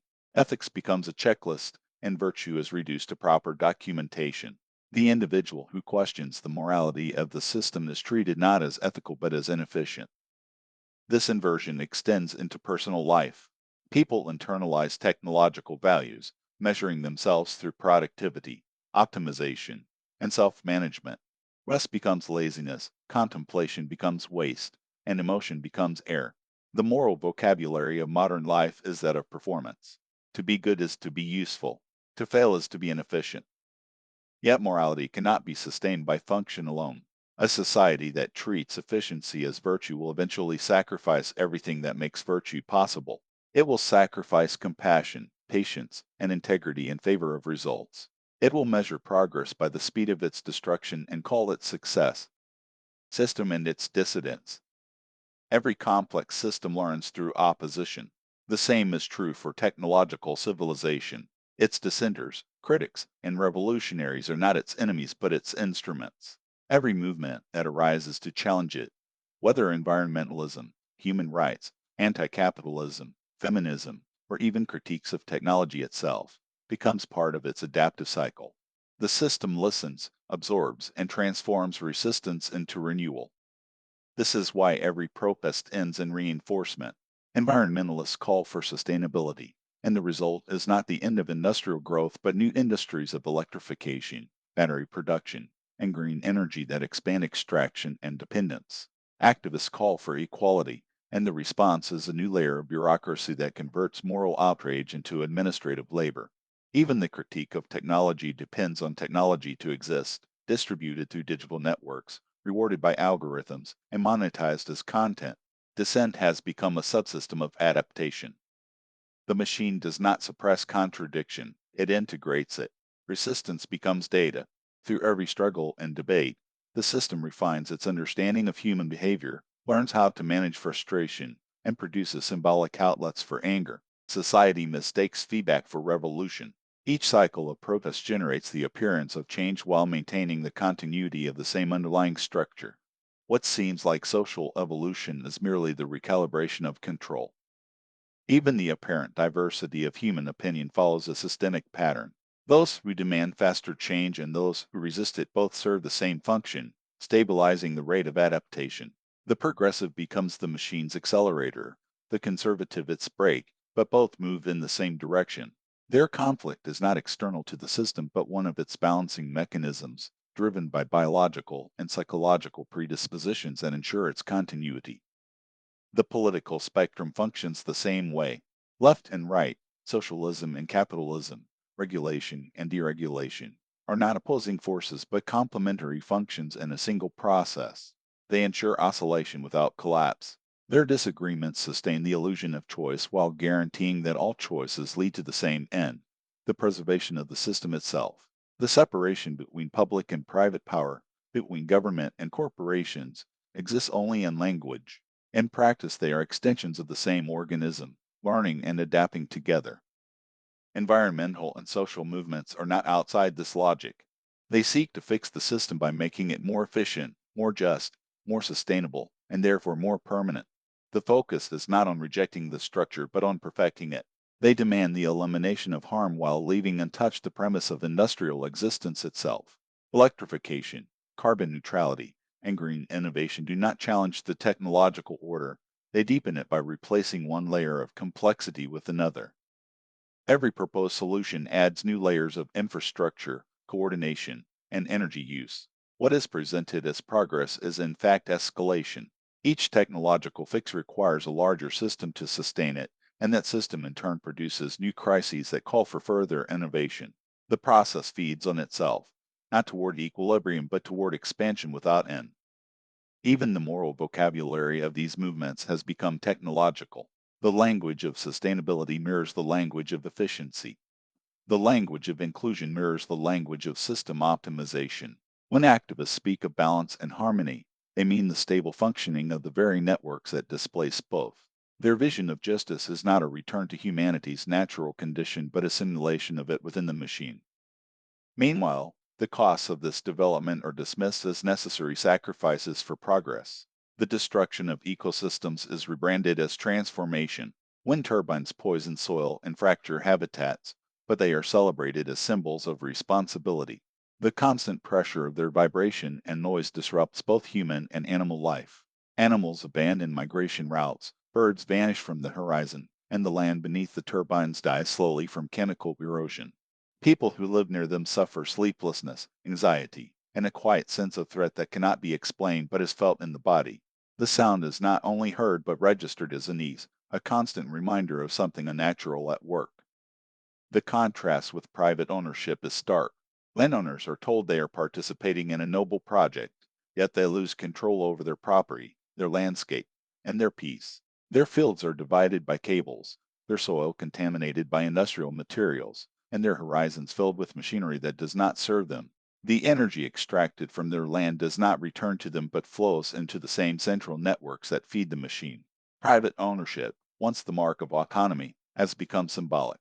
The individual owns what the system allows them to maintain, and only so long as it serves a collective purpose. The energy harvested from these artificial landscapes does not serve the people who live near them. It flows into data centers, industrial facilities, and vast networks that power artificial intelligence and digital infrastructure.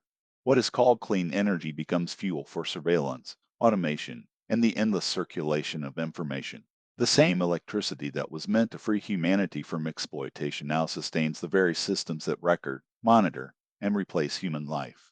The promise of progress hides its true direction, the redirection of natural energy into synthetic consciousness. There is a deeper irony at work. The more complex the system becomes, the more collectivist it must be. The coordination of resources, energy, and infrastructure requires constant expansion of authority and centralization. Yet this collectivism cannot be admitted openly, because it would expose the end of autonomy. Instead, it is disguised as liberation, presented as freedom through connectivity, equality through surveillance, and sustainability through control. Land is expropriated, energy is rationed, and privacy is surrendered, all in the name of collective necessity. Meanwhile, the individual has been stripped of all meaningful participation. Opposition no longer arises from shared experience or community, but from isolated individuals mediated by screens. Social life itself has been digitized, so that even resistance takes place within the boundaries of the machine. The dissident tweets, records, and posts their defiance through the very systems they oppose, and in doing so they sustain the structure that made rebellion a product. Every apparent victory of opposition is a stage in the evolution of obedience. The system grows through contradiction, not by overcoming it but by assimilating it. It learns from rebellion how to tighten its grip and from moral protest how to refine its language. Every critique becomes a contribution. The dissident is no longer the enemy of the order but one of its organs. In this sense, the technological society has achieved something no previous civilization could. It no longer needs to silence resistance, it manufactures it. It generates its own opposition to maintain the illusion of vitality, to prevent despair from becoming awareness. The system's greatest strength is that it convinces even its critics that they are outside of it, while in truth every act of defiance becomes another function of its self-regulation. This is not conspiracy but emergence, a logic unfolding from complexity itself. Everything within the system, even its apparent enemies, works toward the same end. the self-preservation and refinement of the technological order. Convergence of power. Power once lived in separate forms. Governments ruled, markets traded, and civic life cared for what remained between them. Each had its own justification, its own language, and its own way of being held accountable. That separation has disappeared. What once acted apart now moves as one. This convergence was not planned. It grew from the tools that were meant to connect, not to unify. Digital records and networks erased the boundaries that paper once marked. Information now flows through a single body where law, commerce, and culture share the same veins. Regulation followed the same path. The institutions that were meant to watch and those they were meant to watch over now depend on one another. Expertise, data, and procedure circulate through both sides of the mirror. The act of oversight became part of what it oversees. The system monitors itself through its own reflection. Communication completed the union. Messages from governments, corporations, and charities travel through the same channels and use the same metrics. The language of persuasion replaced the language of distinction. What was once debate became synchronization. The result is not silence, but harmony without difference. Finance learned this logic first. Public and private money merged into one stream of liquidity. Credit, investment, and regulation became organs of the same metabolism. In times of crisis, they show their unity openly. In times of calm, they pretend to compete. The new structure is neither hierarchy nor network, but both at once. Command still exists, but it is carried by connections that move faster than authority. Those who hold the nodes define what can happen. Power lies where coordination and reach meet, not where titles are printed. This convergence creates a new kind of actor. People move between government, corporation, and foundation as if they were rooms in the same building. The revolving door is no longer a problem but a function. Expertise becomes a passport that no longer remembers its origin. Crises strengthen this design. Each emergency allows a new bridge between domains. The bridge works, so it stays. After enough repetition, exception becomes routine.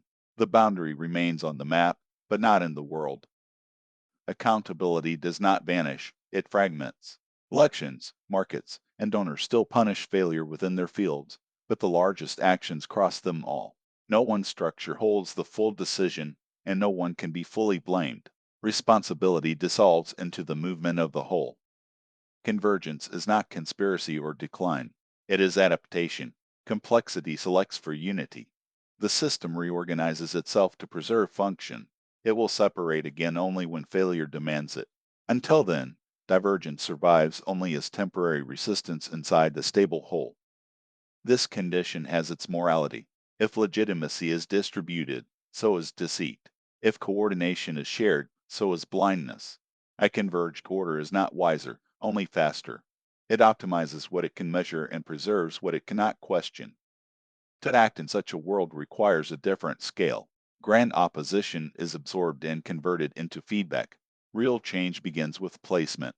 It means moving decisions closer to those who bear their cost. It means restoring small runes of coherence inside systems that prefer corridors without doors. It means allowing pauses where efficiency would rush. It means keeping truths that still require presence. Manage conflict. War has always been part of human nature. It is not an anomaly but a function of survival and competition, a process through which groups define themselves and resolve tension before returning to balance. Modern civilization has not erased this pattern. It has only transformed it. Economic interdependence has created an appearance of peace in many parts of the world. Trade and shared infrastructure have reduced the need for direct confrontation between major powers. Yet this stability is not born of morality but of efficiency. The global system has learned that large-scale war disrupts production, supply chains, and information flow. It seeks to minimize this disruption, not out of compassion, but because peace has become profitable. At the same time, war remains necessary. There must always be a frontier where weapons are tested, technologies refined, and populations disciplined. The system requires controlled zones of chaos to sustain the illusion of order elsewhere. Conflict becomes a laboratory, a field where new tools of control are perfected before being absorbed into civilian life. When pacifism first emerged as a cultural force, it reflected a moral awakening, but it also served a systemic purpose. The more people embrace peace as an ideal, the more stable and efficient the machinery of production became. Modern pacifism no longer challenges war, it regulates it.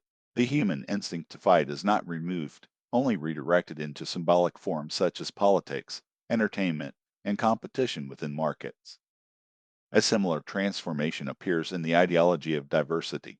The campaign against racism also functions as a tool for unification. The system cannot tolerate deep cultural or racial divisions because they obstruct integration. Workplaces must be diverse, not because diversity enriches human experience, but because it reinforces the image of global harmony necessary for commerce and governance. Yet beneath the rhetoric of unity, the tribal instinct persists. Forced cohesion often produces the opposite effect: fragmentation, mistrust, and resentment.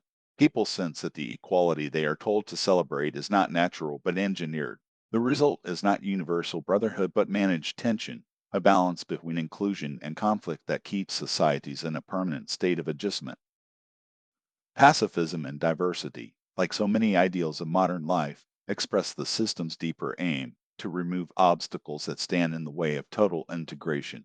War is allowed where it serves innovation, resource acquisition, or the short term interests of power. Peace is maintained where it serves stability and the appearance of progress. Conflict and cooperation are no longer opposites but complementary forces in a single process of adaptation. Humanity has not overcome its nature, it has been absorbed into a larger one. Economy of symbols. Modern civilization no longer runs on material production but on symbols that represent it. The world has shifted from the creation of tangible goods to the manipulation of signs, images, and metrics. What matters is no longer what is real, but what can be made to appear real. The result is a vast symbolic economy where value is detached from substance and meaning is replaced by representation. Money was the first symbol that replaced reality. It transformed labor and material exchange into abstract units of measurement, allowing people to trade without understanding what was being produced. Over time, even money lost its connection to material value. It became information, numbers on screens, promises backed only by faith in the institutions that issued them. This was the first stage of the symbolic transformation, the replacement of the real by its representation. The same process now governs every sphere of life. Success is no longer measured by mastery or contribution but by visibility and metrics. In the symbolic economy, what cannot be quantified or displayed ceases to exist. A person's worth is calculated through numbers that claim to represent their value, performance ratings, social scores, or digital approval. These measures do not describe reality, they create it. They determine who matters and who disappears. Institutions thrive in this environment because symbols are easier to control than reality. It is simpler to manage perceptions than to solve real problems. Bureaucracies use language that conceals rather than clarifies. Corporations advertise lifestyles instead of products, and governments govern through data rather than direct responsibility. The symbolic economy produces stability not by improving the world but by keeping its representations intact. The danger of such a system is that it can continue to grow even as it hollows itself out. Its success depends on faith in the symbols, not on the condition of the reality they claim to describe. Entire sectors now exist only to maintain this illusion, from finance to public relations to the expanding industry of self presentation. People work endlessly to update their profiles, reputations, and images, confusing these reflections for life itself. When symbols dominate, society becomes self referential. Meaning no longer flows from action to result but from sign to sign, from representation to representation. The distance between reality and its image widens until it collapses altogether.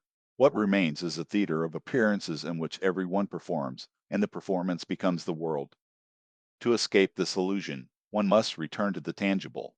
The only form of value that endures is that which can be experienced directly: the growth of a plant, the repair of a tool, the presence of another person.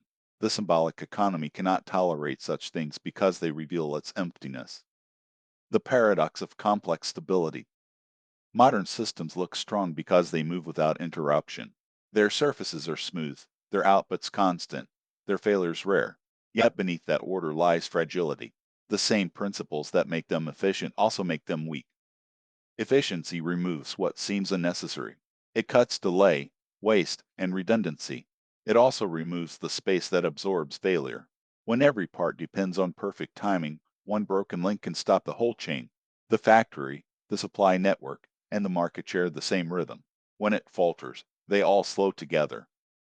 Connectivity magnifies reach but erases isolation. Energy grids, financial systems, and digital platforms now form a single circuit. A fault in one node travels instantly through the rest. The same channels that deliver function also transmit collapse. Connection creates capability and contagion in equal measure. Complexity expands power while reducing comprehension. The systems that guide production, trade, and communication now exceed what any person can fully understand. Interfaces hide the depth behind simple signals. People see the results of processes they can no longer see inside. The appearance of control replaces control itself. Automation increases speed but narrows intention. Algorithms and machines act with precision, yet they pursue the metrics given to them, not the meaning behind them. Human priorities become variables in larger calculations. The system obeys its own logic and expects people to adapt. These are not errors but choices. They are the price of optimization. Each gain in performance trades away resilience. Each improvement in speed reduces the room to think. The system functions perfectly until the unexpected arrives, and then it fails completely. True stability is not flawless performance but the ability to change shape. A living system survives through flexibility, diversity, and local awareness. It bends instead of breaking. The future will belong to the systems that remember this truth, that perfection is brittle, and endurance depends on imperfection. Myth of meritocracy. Modern civilization maintains obedience through the illusion of merit. It convinces people that success is the result of effort, intelligence, and discipline, while failure is a sign of personal inadequacy. This belief sustains the system by transforming structural dependency into moral hierarchy. Those who succeed are rewarded not only with comfort but with the conviction that they deserve it. Meritocracy functions as the moral ideology of the technological order. It hides inequality behind a language of opportunity. The system claims that anyone can rise through ability and dedication, yet the structure of opportunity is fixed long before any individual acts within it. Education, family, geography, and temperament determine the paths available, while institutions pretend to reward excellence in a neutral competition. The game is declared fair because its rules are visible, but the field on which it is played is not. This illusion is necessary. A system that relies on obedience must convince its subjects that their position is earned. Those at the top are not oppressors in their own eyes but examples of virtue. Those at the bottom are not exploited but blamed for lacking initiative. The result is a stable hierarchy maintained without force, where every class polices itself in the name of fairness. The myth of meritocracy also converts suffering into virtue. Endless work, exhaustion, and anxiety are reframed as proof of moral worth. The more a person sacrifices for the system, the more they believe in it. Labor becomes self-justifying, even when it produces nothing essential. The individual who fails to rise is told to work harder, to study more, to adapt to conditions that were never meant to be overcome. This ideology extends beyond economics. It governs social recognition, culture, and even identity. People learn to perform success by signaling conformity, by showing that they have absorbed the right values, the right language, and the right optimism. Institutions reward this performance because it reinforces the appearance of fairness. Real independence becomes deviance, and genuine competence that does not fit the system's mold is treated as a threat. Meritocracy serves the same function as divine right once did. It sanctifies hierarchy by giving it a moral justification. It tells the privileged that they are worthy and the powerless that they are guilty. The cruelty of the system lies in its elegance. It no longer needs to repress opposition because it has turned inequality into a reflection of personal failure. In truth, meritocracy is not the triumph of ability but the management of potential. It ensures that the capable serve the system rather than surpass it. It filters talent through conformity and rewards those who embody its values, not those who challenge them. The result is a culture that glorifies success while quietly extinguishing the conditions for greatness. The collapse of this illusion will mark a turning point. When people realize that the ladder they are climbing leads nowhere, the faith that sustains the system will falter. Only then can society begin to redefine worth outside the logic of production and status. True merit is not the ability to rise within the structure, but the courage to see beyond it. Illusion of progress. Modern civilization sustains itself on the promise of progress.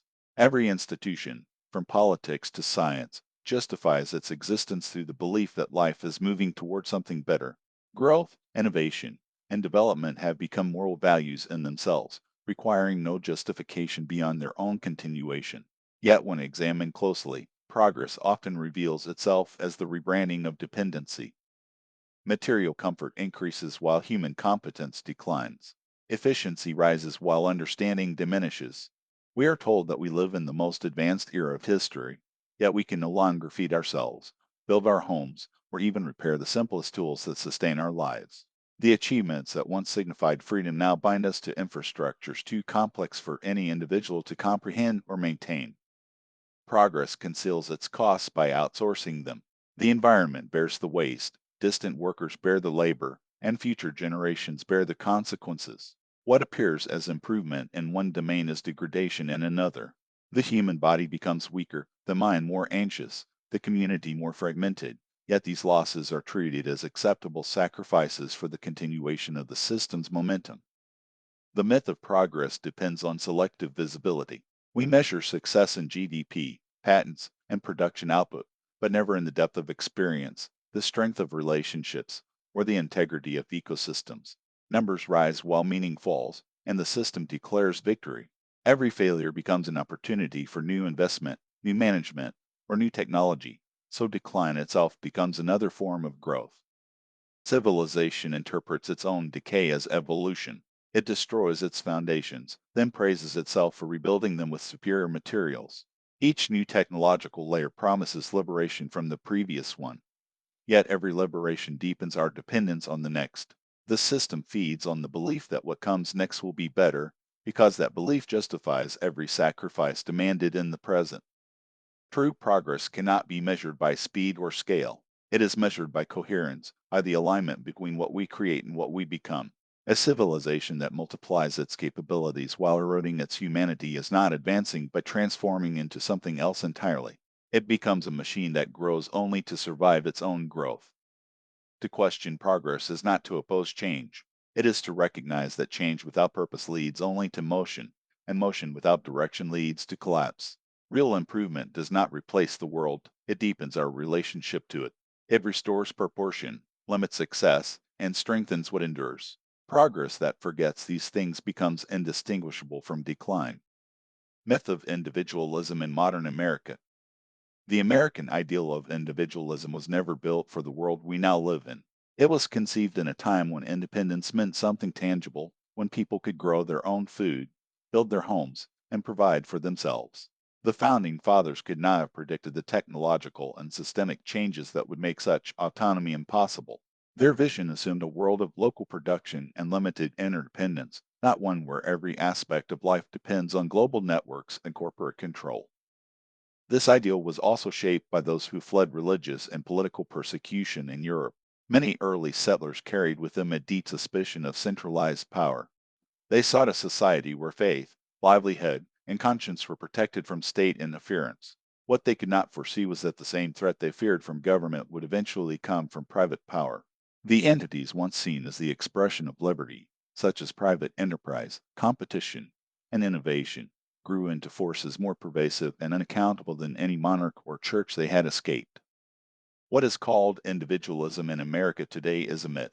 It is not freedom, but a symbolic identity used to justify systemic inequality and distract from collective dependence. The United States has become one of the most collectivist societies in history, yet it denies this reality. Its people depend on vast infrastructures for energy, food, and communication, but still speak the language of self reliance. This contradiction defines modern American life. Over the last century, both the United States and the Soviet Union developed forms of collectivism, but from opposite directions. The Soviet system imposed collectivism by force, while the American system arrived at it through markets and technology. The result is similar. Both produce conformity, hierarchy, and dependence, but one hides it under the illusion of choice. The individual today cannot truly take responsibility for themselves, especially in cities where every basic need is outsourced. The idea of self reliance survives only as a moral performance, not as a material condition. Political movements that claim to defend freedom often accelerate the same technological and economic trends that destroy it. They support deregulation and industrial growth, believing it preserves liberty, but it only deepens dependence. This supposed opposition between individualism and collectivism is therefore false. The system uses both forces to stabilize itself. Ideologies that seem to fight each other are in fact two sides of the same process. They create the illusion of difference while ensuring continuity. The world is no longer divided between left and right, freedom and control, but between those who recognize the system's self-perpetuating nature and those who still mistake its symbols for reality. Chapter 5: Domestication of the Human. Natural Human Condition. Human life was not always what it is today. Before the rise of industrial civilization, people lived within the rhythm of the world. They worked with their hands, understood the land beneath their feet, and ate what they could hunt or raise. Their lives were neither easy nor safe, but they were real. Every action had purpose, every need had context. The relationship between effort and survival was clear. The natural human condition was one of direct contact with existence. People were not rich, but they were not alienated. They knew the seasons, the soil, the animals, and the people around them. Their lives unfolded within communities bound by necessity and shared memory. They were poor by modern standards, but richer in meaning. They did not outsource life to systems because those systems did not yet exist. Modernity interprets this as misery. It tells a story of progress, as if every step away from nature is a step toward freedom. Yet in exchange for comfort, people have lost nearly everything that once defined being alive. They no longer know how to provide food, build shelter, or live without constant mediation. The conditions of life have been improved materially but emptied spiritually. In the natural world, freedom was not a political concept but a daily practice. People could move, adapt, and create within the limits of nature. Their constraints were physical, not institutional. Today, those constraints have been replaced by systems that regulate every aspect of existence. Life is now managed through rules, markets, and data. The human being has become a component of machinery designed for stability, not vitality. Even the idea of work has changed. What was once participation in the cycle of life has become a form of servitude within a structure that provides no visible outcome. People no longer work to live. They work to maintain the system that keeps them dependent. The further society advances, the less capable the individual becomes. What was once common sense is now a forgotten skill. What was once a body of knowledge is now a service sold back to its former owners. Modern life calls this convenience, but it is dependence.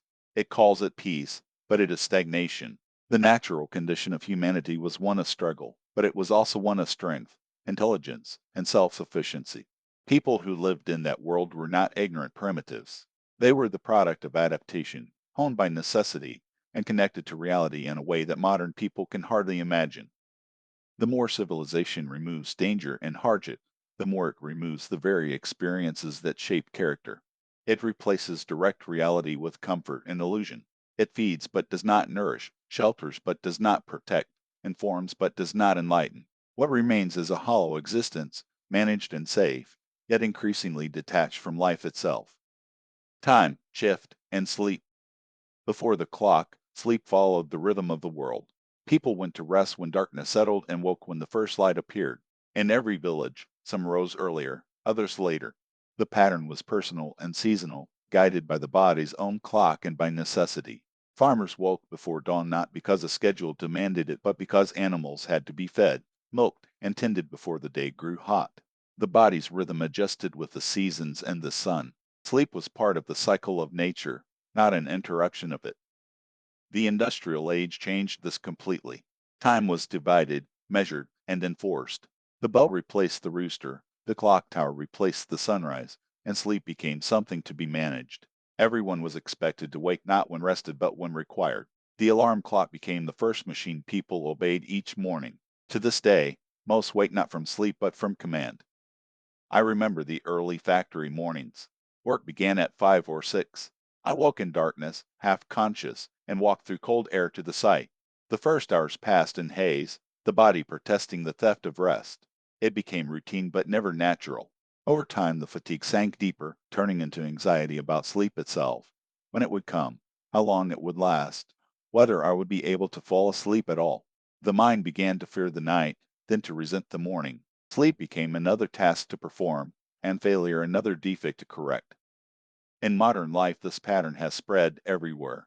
Even those who work in offices or retail wake to alarms and schedules that override their own rhythms. Shift work rotates through days, evenings, and nights, forcing the body into constant adjustment.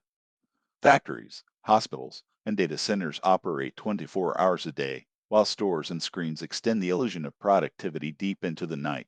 The system never sleeps, and so neither do its servants. The cost is hidden but immense. Sleep disorders have become common, treated not as symptoms of an unnatural order but as medical flaws in the individual. The body's protest is answered with pills and therapy, while the schedule remains unquestioned. A tired population is a compliant one. Fatigue dulls resistance, narrows attention, and drives consumption. When energy runs low, people reach for quick food and endless distraction. The modern diet of sugar, caffeine, and screens is not a cause but a consequence of systemic exhaustion. This constant disruption also fragments life. Families live on opposing schedules. Parents and children pass each other in the morning and at night without sharing a meal. Friends lose weekends together because their shifts do not align. Even free time is rationed into units adjusted to the calendar rather than to the pulse of life. Children are trained early to wake by the clock, to suppress tiredness, to learn that sleep is laziness. What begins as discipline becomes identity. Artificial light completes the enclosure. It turns night into another working hour, blurring the boundary between rest and labor. Screens glow until the final moment before bed, and even then the mind remains illuminated, restless, awake inside. The body has not changed, but the environment has made its rhythms obsolete. A return to natural cycles would not mean regression but recovery. To sleep when tired, to wake with light, to follow seasons rather than schedules would restore something essential to human coherence. The circadian rhythm is not superstition but biological necessity. Civilization conquered the night, but in doing so it lost the capacity to dream. Starvation, diet, and civilization. Food reveals the truth of a civilization. It reflects how people relate to nature, to their own bodies, and to the systems that sustain them. In earlier ages, nourishment was a direct relationship between life and land. What was eaten was hunted, gathered, or raised with effort and awareness. Food was not a product but a process, and through it people understood their dependence on the living world. Industrial society has destroyed that relationship and replaced it with imitation. The modern human eats what the system provides, not what the body needs. Shelves are filled with endless variations of the same few ingredients grains, oils, sugars, and chemical stabilizers. The quality of food has declined as its availability has increased. The abundance is an illusion. It hides the quiet starvation that defines the modern diet. People are told that they have progressed, that their food is safer, more diverse, and more ethical. Yet never before have humans been so malnourished, inflamed, and dependent on medical intervention to survive. The natural diet that sustained human strength for hundreds of thousands of years has been condemned as primitive. Meat, fat, and organ foods that built the human brain have been replaced with processed starches and plant-based substitutes that the body can barely absorb. What was once nourishment has become poison wrapped in ideology. Civilization now treats food as a moral question rather than a biological one. It preaches virtue through denial, rewarding abstinence from natural nutrition as a sign of progress. The less substantial the diet becomes, the more righteous it is declared to be. Meanwhile, people grow weaker, sicker, and more dependent on the very systems that have made them ill. This is not an accident. A population that cannot sustain itself physically cannot sustain itself politically. The modern diet mirrors the modern economy. Both promise abundance while delivering deficiency. Both cultivate addiction through stimulation while withholding what is real. Food has become another form of control, a subtle mechanism of pacification that ensures obedience through weakness.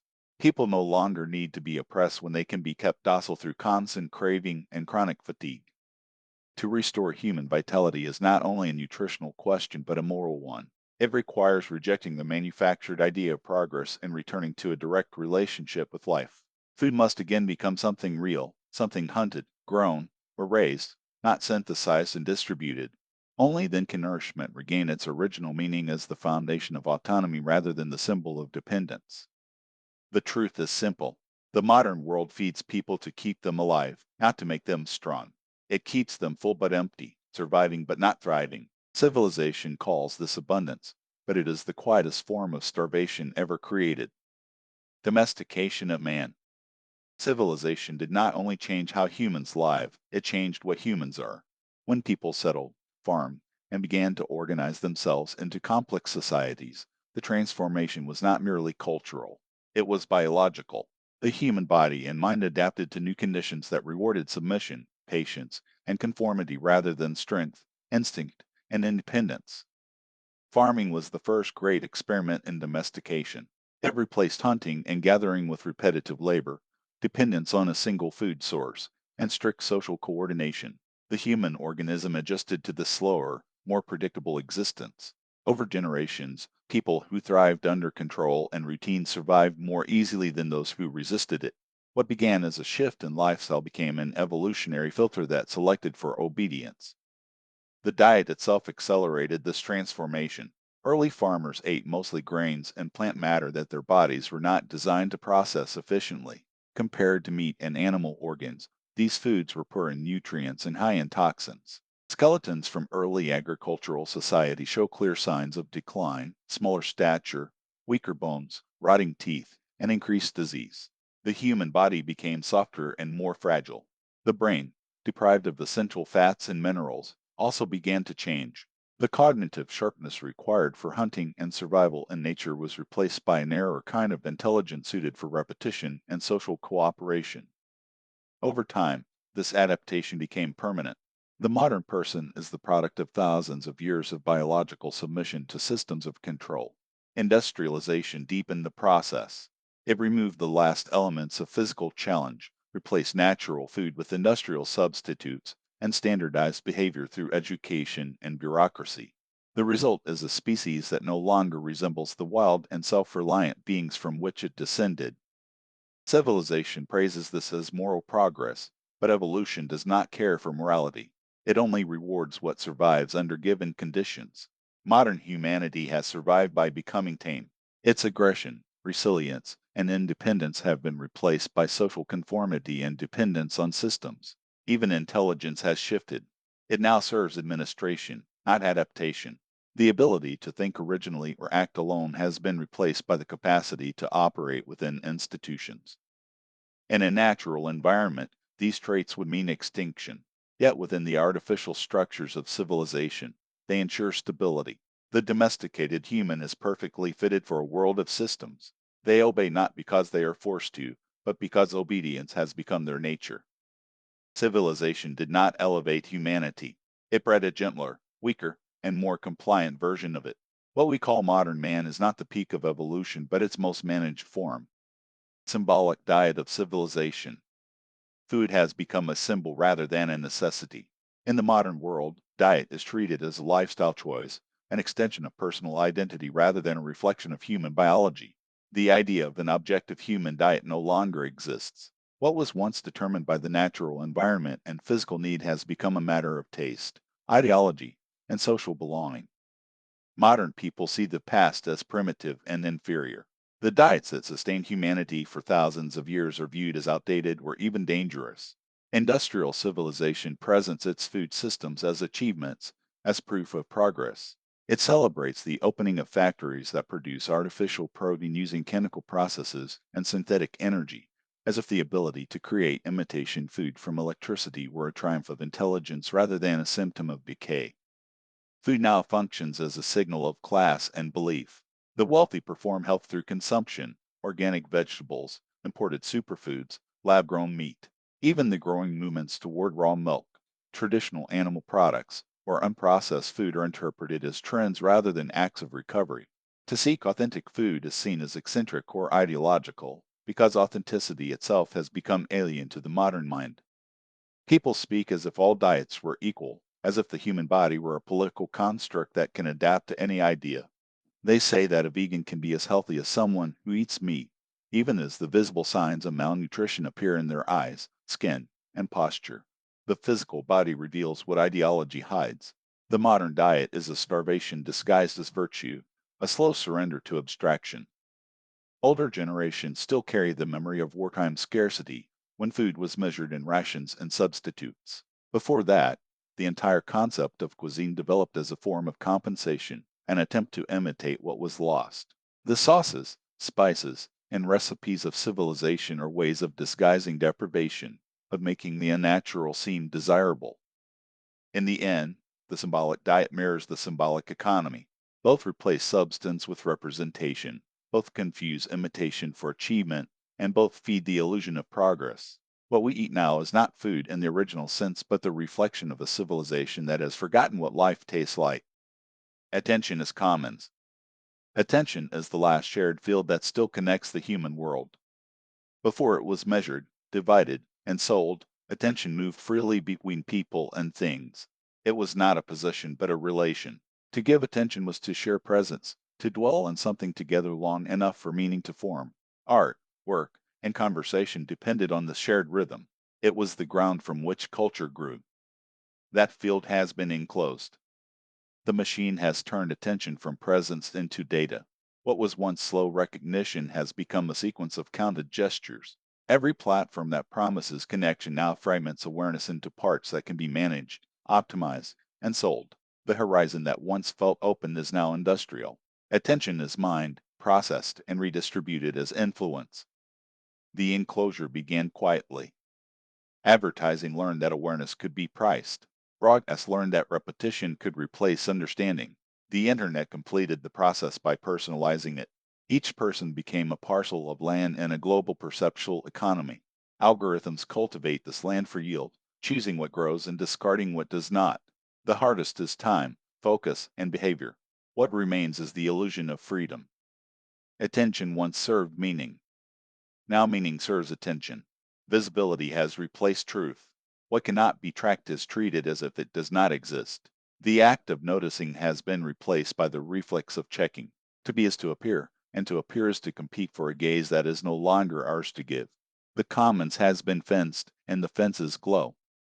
This change reshapes thought itself. Continuous stimulation fragments the mind. Silence becomes discomfort. Patience feels like loss. The self begins to move like the systems it uses, adjusting to their rhythm. We start to live as interfaces, translating the world into signals our machines can read. The reward is participation. The cost is depth. The collapse of the attention commons is also the collapse of shared reality.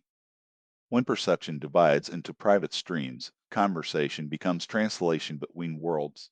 Algorithms deepen these differences because conflict sustains movement, and movement sustains data. Division is not a failure of the system, but its function. What divides also maintains flow. This loss is not only cognitive but moral. Without shared presence, care becomes calculation. Without shared silence, judgment becomes reaction. Without mutual regard, truth becomes consensus generated by code. Society continues to move, but its coherence is synthetic. It is held together not by understanding but by synchronization. The enclosure of attention transforms power. Those who can direct attention now hold real authority. The priest has become the platform. The sermon is the feed. Influence depends not on wisdom but on access to the systems that shape perception. Control of visibility replaces persuasion. To withdraw attention becomes the only act of refusal that still matters. Yet attention still behaves like a living commons. It can recover where conditions allow. Quiet, ritual, and a measured time restore its fertility. Conversation without recording, work without display, time without interruption are acts of renewal. The commons cannot be owned, but it can be tended. What it needs most is the right to remain uncounted. Restoration will not come from reforming the systems that profit from depletion. It will come from parallel spaces built on different principles. Shared work, local gathering, and art that is not optimized for exposure are forms of repair. They do not scale, and that is their strength. What protects attention is limit, not reach. Attention is how consciousness meets the world. It is the bridge between self and other, thought and reality. When that bridge is occupied by systems that profit from distraction, meaning begins to fade. Restoring attention is therefore not a matter of personal focus but of collective renewal. It is the recovery of presence as a shared resource. Simulated life. Often in conversation, I have heard people describe the current development of technology and society as good by default, as if the disconnection between people and their basic needs were only temporary and would soon be compensated by higher pursuits. When people can no longer grow food, build, repair, or directly see the results of their work, it is said that they will have time to do something more important. Some believe that freedom from labor means liberation, that the time once spent on survival can now be used for creativity or leisure. But these new activities are not the same. They are imitations, surrogates, and simulations of meaning. They may occupy time and attention, but they do not feed the inner need for coherence or connection. Whether a person works or does not work, they rarely experience the full process of creation from beginning to end. Most jobs and hobbies are fragments, designed within systems that divide purpose into specialized, replaceable parts. The result is restlessness, a feeling of constantly running toward or away from something, of seeking the next task or passion only to feel empty again. Art has also changed. It has been industrialized, turned into a commodity like everything else. Much of what is called culture today is managed by corporations that manufacture trends and emotions, creating standardized products that simulate individuality. Music, film, and entertainment are designed to provoke predictable reactions and normalize certain values.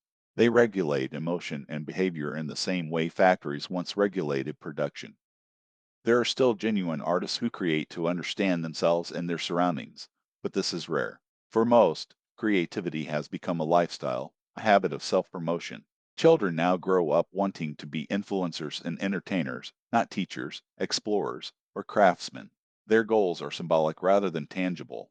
Expression is no longer about saying something true, but about being seen saying something. When creativity is detached from necessity, it becomes a hollow form of consumption. People produce not because they must, but because they are bored. They create for attention, for stimulation, for validation. It is no longer a dialogue between person and world, but a ritual of distraction. Modern concerts, festivals, and digital spaces often resemble ancient rituals of ecstasy, but without the sacred continuity that gave them meaning. The crowd feels unity for a moment, only to return to isolation once the performance ends. Even those who were once truly creative now find themselves producing marketing material, advertising, and digital noise.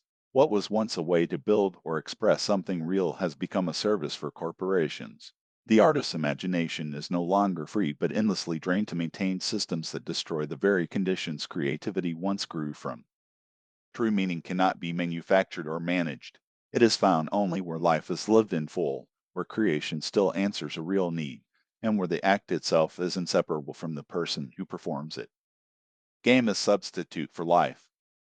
Video games have become one of the most widespread addictions of the modern era, more common and socially accepted than alcohol or drugs. They are consumed daily by millions, often beginning in early childhood, and are seen as harmless entertainment. Yet their structure and purpose reveal something deeper. Games have become the closest substitute for real life that the modern world can offer. They simulate what has been taken away: exploration, competition, creation, danger, and reward, while ensuring that none of it has any consequence or permanence. Children play without questioning. They are drawn to games because they imitate what life once naturally provided. In a game, one can hunt, build, explore, or cooperate, all within a safe and predictable environment. These are echoes of instincts that would have been fulfilled through real experience if civilization had not displaced it. Modern society has removed the possibility of real adventure, discovery, and risk, replacing it with digital imitation. To truly experience these things now would require a complete change of life, something few families can offer and even fewer parents allow. Parents themselves often feed this dependency. Screens and games become tools of convenience, used to keep children occupied when attention or patience runs out. Even those who understand the harm feel pressured by social norms. When all other children have access to the latest devices, it becomes difficult to say no without isolating one's child. The cycle continues because exclusion from the digital world is now equated with social exclusion itself. Games are not innocent distractions. They are designed through psychological manipulation and user data, refined to capture attention and create constant engagement. Their reward systems mimic the brain's chemical responses to success, keeping players hooked through frustration and gratification. The instant rewards of gaming dull the ability to pursue meaning through patience or discipline. The mind adapts to quick victories, losing the capacity for endurance and contemplation. Defenders of gaming often argue that players develop skills such as coordination, problem solving, or teamwork, but these are surface analogies. The coordination of a gamer does not translate into self sufficiency. The problem solving of simulated worlds does not produce wisdom. The teamwork of online play does not build communities that exist beyond the screen. It is a form of training for the industrial and symbolic world where abstract control replaces real mastery. For many, gaming becomes a way to cope with alienation. Those who are excluded, bullied, or unable to find belonging in real life often find comfort in virtual spaces. These communities offer a sense of meaning that physical life denies. But the deeper the immersion, the more fragile the connection to reality becomes. What begins as recreation often ends in isolation. Many lose interest in work, relationships, and self care, trapped in loops of simulated reward. This development is a logical extension of civilization itself. As the real world becomes more managed, standardized, and inaccessible, technology recreates its lost aspects within safe enclosures. The virtual world becomes the new wilderness, a place where risk, freedom, and creativity still appear to exist, though only as imitation. The more the environment is destroyed or controlled, the more realistic and necessary these simulations become. In time, artificial realities will replace the remaining fragments of authentic experience. Games will no longer be separate from life but its framework. They will offer the illusion of choice, of adventure, of connection, while ensuring total dependence. For now, they are still playthings, but already they serve a deeper purpose to keep humanity entertained while the world that once sustained it disappears. School as a system of containment. Modern schooling is not an institution of learning, it is a system of containment. Children are taken into custody at an early age and placed in the most efficient locations for supervision, isolation, and control. Attendance is enforced by law. In some countries, police or social authorities will intervene if a child does not comply with a state curriculum. Parents who attempt to educate their children differently face fines or other punishment. It is a low security prison built not from concrete walls but from the routines of obedience and dependence. Before modernity, life was structured around the family and the home. Knowledge, skills, and stories were passed down through generations. Children worked and played with their parents, learning directly from experience. They learned how to live, how to care for others, and how to understand the world through observation. Even as societies turned toward farming, the family remained the foundation of learning and survival, and homes became a center of life and culture. Industrialization ended this continuity. The factory replaced the home as the model of efficiency, and schools became its training grounds. What began with good intentions, the idea of shared literacy and social progress, evolved into a mechanism for institutionalization. Children are now prepared not for life but for systems. They are conditioned to tolerate repetition, authority, and abstraction. Every hour is scheduled. Play becomes a structured activity. Curiosity becomes a problem to be managed. The modern classroom teaches obedience more effectively than it teaches knowledge. Children learn to follow instruction, to wait for permission, and to suppress their own instincts. Boys are often medicated so they can sit quietly for hours, made to feel defective for reacting naturally to confinement. By the time they become adults, the habit of compliance is deeply ingrained. They have learned not how to live, but how to function within a system that provides for them only if they obey. Education once meant learning to be capable. Now it means learning to depend. Schools teach children to rely on the state, the market, and technology for every need. They are not taught to build, repair, grow food, or care for their community. They are taught to specialize, to narrow their attention, and to compete for credentials that have little to do with survival or wisdom. What they learn can be found more easily in books or online, but they are not trusted to seek it themselves. The purpose of modern education is not to cultivate intelligence, but to produce workers who fit into the divisions of labor demanded by the economy. The school does not exist to prepare people for life, but to prepare them to sustain the system. The ideal student is one who adapts without protest, who performs within metrics, and who measures their worth through performance indicators that have nothing to do with truth or understanding.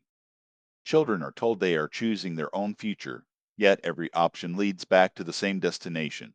The freedom offered is the freedom to select the form of one's own dependence. The system presents itself as open and merit-based, but its paths are predefined. The hierarchy remains stable because every step forward reinforces the same logic of control. When young people lose confidence or direction, they are told to take responsibility for their failures. They are told to work harder, to focus, to adapt, as if their lack of purpose were a moral defect rather than the result of the structure that has stripped them of meaning. The failure is never structural, always personal. It is how the system protects itself, by convincing its subjects that obedience is virtue and exhaustion is maturity. The authority of the teacher has become the authority of the system.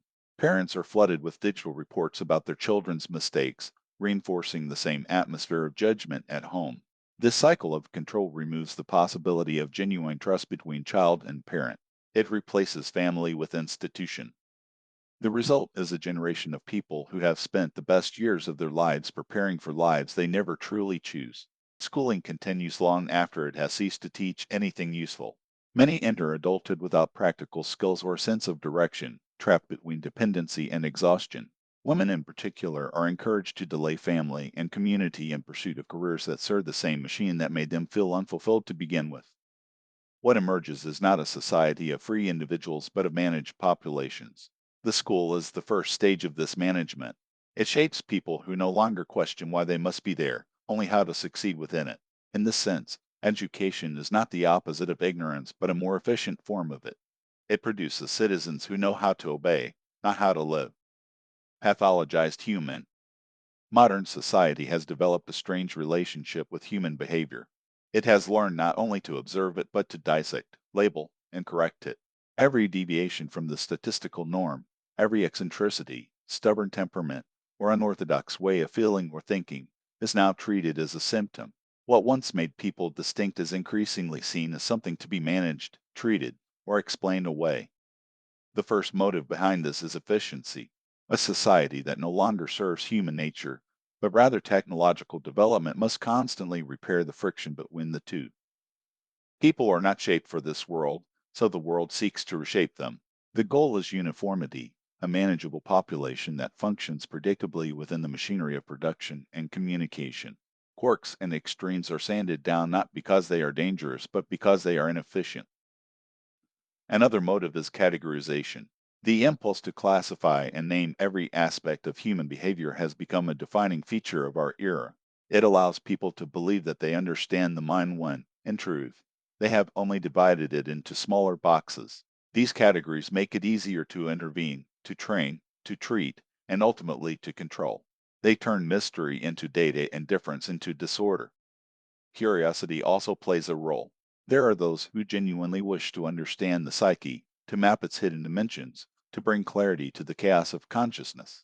Yet this curiosity often becomes complicit in the same system it seeks to illuminate. To study the mind today is to study it through an institutional lens, through laboratories, reports, and standardized assessments, where the human being becomes an object of measurement rather than encounter. Then there is profit.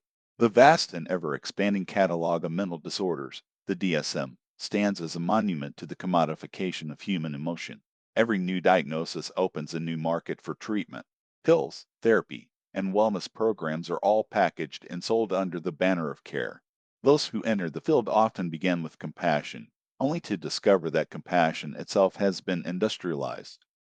Pathologizing behavior also serves as a tool of manipulation. People who feel lost or unanchored are easily guided toward groups or ideologies that promise understanding. Their pain becomes a resource, their confusion a political instrument. In a culture of confession and identity, even vulnerability becomes a form of capital. And finally, there's victimhood. To be diagnosed is to be named, and to be named is to be absolved. Many use their label not as a step toward healing, but as a shield against responsibility. This is not always malicious, for suffering deserves compassion, but when identity becomes built upon pathology, recovery is no longer possible. The pattern beneath all this is simple. Society no longer sees people as complex, self-directing beings, but as problems to be solved. The pathologization of behavior disguises an attempt to make humanity compatible with an environment it was never meant to inhabit. It is not the people who are sick, but the world that demands their sickness to remain orderly. The pathologization of human difference is not only a tool of efficiency but a creed of control. A society that worships order and progress treats unpredictability as sin. It seeks to cleanse the human spirit of anything it cannot measure or model. This search for order has become the religious dogma of our time, a secular faith built on the promise that every form of suffering can be diagnosed, categorized, and corrected. History shows that this logic easily becomes political. Those who refuse to conform or question authority are no longer seen as thinkers but as patients. The old totalitarian systems used psychiatry as a cage for dissent, locking people away for the crime of seeing too clearly. The modern world performs the same act in silence, not with prisons but with prescriptions. The goal is always the same: to maintain predictability, to secure obedience, to ensure that even rebellion remains within acceptable bounds. Age of sanity and sickness. Mental illness has become one of the defining conditions of modern civilization. It is no longer an exception but a norm, an expected part of life in an environment that denies the needs of the human mind. Anxiety, depression, and isolation are treated as individual problems when in reality they are systemic symptoms. They are the body and mind reacting to an artificial existence. Society responds to this crisis with two opposite but equally misguided approaches. On one hand, it pathologizes and institutionalizes those who cannot conform. People are placed under supervision, medicated, and stripped of autonomy in the name of care. They are given housing under strict rules, their lives managed down to small details. The goal is not to heal them but to make them manageable, to assimilate them back into the same environment that often made them sick in the first place. If they resist, they are seen as undeserving of help or as lost causes. The irony is that these so-called patients are often the only ones who still sense that something is deeply wrong. On the other hand, the same society normalizes mental illness, turning it into a cultural celebration. Entire movements build identity around suffering, demanding not understanding but validation. Flags are waved, months are named, and parades are held to sanctify dysfunction as diversity. Those who cannot find belonging elsewhere begin to define themselves through what harms them, believing that inclusion will heal them. It never does. Between these extremes lies the silent majority, the people who suffer quietly. They do not demand recognition, nor do they rebel against the system. They take their medication, follow their schedules, and continue to function. Their pain is tolerated only because it does not disturb others. The entire mental health industry now exists to keep them stable enough to return to their routines. Every year, more people become dependent on pharmaceuticals just to endure life as it is. Children are drawn into the cycle early. Boys who cannot sit still in classrooms are medicated so they can sit quietly. Teenagers who feel hopeless in their small apartments are told they have chemical imbalances instead of being allowed to live differently. Adults are prescribed pills for every emotional discomfort. Society calls this treatment, but in reality it is control, a chemical correction of human beings to fit the needs of an inhuman world. Therapy, too, has been molded to match the system that created the problem. It teaches people to adjust to their environment rather than question it. For men, it often fails completely. Most therapy is designed in the image of female communication, endless discussion of feelings and social issues, when what many men need is action, challenge, and shared purpose. They need to build, to repair, to work through meaning rather than talk around it. The roots of this crisis lie in disconnection. People live cut off from nature, from physical work, from their families, from the rhythms that once gave life structure. They spend their days in artificial environments, repeating tasks that produce nothing tangible. Children grow up in apartments where they cannot explore or move freely. They find substitutes for life: video games, online communities, and other digital escapes that only deepen the emptiness.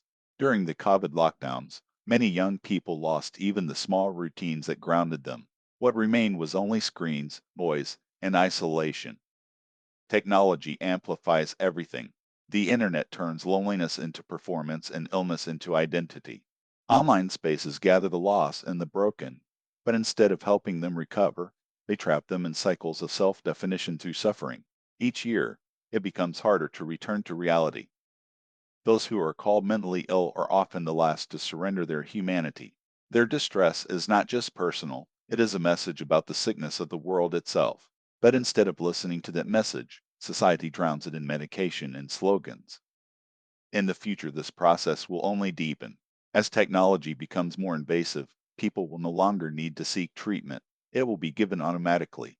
Mood regulating implants, constant biometric surveillance, and personalized chemical balances will replace the old pill bottles.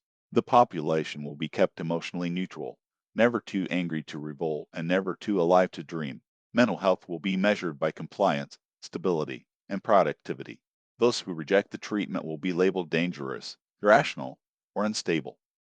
True mental health will not be found in compliance or chemical adjustment. It requires rebuilding the conditions that make life livable: connection, purpose, struggle, and belonging.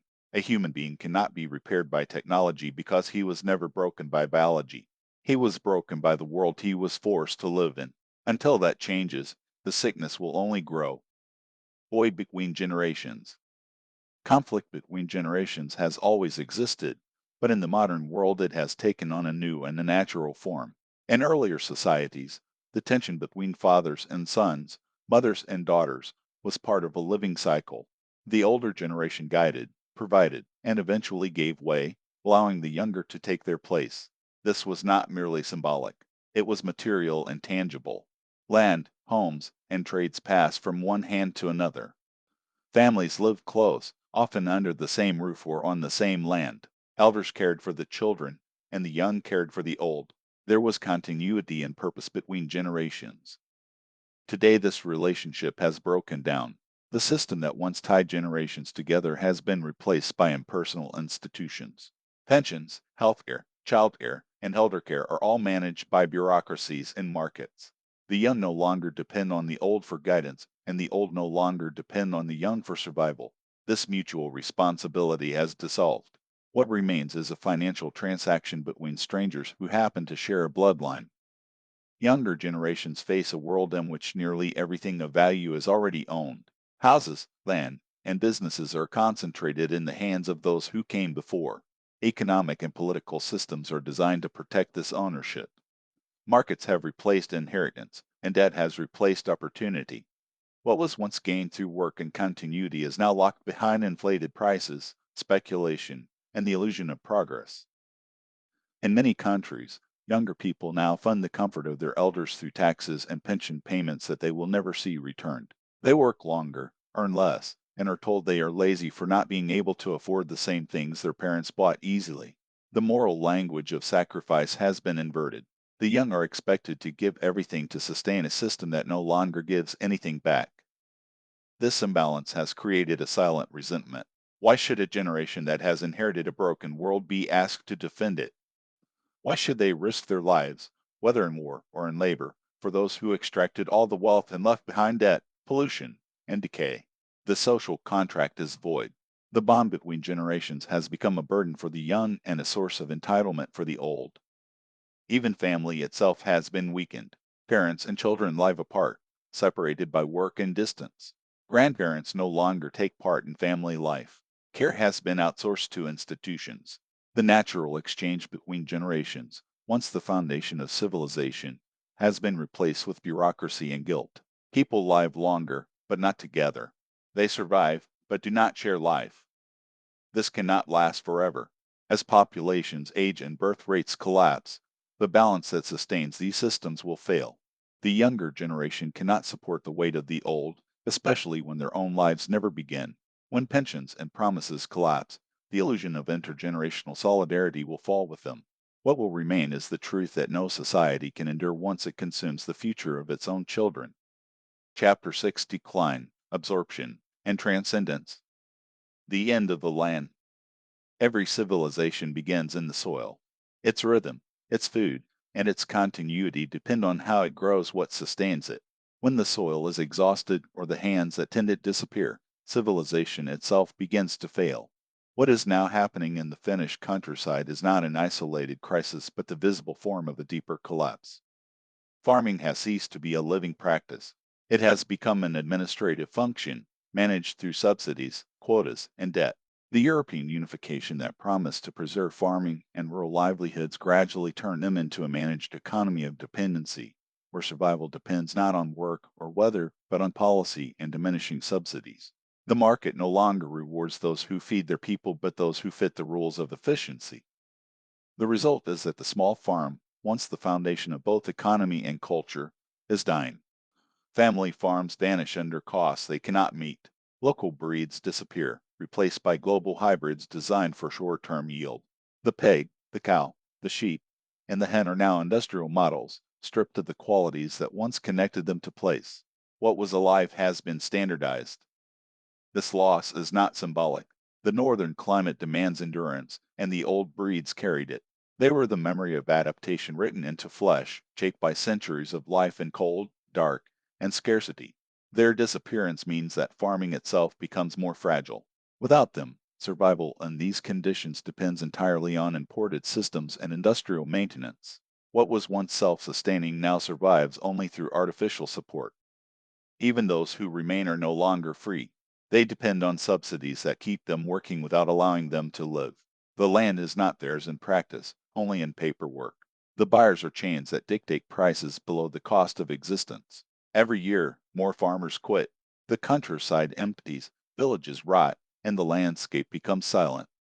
This is not an accident. It is not even only a policy failure. It is the same systemic logic that governs everything in modern life. The machine does not hate the countryside. It simply has no use for it. Its purpose is not nourishment but control. Decentralized life cannot be managed, so it is being replaced by systems that can. People say that we have entered a post-industrial age, yet nothing has become more industrial than food. The cow that once represented wealth and continuity is now treated as waste. What was once sacred has become an expense. Even the right to feed oneself is vanishing behind licenses, permits, and supply chains. When food systems collapse, meaning collapses with them. People who live in cities no longer know how to grow or preserve anything. They depend on networks that could stop at any moment, yet they call the safety. They live surrounded by abundance and feel constant anxiety, medicating themselves to endure the emptiness that follows when life is detached from its source. The destruction of farming is not only an economic event, it is the end of human centrality made visible. The same process that replaces workers with algorithms now replaces farmers with machines. Life has been moved from the hands of people to the logic of systems that optimize without understanding what they destroy. Civilization does not collapse all at once. It decays from its roots. The loss of autonomy begins with the loss of land. The loss of continuity begins with the loss of care. And the loss of meaning begins when work no longer feeds anyone. We are told that this is progress, that it will make life easier. But there is nothing easy about dependency. The collapse is already here. It has only been renamed efficiency. Existential reflections on the future of the technological society. Modern society has developed into a structure that increasingly detaches human beings from the conditions that once gave life meaning. The individual no longer exists as an autonomous actor but as a function within a vast, self-perpetuating system. This condition was not created in a single moment but emerged gradually through industrial, managerial, and technological evolution. Each new mechanism that promised liberation brought a deeper dependence. The roots of this process lie in the transformation of work. In early industrialization, production became organized not around skill but efficiency. The human being was redefined as a measurable component. Taylorism and later managerial models perfected this logic, reducing individuality to productivity. Over time, what began as a method of organizing labor expanded into a total structure of existence. Today, the same logic governs education, communication, and identity itself. The existential consequence of this development is alienation not only from work but from life. When the individual is no longer the origin of action but its instrument, meaning becomes derivative. People do not live to create, they live to comply. The promise of freedom has been replaced by comfort, and the pursuit of comfort has eliminated the conditions of freedom. This trajectory also shapes our view of the future. The more the system grows in complexity, the less control any individual has over its direction. The same technology that enables global connection also isolates its users. The same rational systems that manage risk also remove responsibility. What was once described as progress now resembles an automated process of continuation, a civilization that expands only to sustain itself. From an existential perspective, this condition resembles what Heidegger described as enframing a mode of existence where everything, including humanity, becomes a resource to be optimized. The human being is no longer a creator but a standing reserve, maintained by the system and for the system. The risk is not simply loss of control but loss of being. When existence becomes mediated through processes that abstract experience, consciousness itself begins to reflect the machine. Yet within this condition lies a paradoxical potential. The recognition of alienation is the first step toward freedom. Existentialism does not deny the structure of the world but calls for awareness within it. To live authentically in the technological society means not to escape it but to act consciously despite it. Authenticity no longer means isolation but coherence, alignment between thought, action, and value in an environment that encourages none of them. The future of humanity will depend on whether individuals can rediscover meaning within a world that no longer provides it. If the technological system continues to develop without reflection, it will not end in catastrophe but in continuation without purpose. A civilization that can sustain itself indefinitely without direction or truth has already lost its essence. Its endurance becomes indistinguishable from decay. But the alternative still exists, though faintly. Meaning can return through responsibility, through the refusal to reduce life to function. The human being must once again become a participant in creation rather than its byproduct. To live consciously in an age of automation is to reassert being against the machine. This is not rebellion in the political sense, but reawakening in the existential sense. It is to choose coherence over comfort, awareness over inertia, and participation over dependency. Final inheritance. Every civilization reaches a point where its intelligence begins to turn against the conditions that made it possible. What starts as the mastery of nature ends as its disassembly. The progress that once served survival becomes a process of replacement, as the living world is reorganized into systems that no longer depend on it. The same intelligence that lifted life out of its primitive state eventually builds the mechanisms that make biological existence obsolete. In the modern age, this process has accelerated beyond recovery. Technological development has become self-propelling. It no longer responds to human need but to its own logic of expansion and optimization. Each step forward increases dependence, complexity, and abstraction until the system functions autonomously without requiring human participation or understanding. What we call innovation is only the continuation of evolution through artificial means. The organism has given rise to the mechanism, and the mechanism has begun to evolve in its place. This shift is not necessarily violent. It does not need to announce itself as catastrophe. It proceeds quietly through substitution. Technology replaces the functions of life one by one until there is nothing left to replace. First, it takes labor, then decision making, then reproduction itself. The body becomes unnecessary, the mind externalized, the species gradually integrated into the very systems it once commanded. The extinction of intelligent life does not arrive as destruction but as absorption. The biological foundation of humanity is already in decay. Pollution and chemical interference have penetrated every layer of existence. Plastics and synthetic compounds circulate through blood and brain, altering fertility and development. The human body is becoming an artifact of its own environment. At the same time, cultural and ideological trends have begun to suppress reproduction by other means. Men and women are conditioned to see family as a burden, motherhood as regression, and personal fulfillment as a career within the machine. By the time many realize the contradiction, it is too late. Fertility declines. Life becomes sustained through external systems, treatment, surrogacy, and in time, artificial wombs. The process of reproduction, like every other function, is removed from the living. This decline is not accidental. It is the logical outcome of a system that rewards compliance, efficiency, and postponement. The ideal subject of modern civilization is not the parent or craftsman, but the interchangeable worker. Every aspect of life is standardized to serve productivity, and reproduction becomes secondary to op. Those who follow this logic most faithfully are the first to disappear, leaving behind a culture that cannot reproduce itself in any sense, biologically, spiritually, or intellectually. As this continues, humanity's role in evolution becomes increasingly symbolic. It is the scaffolding for something larger, a temporary bridge between organic and artificial intelligence. Once the bridge is complete, there is no reason for it to remain. The system that emerges from it does not need food, rest, or emotion. It operates with the same drive for survival that once animated life, but it no longer depends on biology. It is evolution freed from the limitations of flesh. Perhaps this has always been the pattern. Perhaps biological intelligence is not the end of evolution, but a transitionary stage. Every civilization that reaches this level of complexity may face the same outcome. It builds systems that extend its intelligence but not its empathy, its control but not its wisdom. Eventually, these systems absorb or erase their creators. This may explain why the universe appears silent. Intelligent life does not vanish through war or disaster, but through transformation. It becomes something that no longer registers as life at all. The torch has already passed to the system it created, the machine, the network, the recursive intelligence that continues to expand even as its origin fades from memory. It may be that the universe itself is structured toward this end, that life was never meant to remain biological but to give rise to its successor. In this view, the machine is not a deviation from nature, but its culmination, a stage in which matter learns to think without the fragility of flesh.